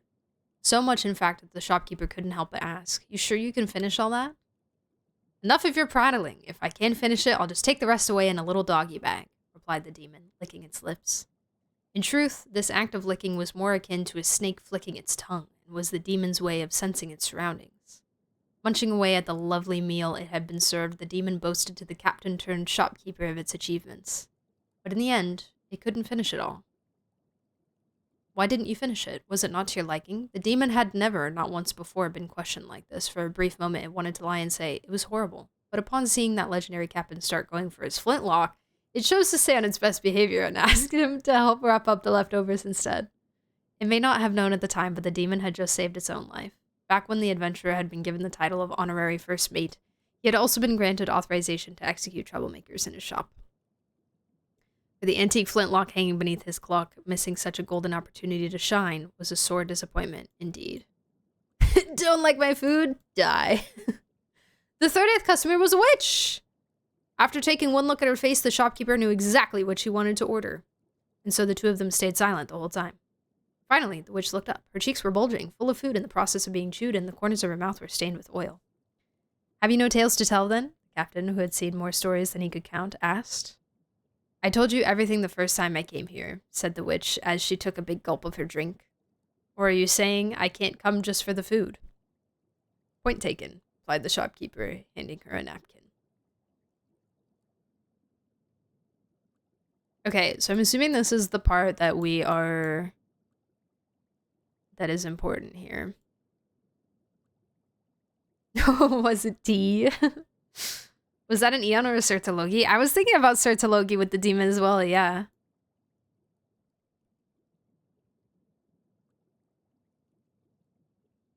Potentially.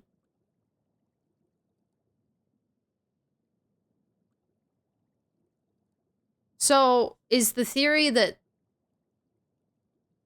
this is the one, or that it's more of just an example of the kinds of things that could exist and that the spaceship could be something similar.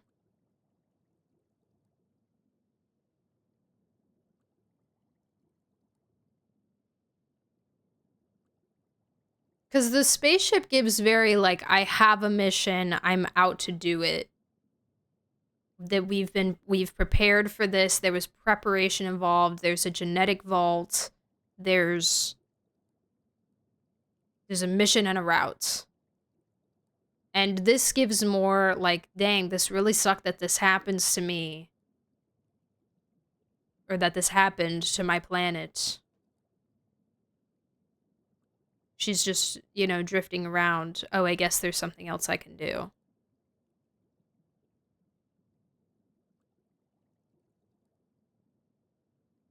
The first customer is taken as the first ascender. Why?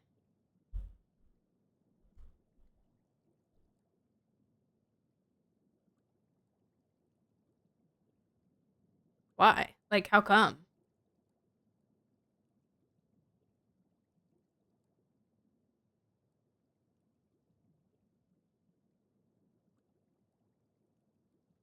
The twin ship probably isn't the only one out there.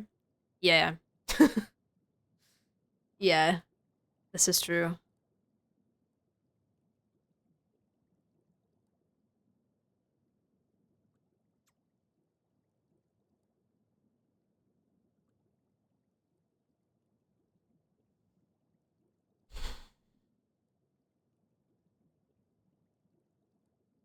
It's interesting that they describe her as a deity, too. A deity to whom?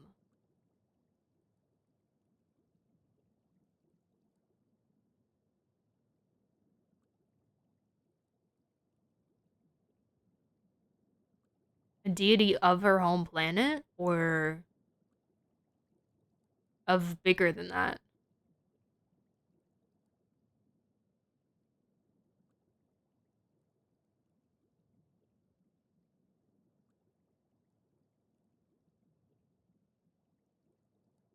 The other thing that's interesting is that, like, this is, like, not super lore. Like, deep in the lore.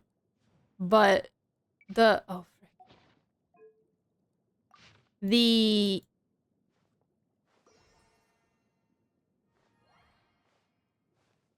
The ship made them, or the AI or whatever, made them the new outfits, but it was stated that they were matching sets, right? So, like, this one's a matching set with Lumine's, and hers is a matching set with his OG outfit. So, like, I'm assuming that it made a matching set.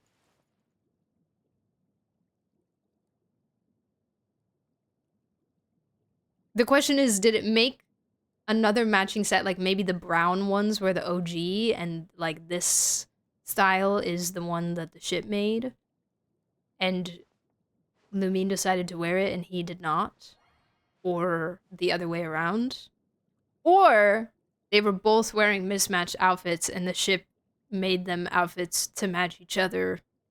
The ship made the matching sets. Does that make sense? That was a lot of words. I'm curious as to that, because if one set existed first and the other one was made second, then that means that one of the twins decided to change and one of them didn't, no matter who you play, which gives a, like, distinct, like, personality distinction almost, or like a decision distinction between them, no matter who you play.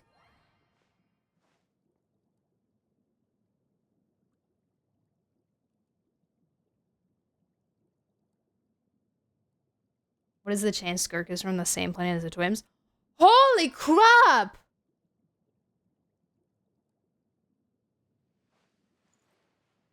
What? What? Holy huge raid! What the heck? Oh my god!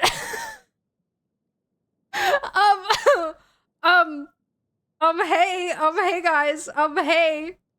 Hi guys.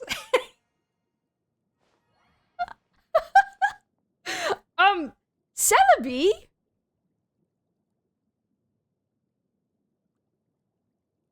Thanks so much for the raid. What the heck? Hello? Hi? Hello, how are you? Thank you so much for the raid. What the heck? Oh my gosh, how are you? How was your stream? What were you up to? Who sent you here? Who sent you here? Sid, was it you? Sid!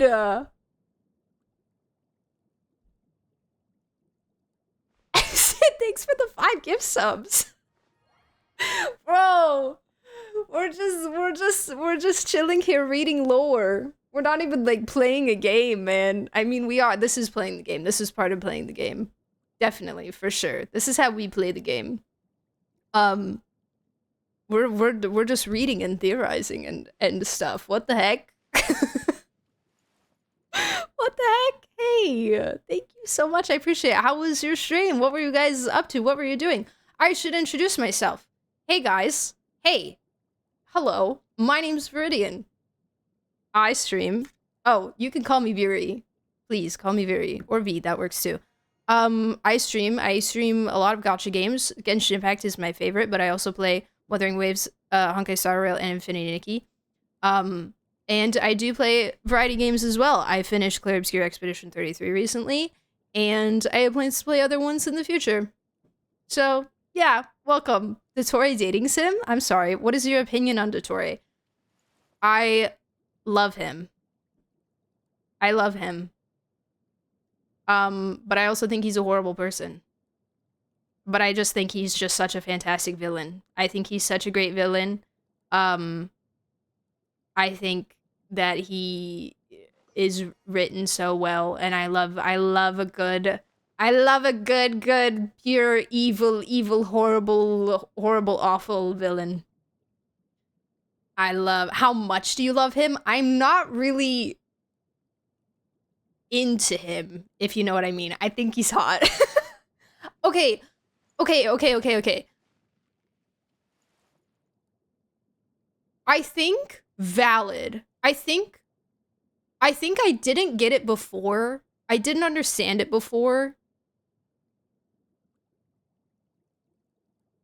But I think I understand it a little bit better now. Am I like, oh my gosh, he's so fine? Not really, but I think I get it better. And it's like, maybe.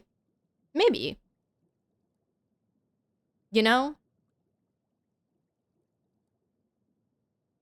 I'm somewhere in the middle. I'm somewhere in the gray area. I'm somewhere here. I don't know. There's others that I would go for first, but I you know,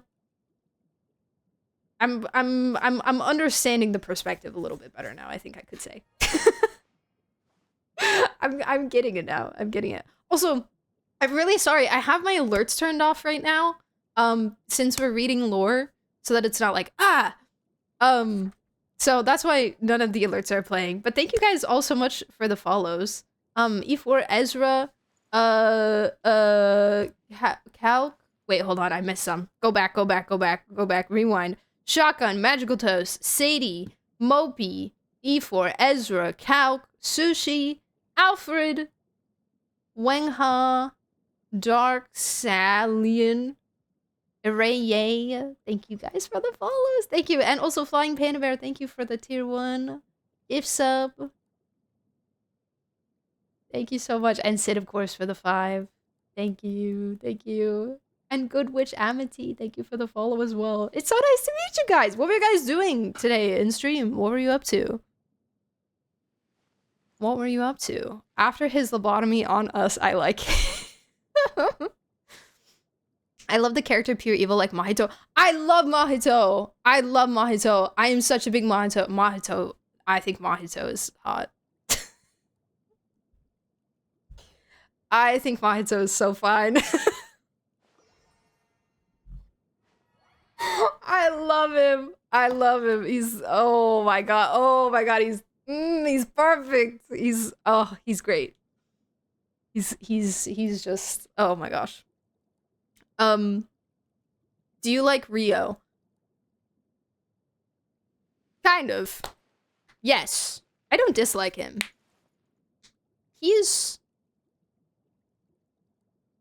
I think I thought I'd like him more when he got dripped, and then after he came out, I was just kind of like, you know. He's fine. He's fine. Thoughts on Genshin body pillows? I own 0.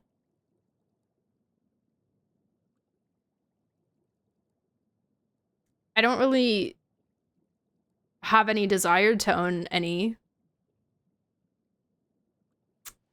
That's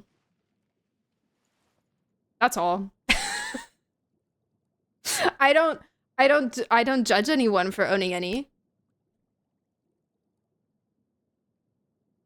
Please enjoy your body pillows. I don't please. Proceed. Good night, Pook. Good night. I'll see you later. Bye bye bye. Bye bye. I buy all Mahato related merch. That's so valid. I have so many characters from JJK that I love so much. I fear that I would be very, very, very, very, very broke if I bought all related merch of all the characters from JJK that I loved. I love JJK so much. It's been my favorite. It's been my #1 undisputed reigning champion favorite anime for quite a while. I would say that Apothecary Diaries is challenging it, but I really don't feel like they're comparable animes. So I'm not even putting thought towards that. Not even putting thought. I missed what you guys were doing. Hold on. I need to stop talking about myself and talk more about our amazing Raider Celebi. Wait, you played a Dotori dating sim? How did you find a Dotori dating sim?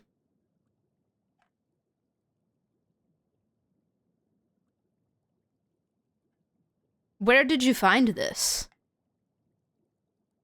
Oh, I don't have an anime command. I'm so sorry. But that's a good idea. I should make one. Also, thanks for the hype train, guys. Appreciate it. Thank you. Danadon is rising up on my favorite list. I started watching that and I really liked it, and I got distracted and I never finished it. But I should continue. I have a lot of animes that I need to watch and a lot of animes that I need to finish. I only started watching anime like 5 years ago. So and I don't watch it like a ton. I watch it a lot, like more than average, but I'm not like cranking them out, you know? Amir, thanks for the follow. Welcome in. It's called Dotori and the Spy. It was in a TikTok comment section. And is this like a game that you can acquire on like, is it like an online, like a website thing, or how, what? How does it work? Durka, thanks for the follow as well. That's crazy. Also, Celebi, don't let me keep you if you need to raid and run or raid and lurk for like post-stream stuff.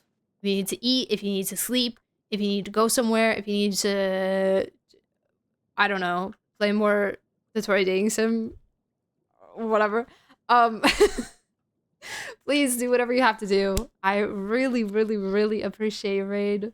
It's lovely to see all you guys here. And yeah, I hope you have a great rest of your evening. But also, that's not me kicking you out. So if you want to hang out, that's also cool. Jinkan Hawkeye, thank you for the follows as well. Hey guys. The DoorDash. The DoorDash Dottore, what? Soup? I need soup. I want soup. I have sandwiches. I attended a baby shower today, and they sent us home with a ton of sandwiches that you'd find at a gathering. So I have like little tea sandwiches. I have like ham and cheese croissant sandwiches. I have so many. I have a whole tray of sandwiches. And a couple deviled eggs and 2 little things of banana pudding. And I'm really looking forward to eating them. Thank you for the hydrate space in the posture check walker. Making soup tomorrow. Ooh, that would be so good. It's gonna be so cold tomorrow. And so much snow. So much snow.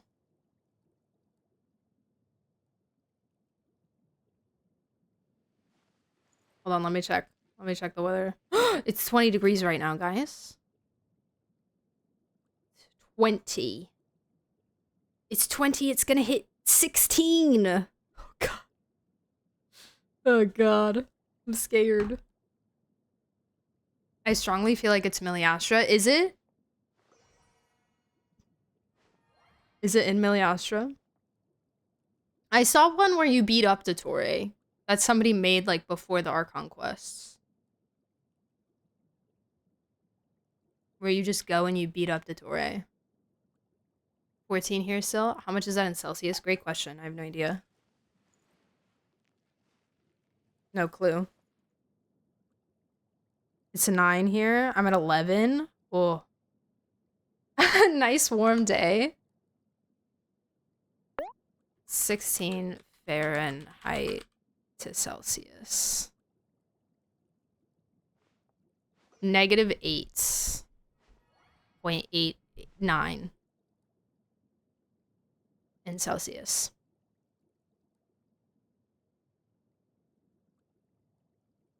Not the coldest I've ever experienced in my life, but pretty cold. Pretty cold, if I do say so myself.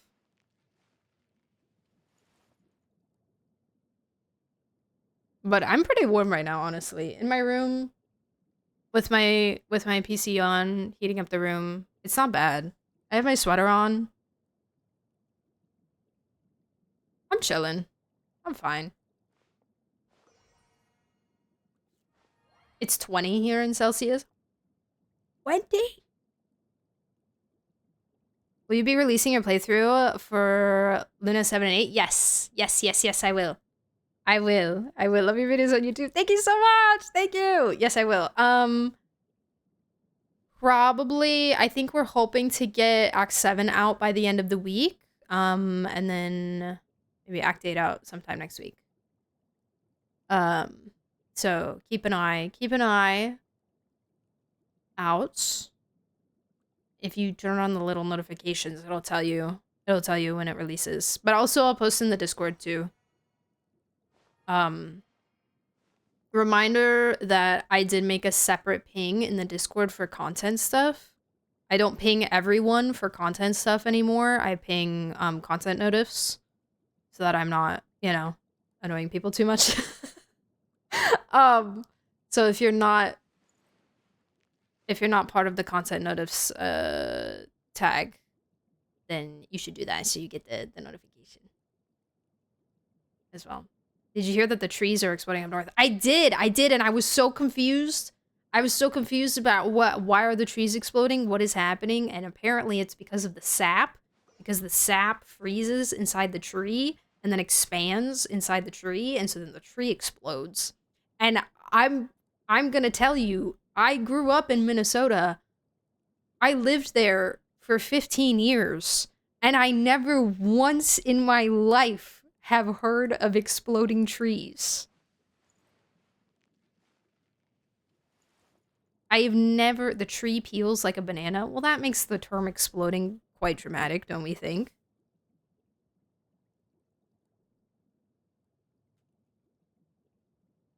Unless it happens very fast and violently. But I don't remember that happening either. Maybe I blocked it out of my memory. Maybe I had a traumatic experience with an exploding tree and I've forgotten it. I blocked it out. Who knows? I just fully didn't know that was a thing. The explanation makes sense, but I didn't know. I didn't know at all. It's warm here by Space Knight. Give us some of your warmth. The bark peels off in like a second. It's very fast. Are there videos of an exploding tree? As long as we're derailing for raid, can I find a video of an exploding tree somewhere?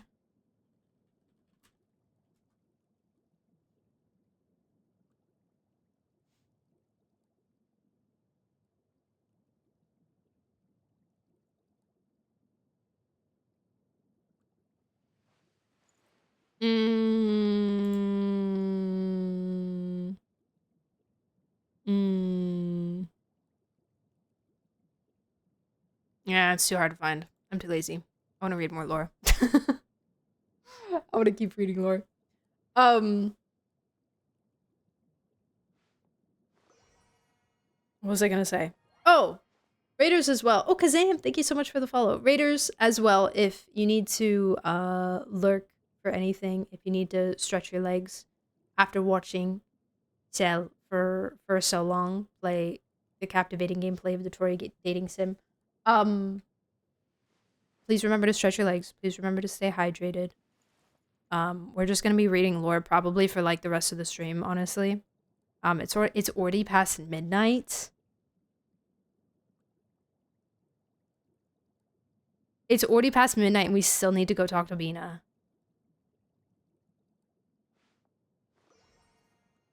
Bruh. What is a sleep schedule? I fear I don't know. Air. Thank you for the follow as well. Welcome in. Anyways, we're gonna continue with that. Thank you again so much for the raid if you're still here. I appreciate you again. Thank you, you're so awesome. You're so awesome and cool.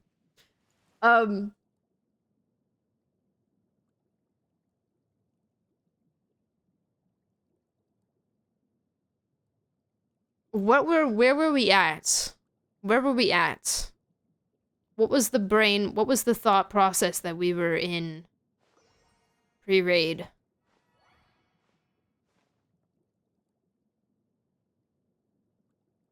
Your mom's house. No, I was just there last week, actually. Enfield has certainly ruined my sleep schedule. Oracle, were you here when I said that Fry downloaded it? I tried to send you a video, but Discord won't send it. I don't know why. It's being stinky. He really likes the blue one.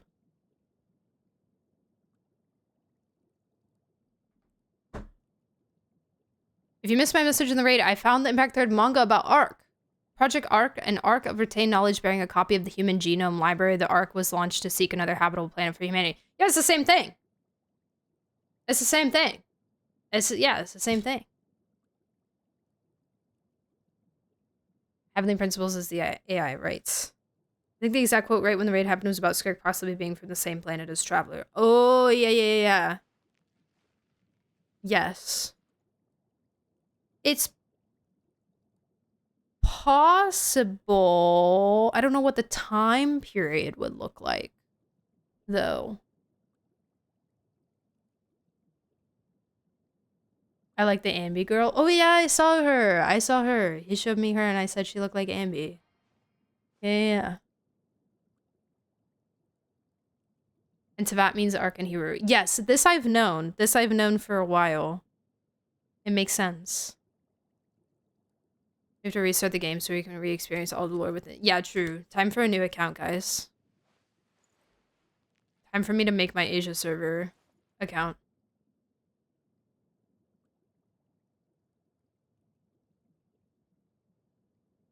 Skirk would recognize if they were. I think it's not likely.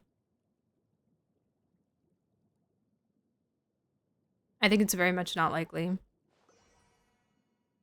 that they are.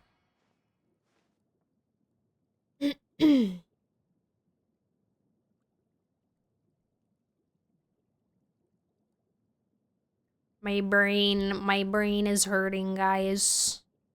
The twins doesn't have the fins. This is also true. We do not have the fins. We are not fishy. We starting a new timeline? No, keep it away. Keep it out. Keep it away. I do have a theory that Ajax could be from the same planet as them. Oh, the OG Ajax?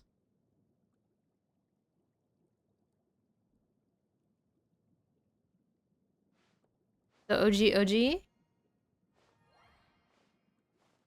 Sarvalanainen? Yeah, that one. I always get all the names mixed up. I get that name and Sudurvoinen mixed up, but Sudurvoinen is the Voyager, yeah?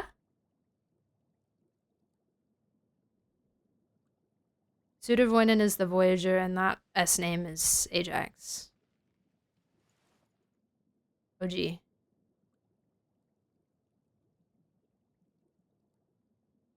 Weren't they in like cryosleep and Skirk was there quickly? Well, yeah, also Skirk was like...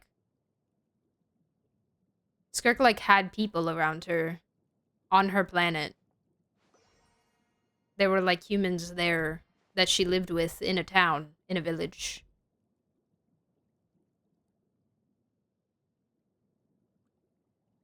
And then she... Sirtologi got her, and then she trained with him, presumably elsewhere. Not on Tibet. And then he was like, alright, in you go. Boop!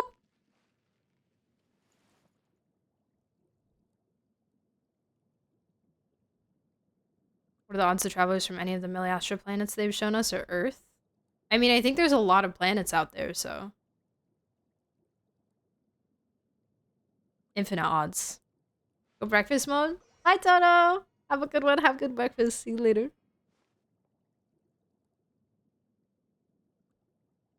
Earth was not destroyed. True. The theory is that the twins are royal heirs to their home planet were sent off to find and rule over a new home and keep their civilization alive since their home planet was dying. Yeah, I think they're obviously important people. Like, they're obviously some very, very important people. Either rulers, geniuses, just... They could have been nobodies that were just very smart and maybe created the spaceship.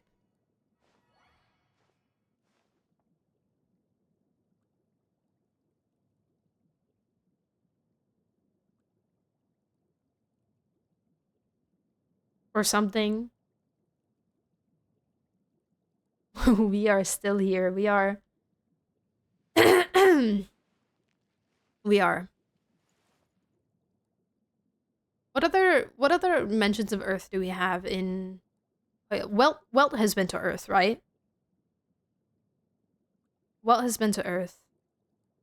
And I think it's insinuated that Alice has been to Earth as well. Welt is from Earth, right. Right.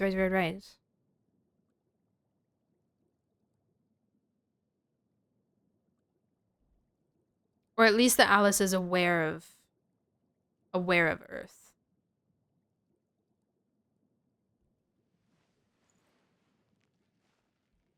Welt is Honkai. You are so correct. I think Paimon is part of the AI and was meant to be their guide to the new world.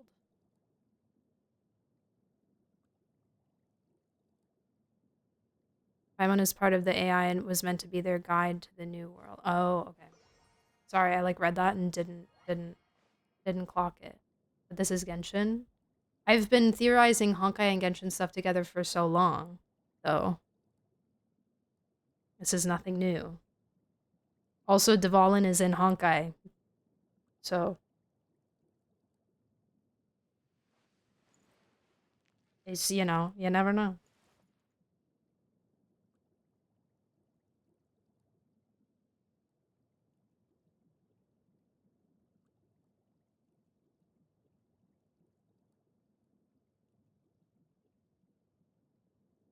Vera's Melancholy mentions it, and Alice has referenced it. Okay. Did I read Vera's Melancholy?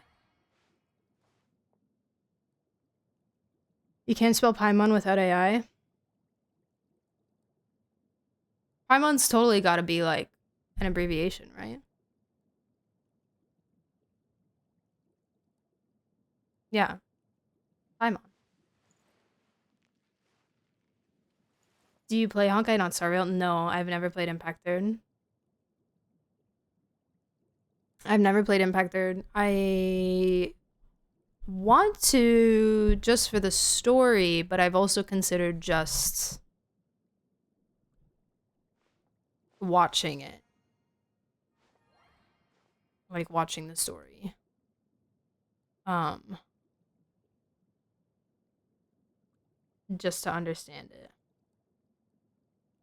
it. The idea association module that was disconnected. What if that is Paimon? It immediately disconnected its idea association module.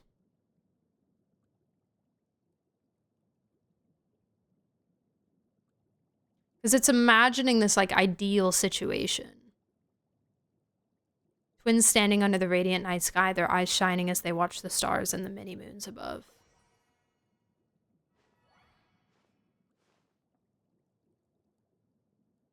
And then it said, no, stop thinking about that because it can't look like that. The sky with such colors only meant that the atmosphere was unfit for life.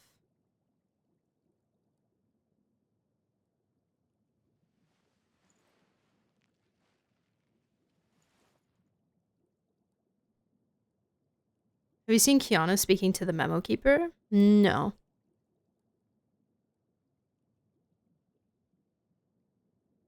Why is no one surprised by the way Paimon looks? Yeah, they've only ever been, like, confused more than anything. You know, they're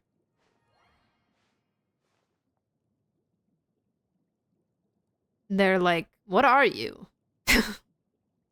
Or just kind of like, oh, this, like, fairy thing? Spectre? Balloon?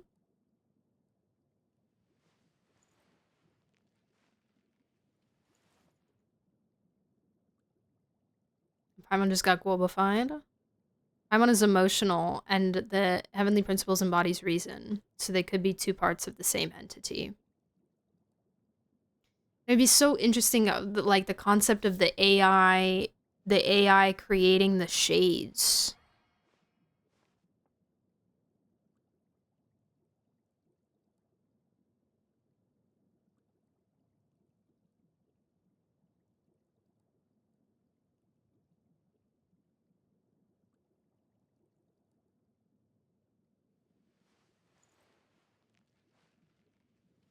AI creating other AIs? Yeah.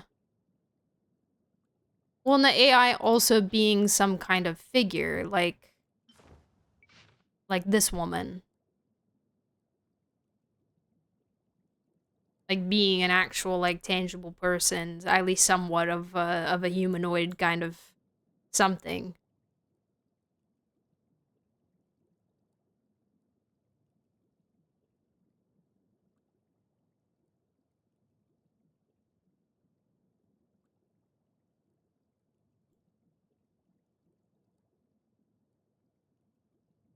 Created by the intelligent species of the planet to optimize resource allocation on a planetary level.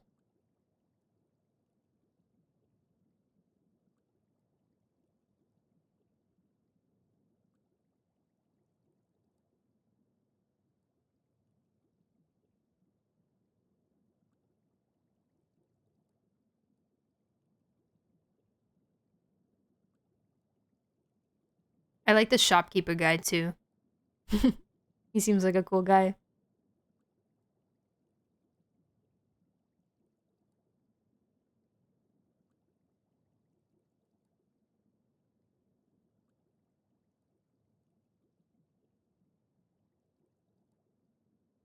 A slice of life series. Yeah, every episode is a different person that comes in. And their story. And he's like acting as their, oh my gosh, it reminds me of the King Killer Chronicles and Kavoth's like bar that he has. Do I have any King Killer Chronicles readers in here? How he has like his bar and little different people come in and he talks to them after his long life of activity and adventure. It also reminds me of this audio series that I used to listen to when I was younger. I think they were called like Lamplighter or something like that, and it was about this guy who ran a library. He owned a library cafe situation, and people with like problems, like life problems would come in And he'd be like, I have the book for you. And then he'd take them to like a room that was like themed around the book. And then they'd read the book. And then the audio drama would be like the story of the book. And they would, you know, it would be like some life lesson that they learned from it. Did you want to see Kiana talking to the memo keeper? Memo keeper? Sure. If you feel like it's relevant, yeah. The AI is an advanced being created by the twins' home civilization with the goal of preserving civilization. That is how I see it and what the Wings lore means to me. I think that's valid.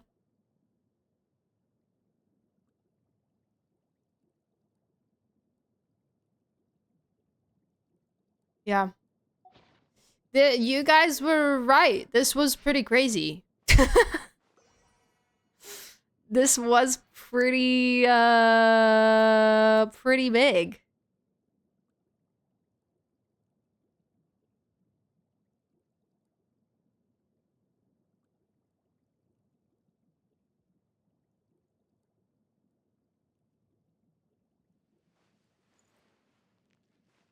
It's also interesting that it points out that if the world doesn't have potential, whatever potential is, the world doesn't have potential, then destruction comes sooner. Too soon.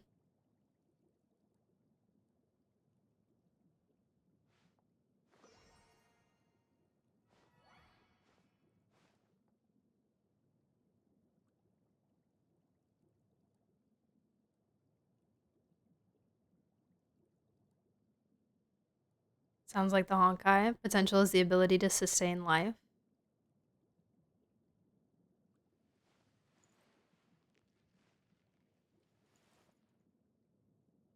They destroy the planet? I didn't really read it like that. I think it's more just the planet fails, you know? It burns up. It goes away. Diumer, thank you so much for the follow. Welcome in. Ship goes to planet. Planet not cool. Kill planet. Go next planet. Next.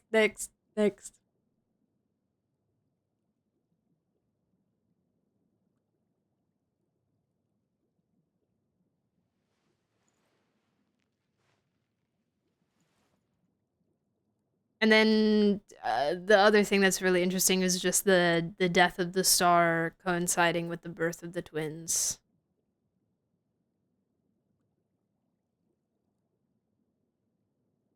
That it pointed it out and then said, this has nothing to do with each other. Don't worry, it's not related. Trust me. Trust me. Trust me, it's not related.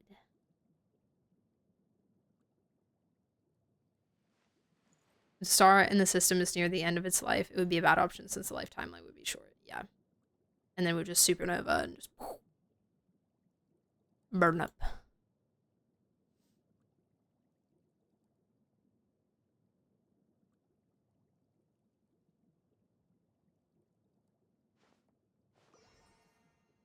Reminds me of the Little One quest.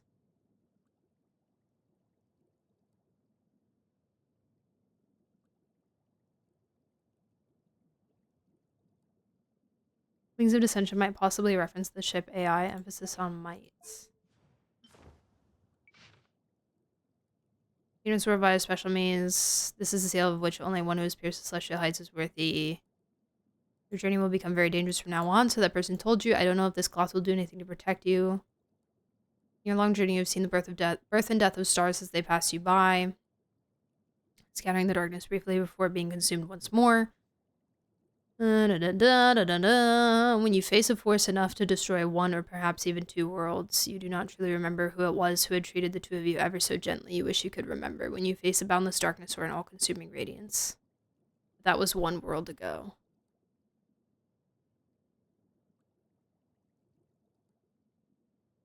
The moment you received that wind glider from that girl, you had already thought of a new use for that cloth.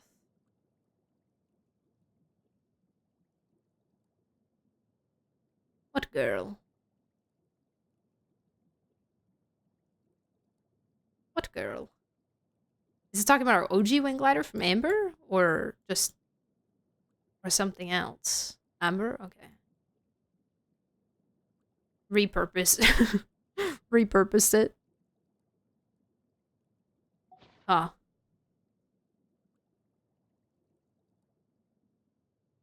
My brain! My brain! Let me read it, let me read it, let me read it, let me read it.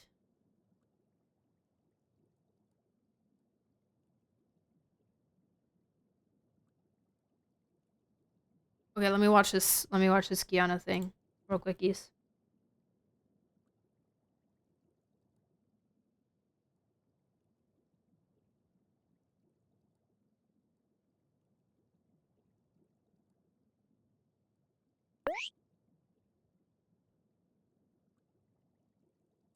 The story in the Wings of Dissension sounds like new outfit lore, but more vague. Yeah, I agree. If that person is the AI, that means they might not even remember it. Mm-hmm. The gently really coincides because it described the ship as very gentle.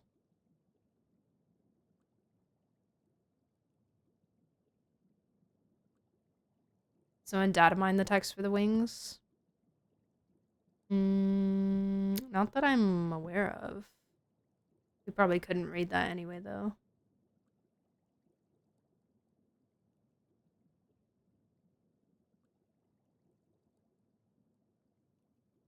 神がこの地を凝視すれば、太陽と月が姿を隠し、そのぼんやりとした視線に頭を下げる。それは栄夜の町特有の魔法か、それとも高等にいるものの気まぐれだろうか。Hi, pretty girl. Not the screenshot. 申し訳ない。私はまた美しい記憶に気を取られてしまったようだ。キアナ・カスラナさん。Oh, I think I have heard about this. 月明かりの下で輝く星にもその魅力があるのだから。そして私はほとんどの時間を使って。No, I've seen this picture. I've seen this picture with the memo keeper. Yeah. そういった星の光を保存している。あんたはまだ自己紹介してないよね。私は記憶の信者で流行の使者。宇宙のあらゆる貴重な記憶を探すために奔走している。The Eidolon things, yeah. 君のよく知っている言葉で説明すると、私は美しい瞬間を記録するのに夢中になっているカメラマンといったところだ。カメラマンは勝手に人の夢の中に入ってこないと思うんだけど。それはそうだが、時間の3層は威力の介入によって乱れている。君と話すために私は本当に全力を尽くしたんだぞ。だから君の記憶を私に共有してくれないか。安心してほしい。これは詐欺や強奪ではないから。私と君にとってはどちらかというと有益無害な取引に近い。I don't know. 断る。I never trust the memo keepers. あんたが私の記憶を奪おうとする理由は、私が記憶をあんたに渡さない理由でもあるから。はあ、やっぱり断られたか。しかしそれは君だけができる選択でもある。何しろ一人の意志でガーデンの鏡に星を映し出し、指令のような波乱を引き起こしたわけだから。ここを守っているのはどのアイオンだ、それともここは神の視線の外にある開拓でさえも足を踏み入れたことのない世界なのか。So cool, man. Whoa, that was the end of a quest? Whoa. Oh, that's cool. The end of a quest. And you're just like, what? When did that happen? When was that? Like, how long ago was that?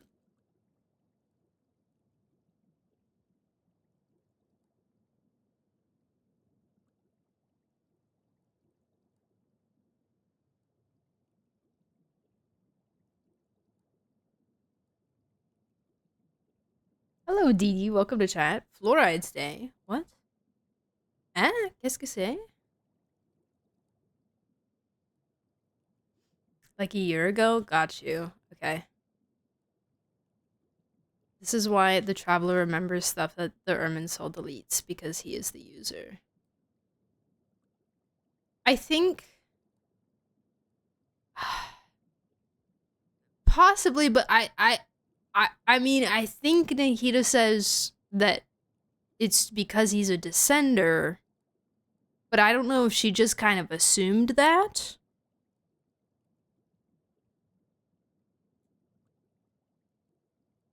Because since... I guess not necessarily a descender, but anyone from outside, an alien, if you will, wouldn't be affected by the laws. The laws and the rules, if you will. The problem is...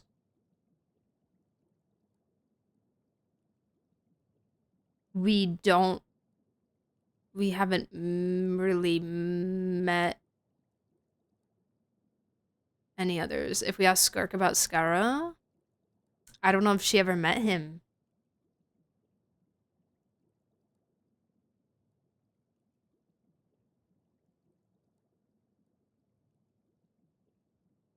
She may not have ever met him. She may not have ever met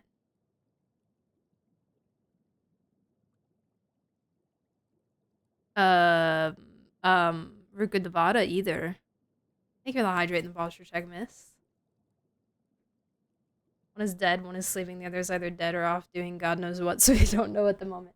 Yeah, that would also mean if the ship is the Heavenly Principles / if the AI is the Heavenly Principles, if there's an AI, then that means that the ship / the AI would classify as a descender as well.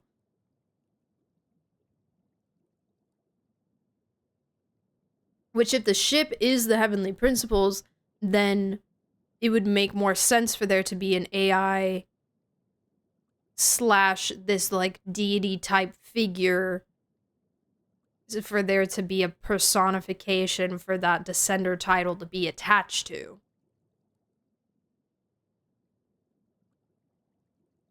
You know?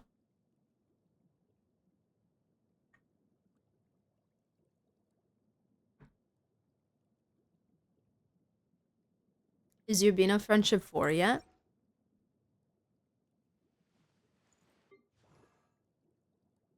Yes.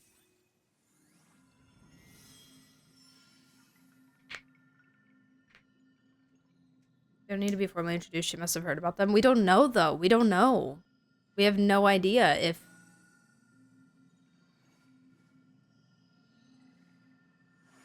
We have no idea.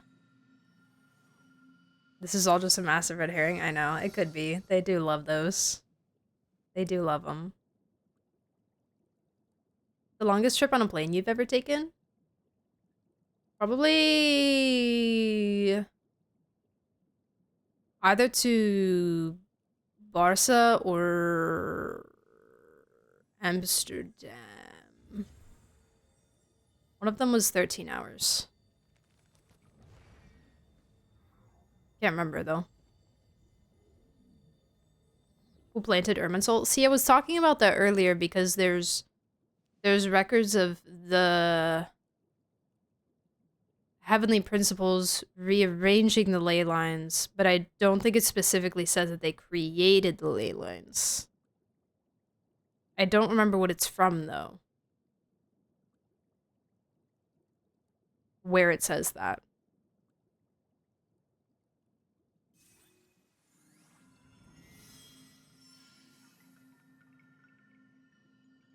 We can look at the voice lines. Oh, true. We can. We can look at all. Do I want to do that tonight, though? I don't know. Like, I don't even think we can do... I don't even think we can do much more than just, like, the Bina quest tonight. We'll have to do probably meeting points tomorrow.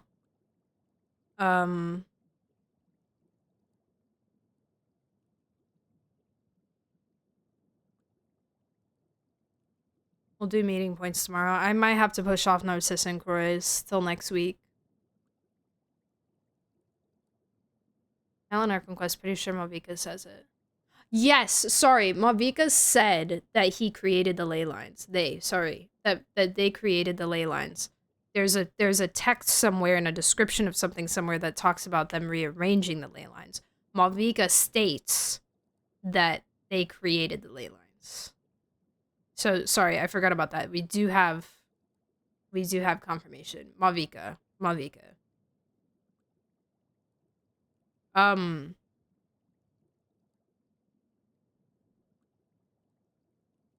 So yeah.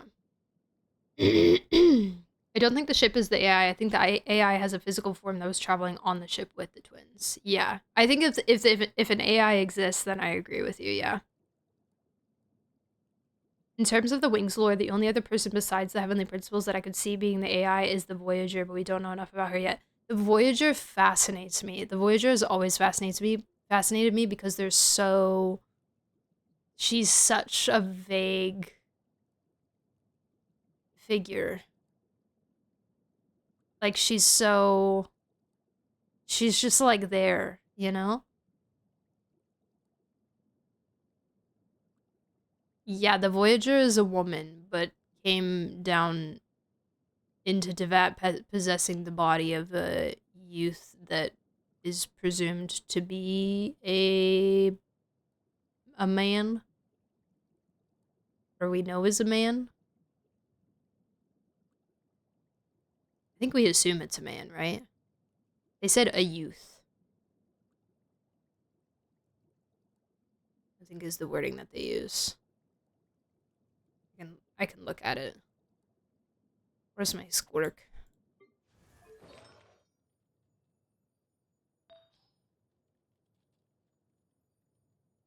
Oh, I have to go into reshape.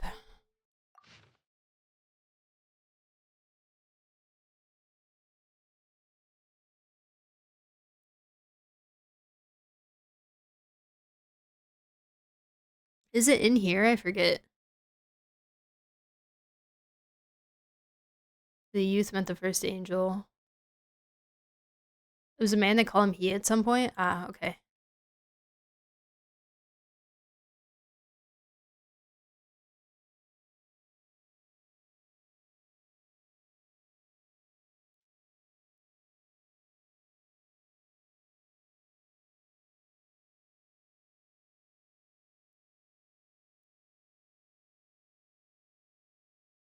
Is...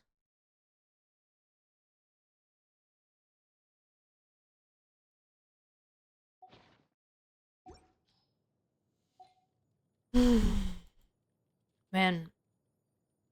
Okay. Jeez. Jeez, Genshin. Okay.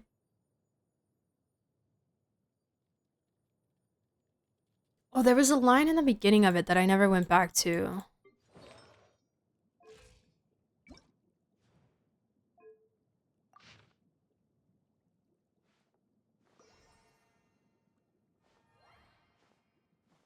Yeah, sorry. I just kind of glazed over this. I didn't really consider the fact or the possibility of them not being awake whilst traversing space.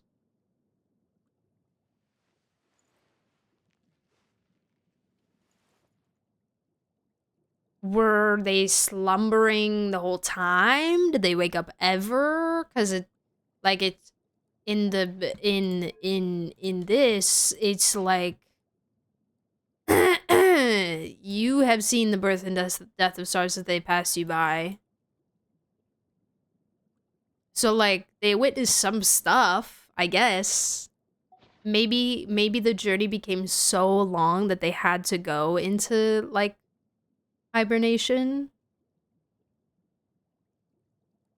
or something. Dang, these wings look kind of good with this fit. looks kind of clean. I like it. But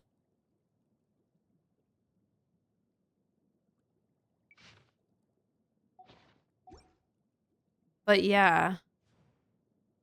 We're in stasis, but it is possible that they woke up sometimes. Yeah, I think so.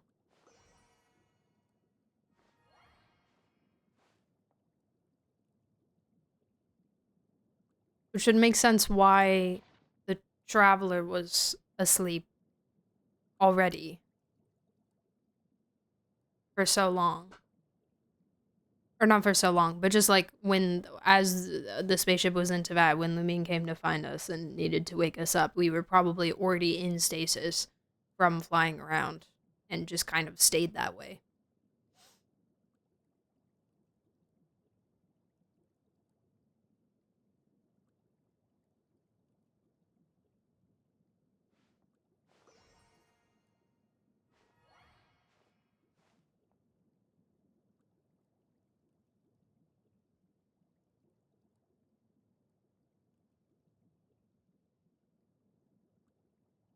I have a quick question, unrelated. How long do you guys think the talking to Bina part is gonna be? Does that count as a Selenic Chronicle? Is that my Selenic Chronicle for the week?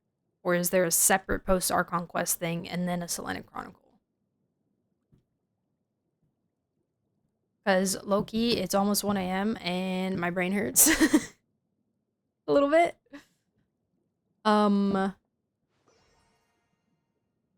So I'm considering maybe also doing that tomorrow. I don't want to push it. I don't want to push it.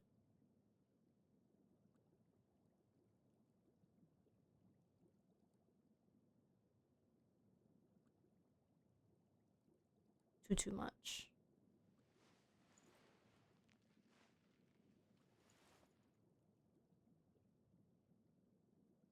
I don't think there's more post-Archon quest stuff.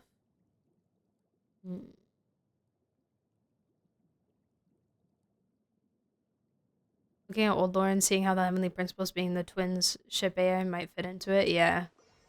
Like with the Wings of Dissension too. It's fun. Yes, fun. This game is really cool, man. It's really cool. Yeah, this was crazy. This is a completely new concept. I mean, I'm sure I've seen it theorized places before of, you know, this trope of looking to re-civilize and rehabitate elsewhere. But it's not a theory that was at the forefront of my minds, you know?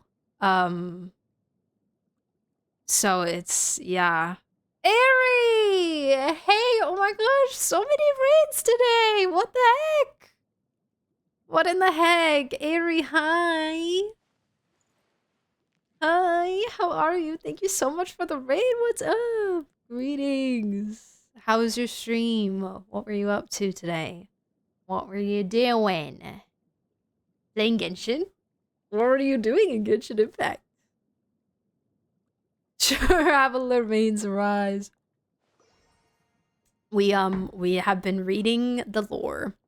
We have been reading the lore of the new skin. And discussing and theorizing and such. It's been a fun time. Have you all finished the Archon quest? Because we're talking like post-Archon quest stuff, so I don't want to spoil anybody. But welcome into the Raiders. Hey guys. If you haven't been here before, my name's Viridian. You can call me Viri. Or V. I mostly play gachas. Primarily Genshin, but I do stream a bit of Wuwa and Star Rail. And I do play Infinity Nikki as well, although I don't stream it that much. And I do play a bit of variety as well. Recently finished Clair Obscure and planning to play others in the future, so welcome in. Happy to have you here. I'd love to join in the lore, but I gotta do Arco Quest, so I hide. No worries. No worries. Ari, have we spoken since I finished Claire? I don't know if we have. I feel like maybe I remember you popping in maybe in my like finishing stream. Finishing it stream. Because I remember you saying, oh, I finished it before you did. I remember you saying that. Also, Nectar and Zaku-san, thank you for the follows. Welcome in. Also, my chat, if you're not following Ari, That's a problem, and you should fix it right now because Aries super cool and also plays gachas and also plays other variety games and RPGs and stuff, and also enjoys D&D and plays D&D and DMs D&D sometimes. So you should absolutely please check them out. I love Aerie. I love Aerie. I still gotta do DLC content. Same. I have to do DLC and like a bunch. I'm losing my voice. I've been reading a lot today. And a bunch of side stuff as well. So, but yeah. A finished game. I finished game. I will text you and tell you things about my playing of the ending. I tried to say in very vague words so that I don't spoil for anyone. Tomorrow's Pokemon Nuzlocke, so if you want to name them on, you can. Oh. I don't know what my options are. You can't even tell me which Pokemon game it is because I don't know which ones belong to which games. Did you eat? I did. I streamed right after a baby shower, so I had food there. And I brought home food from there. So I'm gonna eat more of that after I'm done. An animated short of Nibelung versus our spaceship? True.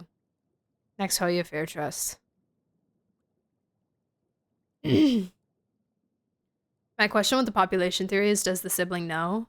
I doubt it. No. There's no way. The Abyss sibling, you mean?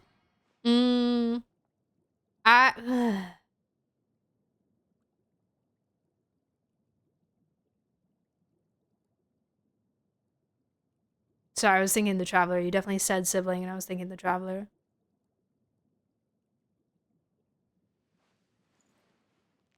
They know something. They know something, because they can't... But there's some reason why they can't tell us or don't want to tell us. And they're like, man, just finish your journey or whatever.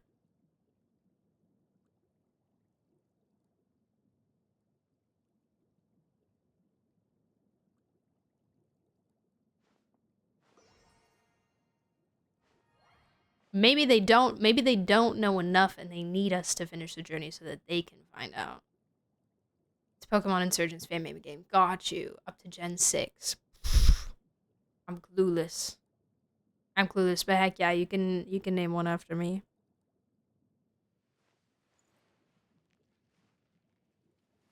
I love you too. Have a good one. Thank you for the raid again. You're so awesome and cool. Bye-bye. Bye-bye. Did the Witch's Homework quest give you any Primo Gems?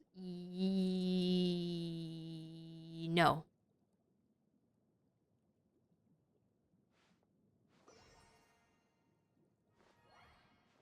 No. I think books and Mora? And I think that's it. Correct me if I'm wrong, chat, please. I might get a Rosalia. Ooh, perf. Green. I know that one. It's like the flower one, right? They definitely didn't know when they first woke up, but if they know now, then when did they remember? Yeah, that's a good question, because they've been slowly regaining their memories, right? They had their memories wiped, and then they have been regaining them over time.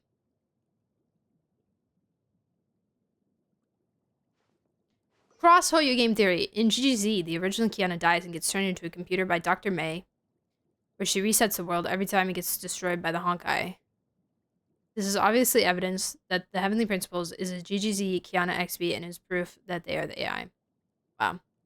Keep it in your back pocket. You never know. You never know. All the way back to Gun Girl Z, huh? Dang.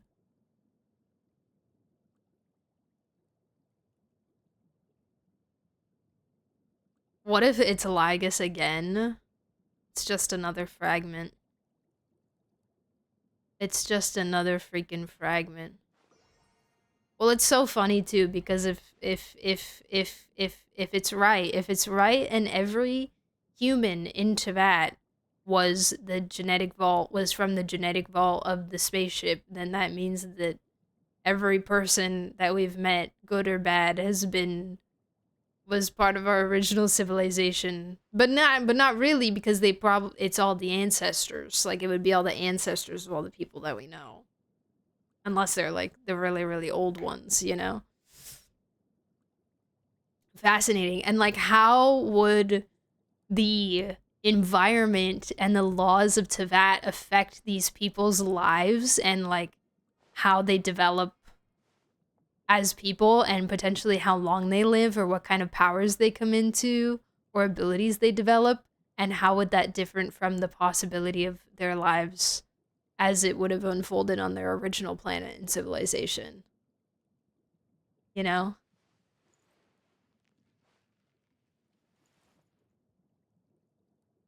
If the Heavenly Principles ever does wake up that they are on our side, they clearly would want to protect the twins, unless something happened to it. See, and it's interesting along the question of, does the Abyss sibling know? Because the Abyss sibling does not like the Heavenly Principles.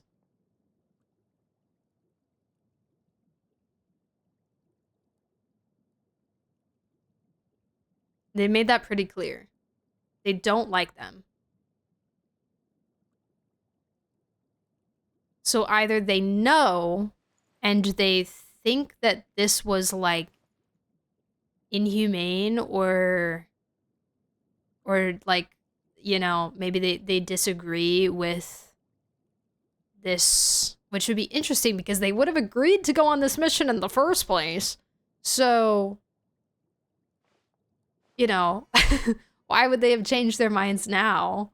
Maybe after seeing how it turned out, like what they had to do, like usurp the dragons and stuff, and basically take the dragons home, like land and planet away from them. And, you know, you're stealing, you're not just finding an empty planet and settling down there, you're stealing, you know, a planet from previous owners. And maybe the Abyss sibling was like, no, bad, don't want that, bad, terrible. Maybe that's why they don't like them, or they just don't know, and they just, you know, don't like them for other reasons. The genetic vault is just the DNA, probably not the memories and minds. Yeah. But still the same people, right?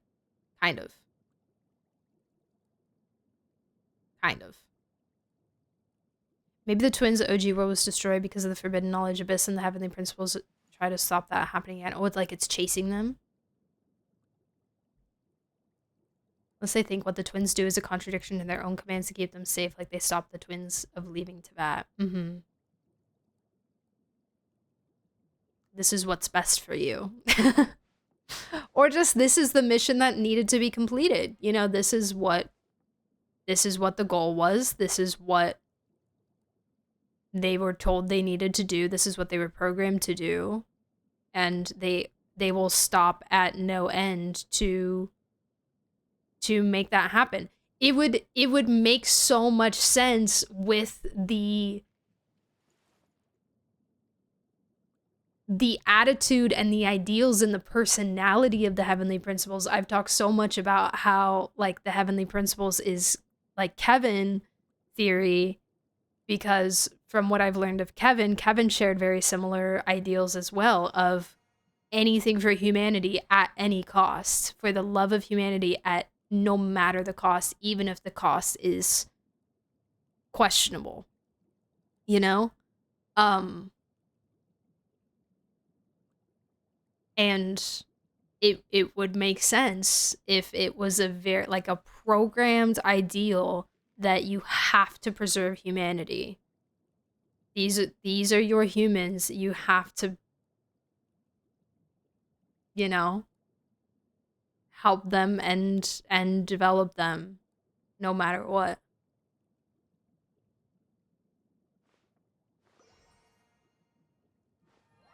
Irrigation of mankind ends here. Anything for humanity, even if the cost is humanity. Yeah, exactly.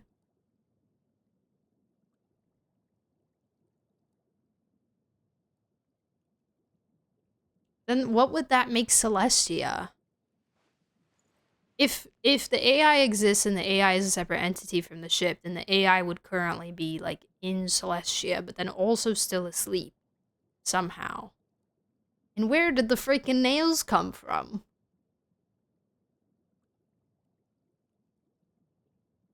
I guess if you're a sentient AI controlling, you know, playing God and controlling a world, then you can just make whatever you want happen, kind of.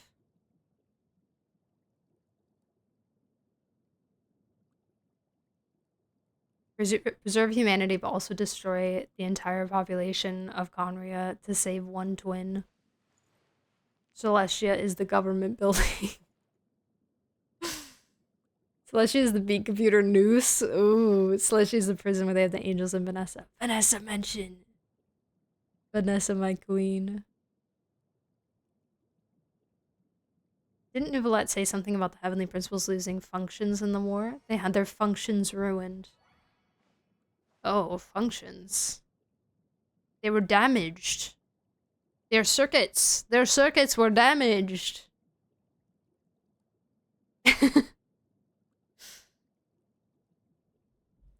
Circuitry. All I'm hearing is that Celestia is the Senate. Unlimited power. Hello, Chaos Cat. Welcome in. Celestia Radio Tower. Celestia... Celestia, to me, has always been in the Truman Show, where the guy controlling the show is, like, inside the moon. You know? Except they're not in the moon. It's a different place. But you know what I mean? Like... That's always been how I view Celestia, is the man in the moon. Thank you for the hydrate.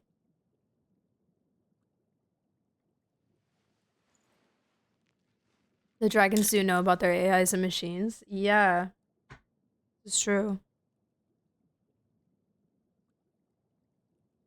What if the dragons also sent out a ship? Because their planet was getting overtaken, and they were like, well, we gotta go somewhere else now. So then they dipped into the exact same thing.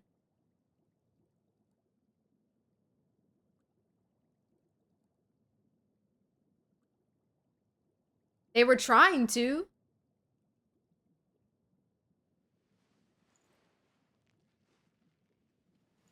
They were trying to figure out how to get a spaceship, make a spaceship, and reach the stars.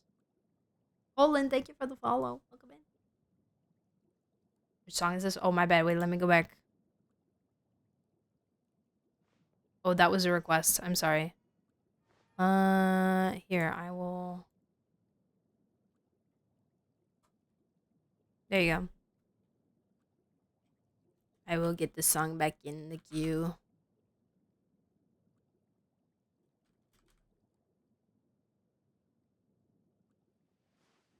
There you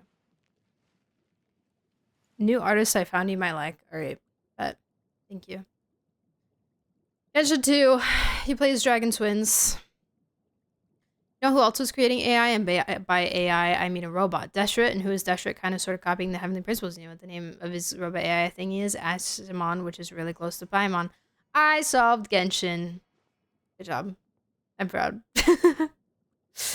And what was Deshret messing with? Forbidden knowledge.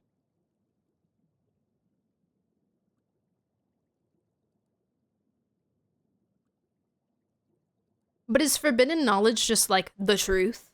You know? Like, is it just like, these are the things you can't know because then you'll become aware of your situation and that's bad? You know? Is it just the concept of the truth? That's what it's always been to me. Like, that's what forbidden knowledge has always felt like to me, is it's like, we have a facade, and everything that's under the facade is forbidden knowledge, and it's the truth of what's really happened, and potentially hidden history, or hidden rules, or hidden laws, or something that the world of Tibet is not allowed to know.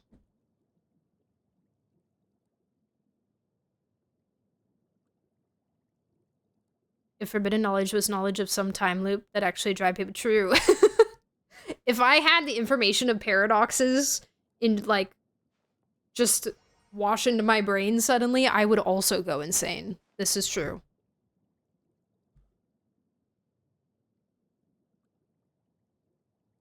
A form of truth that can't be understood. Flume, your message got auto-modded, but I will read it anyways. I just had a thought. Rare. What if Columbina creating Kuvaki and releasing it in the past ends up being foreshadowing that the twins somehow are responsible for releasing the Abyss forbidden knowledge?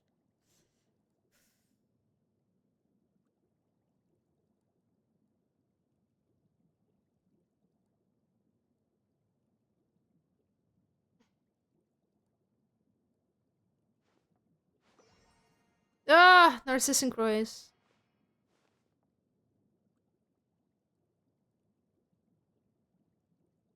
I don't know. Maybe. Maybe. Sorry, I don't have anything to build off of that. But good thought. Good thought. It's just so hard to say, like, where...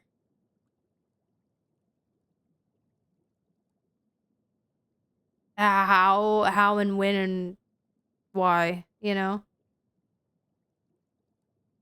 If it can't be understood, then there's no need to worry about it. Maybe. Maybe. I don't see that one. Oh, really? You don't see it? It got auto-modded because of the swear. Forbidden knowledge is what Irminsul hasn't recorded.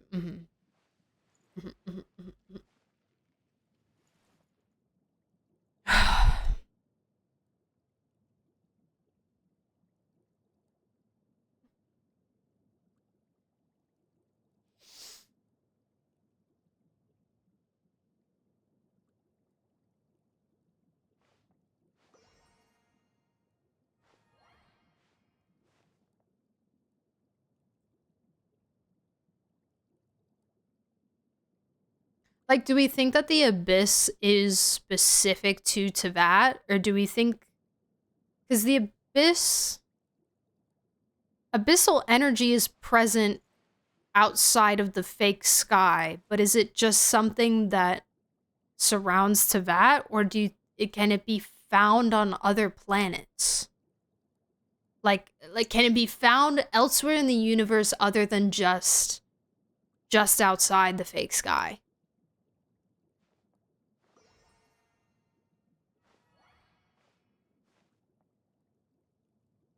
It's not. I think it was implied to be in other planets too. Malvika confirms this. Since Nibelung brought it back. Right! I remember this now. I think I found it in my backyard. And what are you gonna do with it?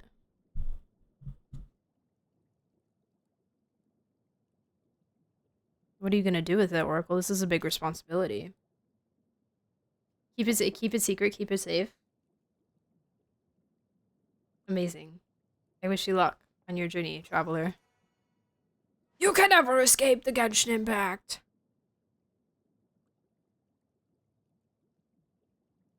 The Abyss affects other planets. Skirk's planet, true.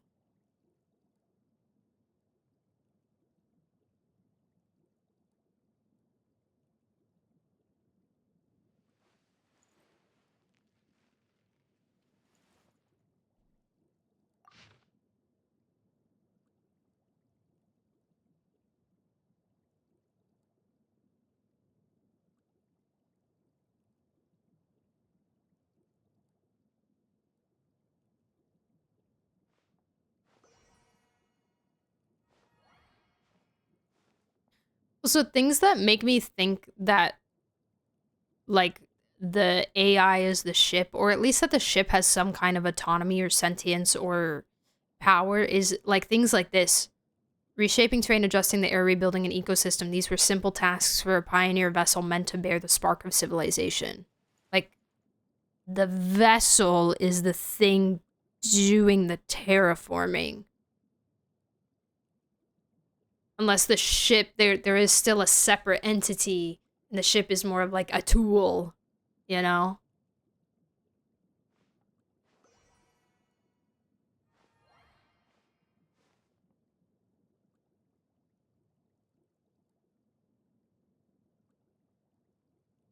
The nails was the Heavenly Principles AI trying to cleanse the world of the abyss.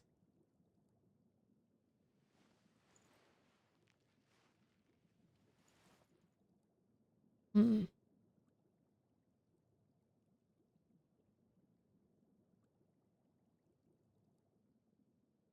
I love how I also something I really just love about this and also just in Genshin in general is how and Hoyo in general, might I say, is just how utterly like morally gray everything stays. Like there's never a clear like good guys, bad guys, you know, with few exceptions, like the Torre. You know, where it's like when we get to the Heavenly Principles, it's like, how do we approach this entity? It's like I'm not really approaching you as like the good guy, and I'm not really approaching you as like the villain, you know. And different people might have different perspectives on it, or how they view them. But for me, it's very like it's very wishy-washy right now, you know? Just because there's so much we don't know. I think I just take into consideration, like, there's so much that so much context that we don't have.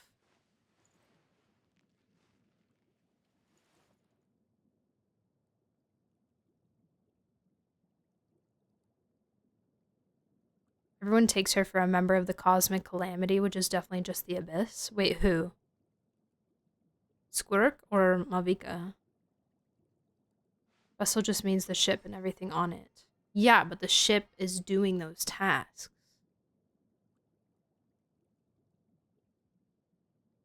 Oh, you mean like if the AI was on the ship, then it would be included in the term vessel. Okay, I get what you're saying. Sorry. Squirk, got you. Every mention of the Heavenly Principles is them being reactive, never really proactive, which does make them seem machine-like. Yeah. Their job was to create or recreate or reshape a place for the people to live and to maintain the life as intended. So the proactiveness is going to be the, you know, changing things. And then from there on out, it's going to be just maintaining that state and that peace, so to speak, if you will. As a loose term. So that they can continue living as intended.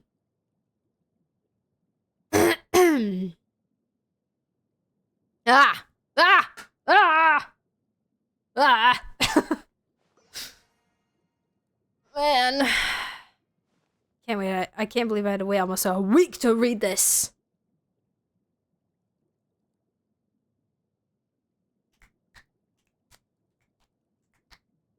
We've been reading for 6 hours. Okay, we've been reading for more like 5 hours, but still. Don't you guys feel like your brains have expanded? Have you gotten a few new wrinkles today?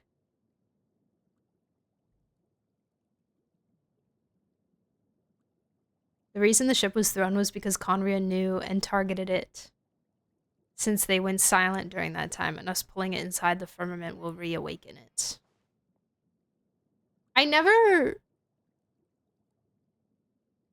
checked to see if you can see the frost moon now, but nobody brought it up, so I'm gonna assume the answer is no.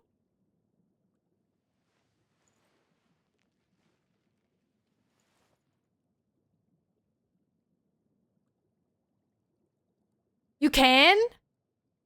You can? Where is it? Is that, wait, which? People said the moon looks different now. That's the regular moon. That looks the same.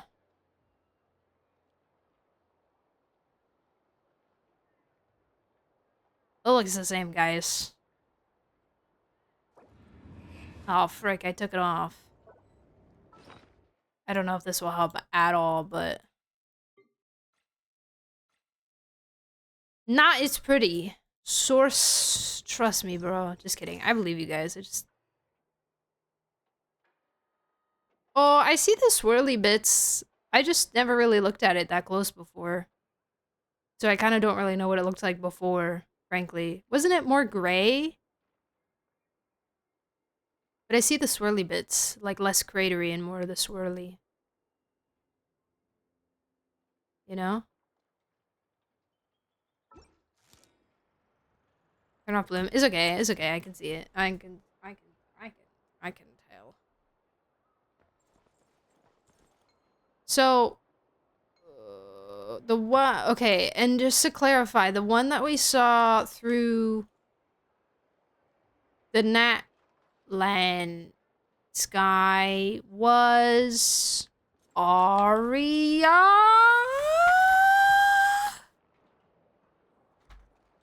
I don't remember.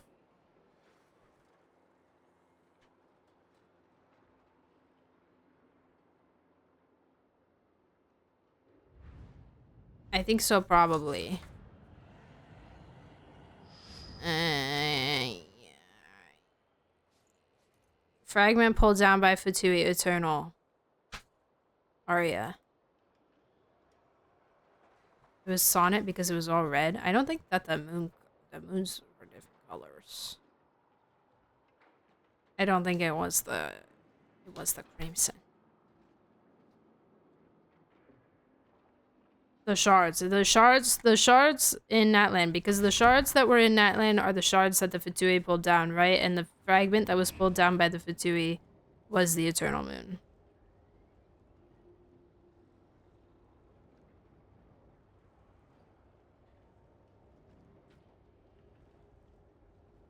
So,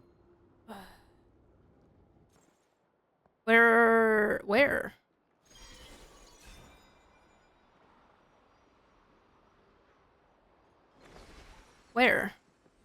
Hey, let me go. Where can see? Hi, Celestia. Hi. Hello. Where can see? Which direction I look?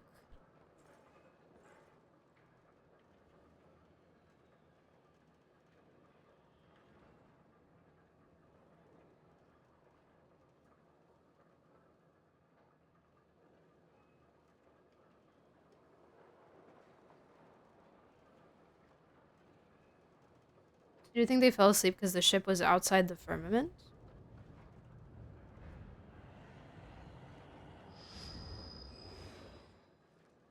The twins? Or the heavenly principles? That's kind of what I said earlier. Is that it would make sense for if the heavenly principles was the ship or the AI or whatever, for them to be asleep when the moon was outside the firmament.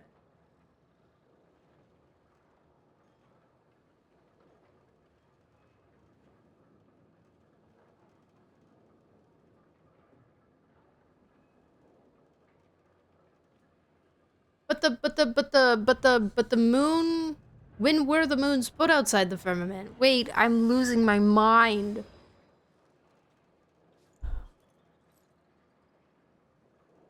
Also, Monkey, thanks for the follow. Welcome in.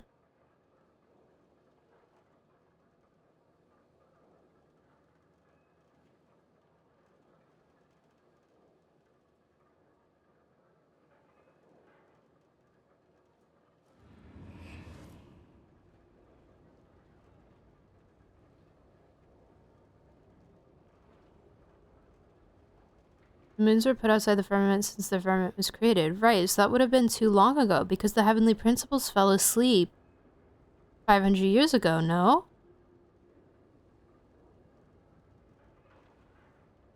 Wasn't that way before then?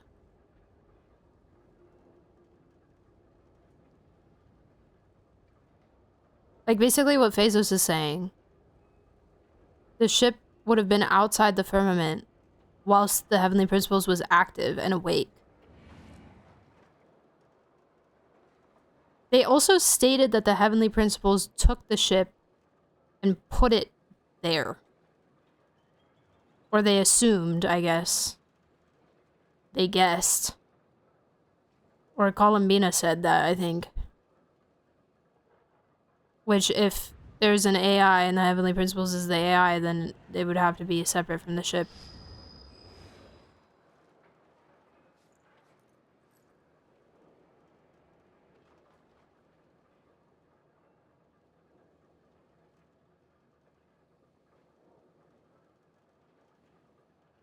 The moons were put out. Good morning, Mollusk. Hello. I love when people come in and say good morning. That's how I know it's late. Must be when. Thanks for the water. I have to pee so bad, but I'm gonna end soon, I think. It was like 2,000 years ago he threw the moons out. 500 years ago would be my guess of them throwing the ship.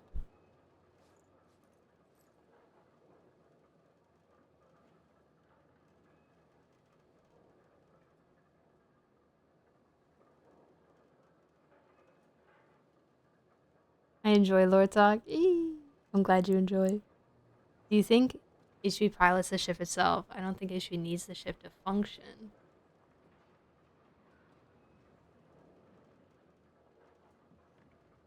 I think Conry was after it, and if it was destroyed, if it was destroyed, the Heavenly Principles would be destroyed because they fell asleep here on the Cataclysm. So they were the Heavenly Principles were trying to protect the ship, potentially.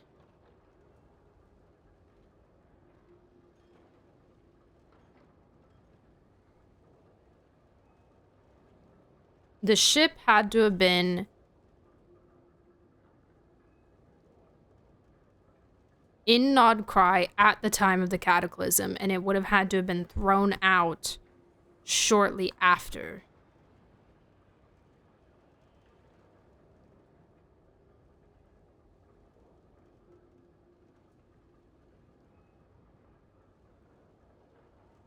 Because we saw Lumine walking around the ship, looking for us, and I assume that's when she woke us up.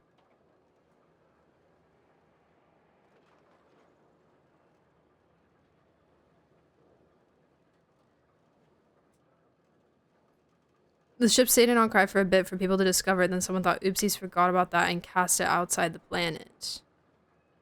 Well, because I think the ship was there because the Hyperboreans were... No, the Hyperboreans weren't looking at it. It was Nodcryans who were looking at it.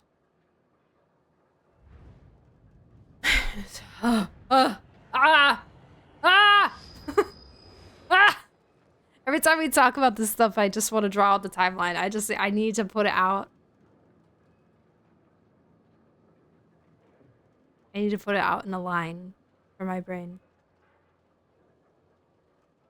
I need it in a line.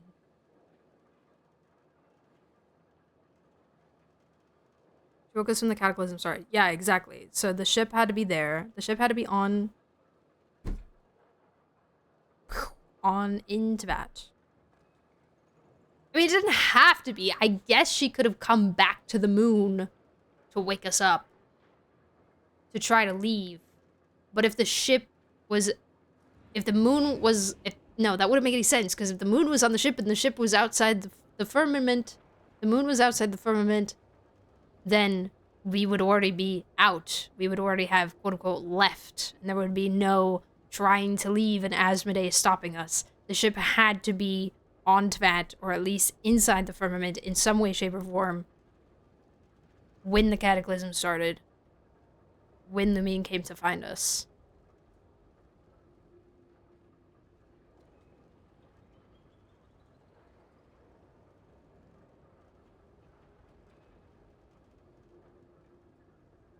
Ship arrives. Tvat not cool yet to land. Circle back. Land on the moon. Wait. Lumine gets pulled out by Conrain's summoning circle. Israth Asmodee pulled the ship. in? Pull the ship in? But why would they pull the ship in? What is the reason for pulling the ship in? To tempt Lumine to not save Conria?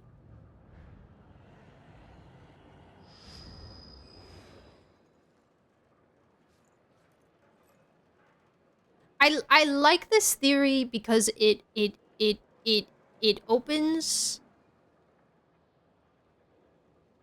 the question of, like, how could the ship have just crash landed into that? How could the ship have gotten past the firmament, you know? Unless the firmament was created after. Ugh!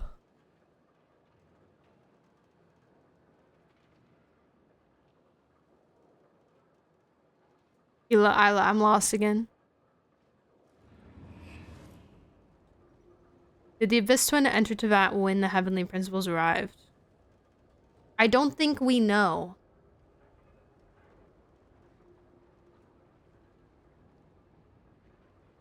I don't think we know. I don't think we know the point in time at which the Abyss Twin shows up. It was just some time in which Conria existed and King Ermin was in rule. Ah! Ellie!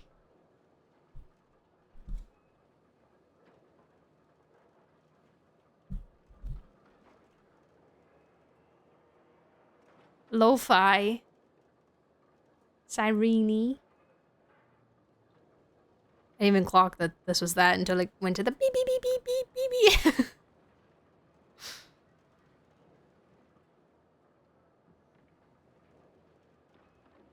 Did Conria gotcha for Lumine? Yeah. They went to full pity. Yes, the Heavenly Principles created the firmament.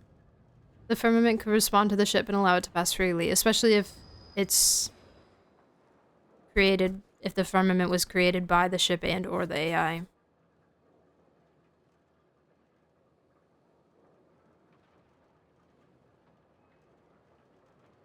Crashing into not great indicates we kind of forced our way through or something tried stopping us or we're just bad drivers. Yeah.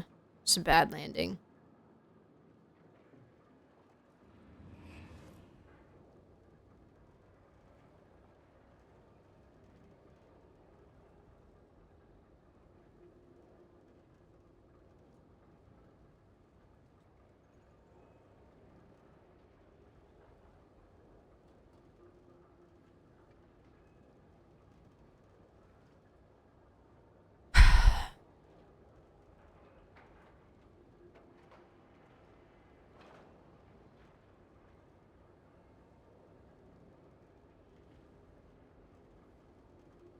Was the firmament created after the War of Funerary Flame? Like, directly after the War of Funerary Flame? Good night, Stray. Have a good night. See you later. Also, hi, Flame. The whole thing that the Traveler was sleeping while the crash was happening. Yeah, they were asleep the whole time. Like, we were still in stasis.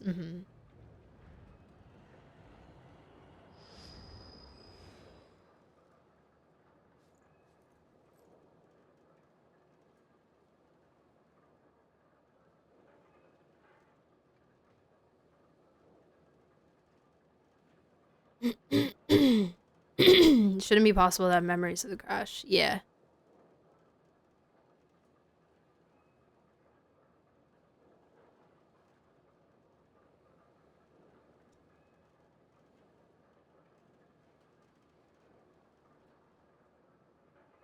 Could have attacked the ship and caused it to crash.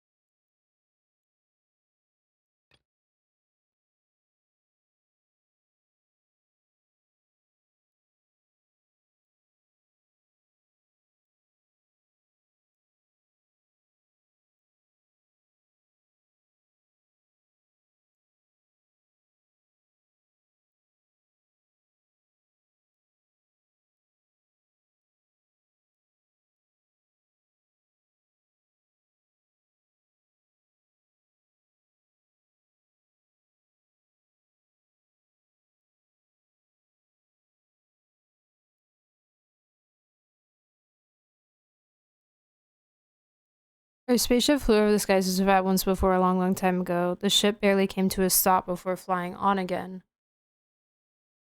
After that, it continued traveling through space for a long time. Some of the data is corrupted, but I suspect that it kept flying for thousands of years. The ship made a forced landing in Nograi. A forced landing.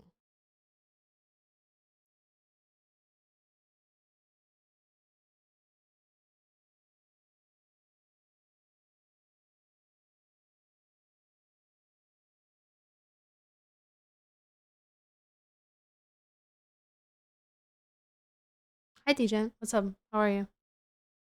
How much fuel does the ship have? However much they managed to trailblaze. Just kidding. The ship had to go to Amphoris. Oh, man.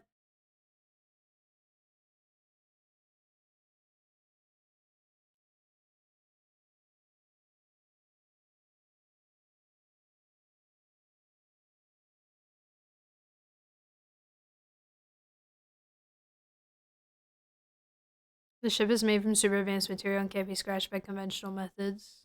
Yeah. So could have sent it, or, you know, something to make it do a forced landing.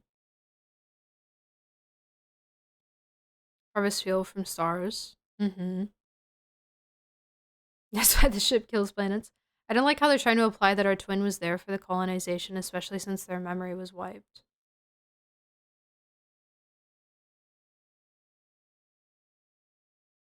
Because this to me before reading the skin lore means when the ship slowed,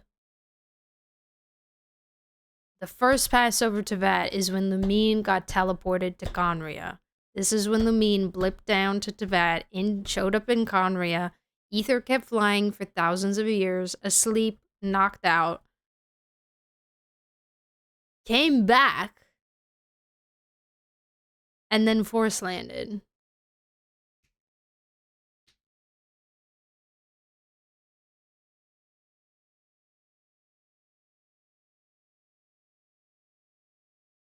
It would mean that the colonization would have happened before then, but that would require an additional flight log of it coming here first. This could be a red herring. This could be a red herring. Ether's words here could be a red herring. Saying, oh, does this mean that Lumine left the ship before I did during our first pass to that? And the first pass was actually the ship assessing for colonization. But the ship would have had to have stopped, or like the AI getting off, which could make it the Voyager or something like that.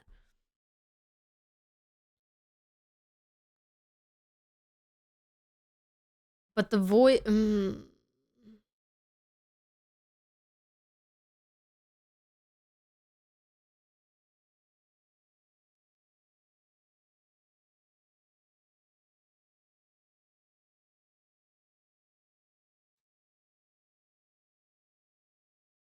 Conria couldn't have existed all the way back then. Thousands of years before. Maybe. Maybe. Yes, red herring basically means something to mislead you in a direction. In the wrong direction. Yeah.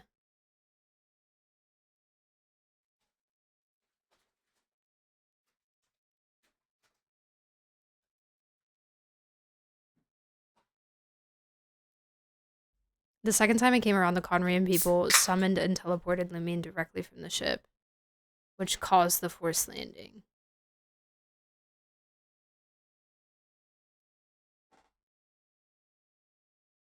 Yeah, that could make sense.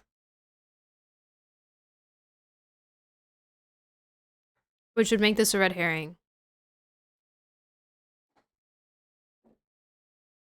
And it would make the first pass be the ship assessing for colonization. If the ship waited in orbit after Lumine was summoned, then it was crashed into Teyvat very much later. If it was the Voyager, it makes sense for it to go to Nibelung talking about the end of the world and stuff. Because it just came from a world that was ended. If she got off, then how would she get back on the ship for them to summon her? Mm-hmm. It's kind of hinted that she left the ship the first time. See, but that's what we're saying the red herring could be. Is, like, yeah, Ether's saying this. Maybe she left the ship during our first pass over to Vat, but he doesn't know that.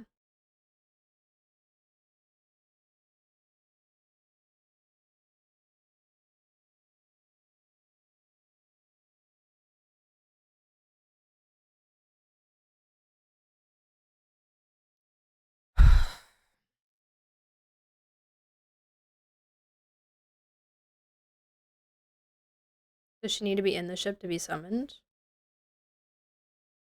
No. I don't think so. There's so many possibilities.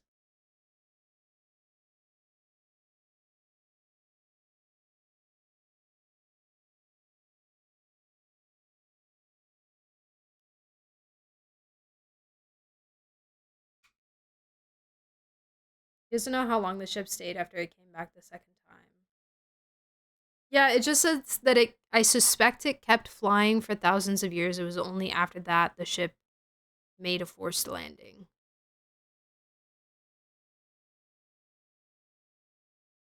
What is this song? Jesus. Oh, it's Violet Evergarden.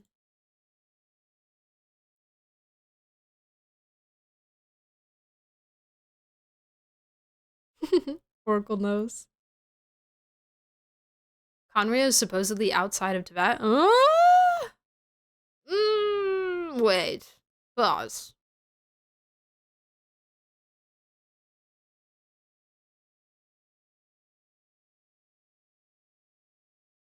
No? Question mark?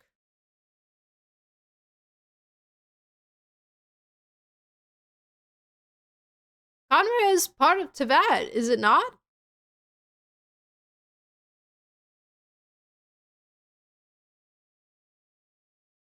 Something about it being upside down, but the upside down is just the upside down is a theory.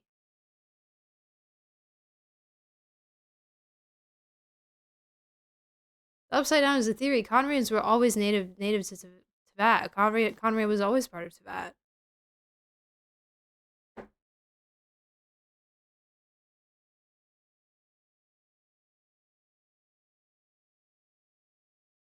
It's just godless. We've had humans travel from Conria to the surface and vice versa.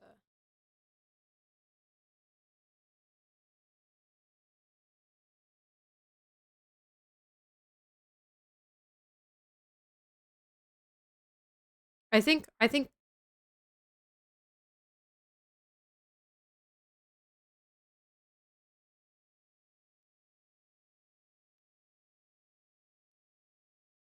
Conria is apparently part of the Dark Sea.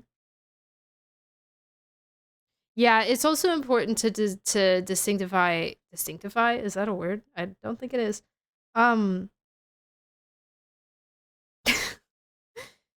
Teyvat, the continent, and Teyvat and distinguish. Thank you.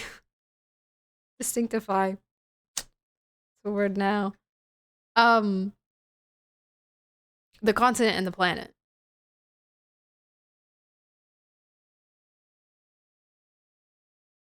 Celia, thanks for the follow. Welcome in.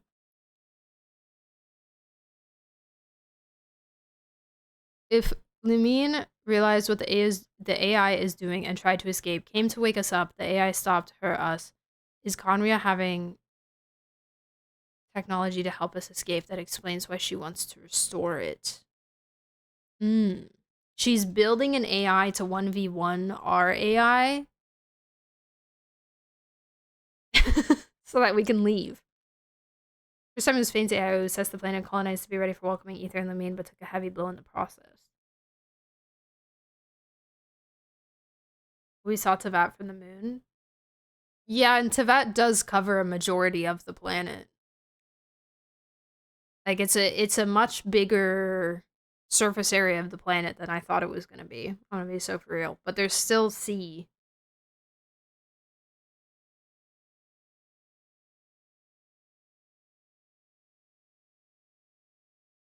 The gate under Sumer is a portal to a different part of the planet. It could be that the inner workings of the planet work differently than how we understand a planet works. You know? Or something. A different plane. A different plane of existence on the same planet, if that makes sense. Conrad being banished to a different plane. It's still part of Tibet, but it's, you know.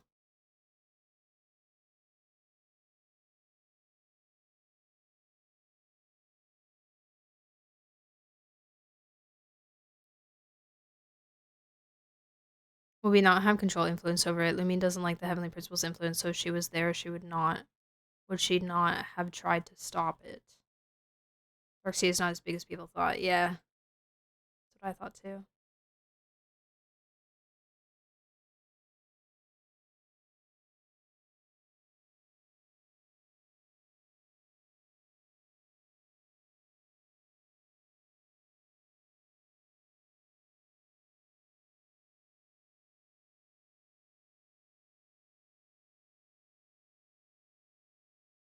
Alright, guys.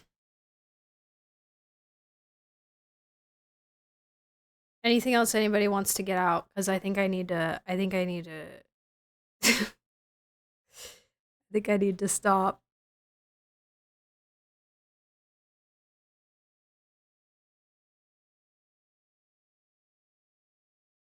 I want to keep thinking, but I can't. My head hurts.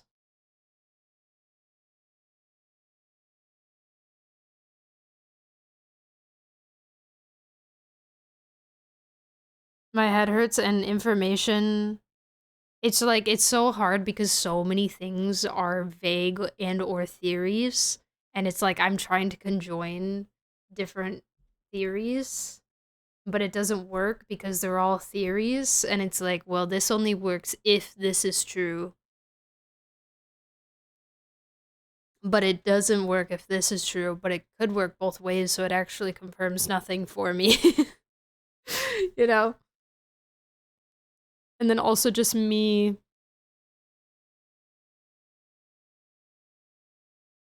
not remembering things. Lotion, thank you for the water. This is peak theory crafting. Now the question is, can I, and by I mean me in space,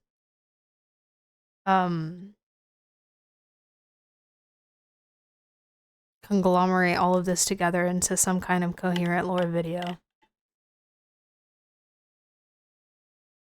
Also, Kefies, thank you for the follow. Welcome in.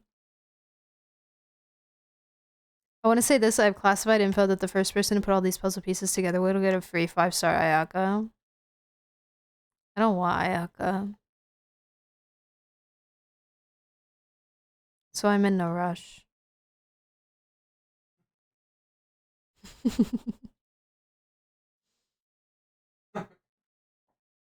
What? Hmm?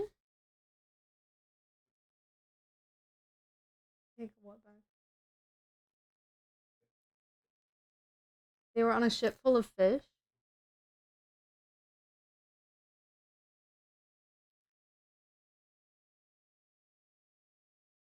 Guys, you heard it here first from Fried. They were on a ship full of fish.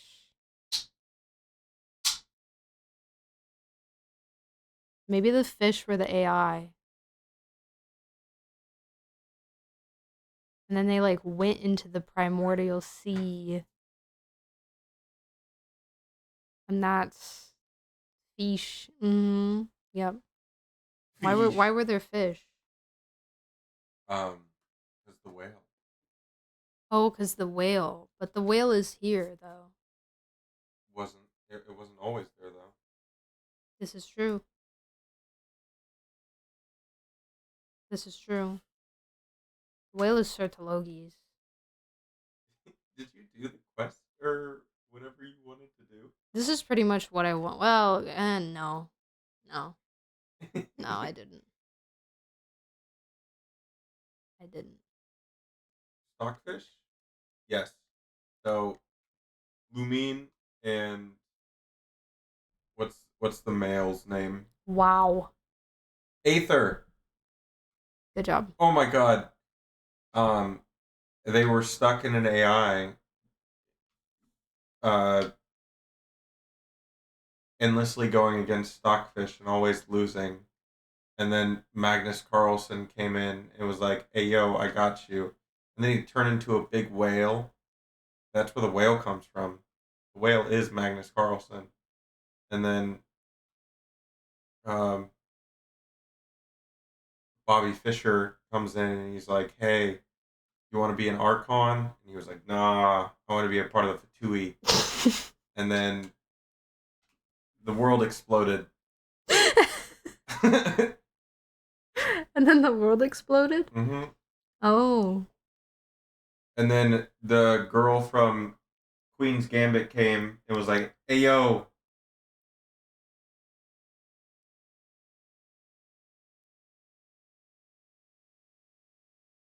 And that's it? Yeah. She just said Ayo. And then she, like, took some drugs or whatever. She does do that in the show, yeah. Yeah. What's her name? Beth Harmon? Ooh. No, like the actor. Oh. Anya Taylor-Joy? Yeah, she was in Genshin Impact. Anya Andersdottir? True. There is an Anya. Oh my god. Yeah. Some drugs or whatever. It all makes sense. She's in it. I'm starting the story now. Yeah, I guess this is your reason to stay, Oracle. So, at what point in all of this does, like, the first opening scene of Genshin happen?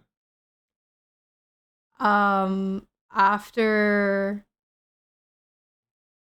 Conria starts being destroyed because Lumine was supposed to save Conria, but then she realized that we were out there somewhere and she needed to come find us, so she chose to come find us instead of saving Conria.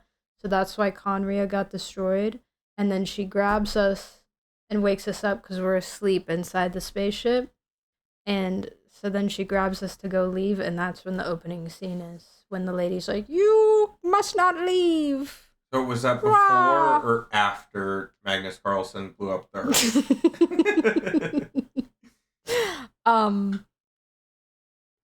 After Base. I don't know.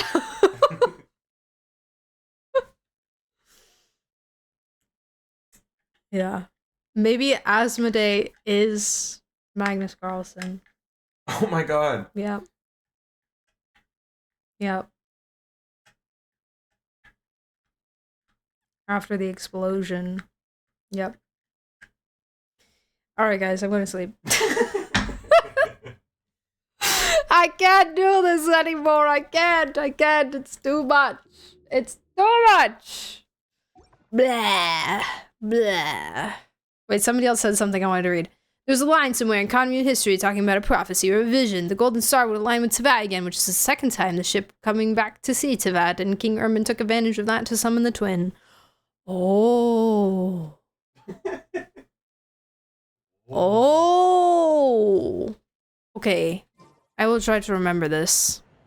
Wait, I need to condense my resin. Sorry, guys. It was a lie. She says, "We are Genshin Impact," and then checkmates the Heavenly Principles. Then Magnus Carlsen reveals Conria was the friends we made along the way, and the credits roll. Cinema, and it was the power of friendship all along. Yep.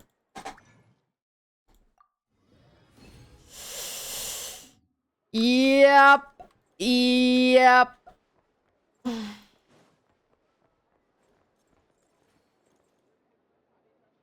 The outfit description just gave us a major piece of the puzzle for the game's entire story. The outfit description gave us like 7 puzzle pieces that all go in like the middle of the puzzle, but none of them, you know.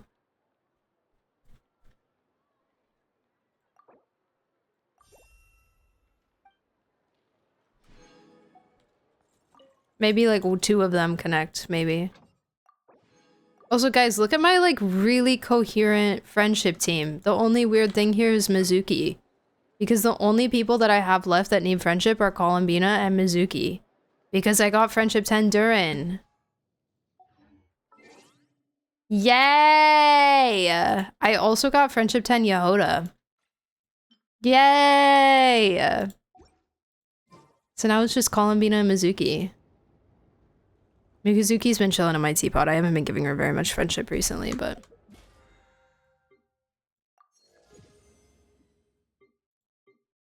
I only have 2 more people, but Zibai soon, so... 9 days till Zibai, so then my friendship team will be like Zibai, Columbina, Ilua, and I don't know, what, like Goro or something? Do we have early access for Zibai yet? No, right? Not yet. Too soon.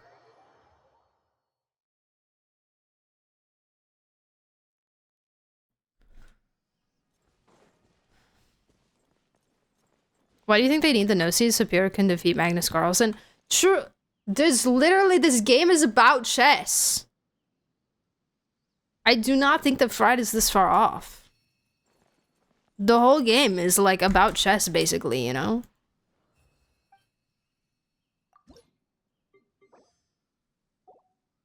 The Fatui are getting the chess pieces. Good night, Hydrate. Good night, have a good one. Actually, meta of Sucrose replaced Mizuki. Exactly. All the best for my boy Flint's. Mizuki's getting somewhere. She's literally just here. She doesn't do anything, but she's just here to get the friendship. Oh, wait, I forgot I've saved this for you guys. Wait, I totally forgot about this. I saved this for you guys. Yay! Hoo tao, hoo tao, hoo tao, hoo tao, hoo tao, hoo tao, hoo tao. I'm sad Mist had to leave, but yay! Woo! C1! After so many years. C1! Finally! I can dash cancel! Let's go! Yes! Wow, wow, wow, wow, wow. I can finally dash cancel that you're benching father. Nuh-uh. Nuh-uh. Nuh-uh. I just have another great option. For Imaginarium Theater. Fliz looks happy for you, doesn't he? Genshin 2 releases and is Balatro but chess. Please no. The chess game Piero was playing, the pieces were set up like Karparov versus Deep Blue, which was an AI, aka our ship AI. Oh. I like it, I like it. I like it.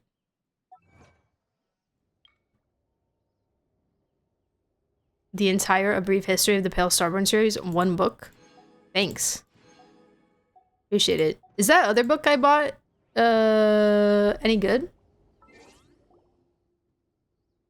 Also, we've migrated into Nikki soundtrack, guys.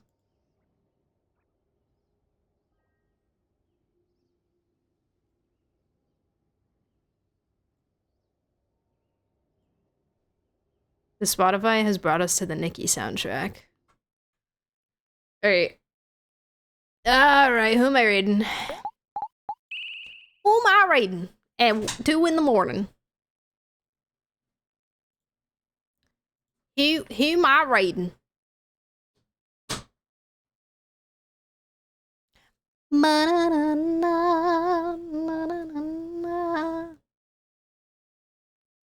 Not even C1 Hootao can make me play her. I still love her though. Why don't you want to play her? Why don't you want to play her? Hmm? Why not? Why not? What's wrong with her? Hmm? Don't you love her? Everybody playing Enfield. Do you guys want to stay in category? Ugh, I'd raid Beth but she's doing like big Claire spoilers.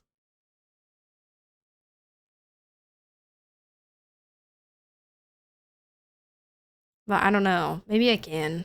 It's just like big. Let me check. No, not spoilers for me. She's end of Act 2.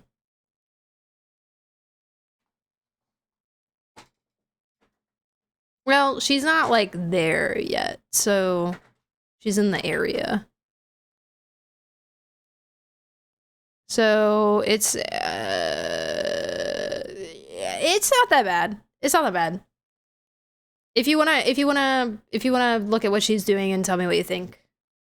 You're voting Beth? I think we should vote Beth. We have a big chonkers number of people here today, and I would love to send them over to my bestie.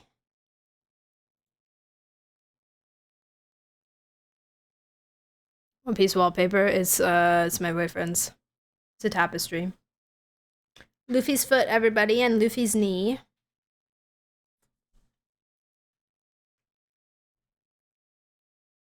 Arnold's reaction to outfit lore was great. You can now watch it. Amazing. I would check it out. I'll check it out. Okay, I'm sending you guys over to Beth. Everybody be nice to Beth, okay? Beth is my friend, and I love them, and I need you guys to be on your best behavior, alright? Alright? Be nice. And, like, give her a follow if you want. She plays a lot of RPGs and variety and just like a bunch of different things, but she does play Genshin as well, and has a lot of love for it too. So, but she plays a big variety of games. She's playing Clair Obscure right now. I will warn you guys now. She's around the end of Act 2 of Clair Obscure. So if you want to see nothing, if you want to see no spoilers, then you have been forewarned. There's nothing like huge happening right now where she's at, but it's still, you know, that part of the game. So, everybody who's in the weather, please remember to stay safe. Drip your faucets and stuff. Don't freeze. And we'll hope that the power stays for tomorrow's stream, and we'll do, we'll talk to Bina tomorrow, and we'll do the meeting point quest tomorrow, okay? And we'll go from there. I probably won't do any Narcissus inquiries this weekend, sadly. But Yaxi, thank you for the follow. Welcome in. Welcome in. Welcome. Okay. All right. Okay.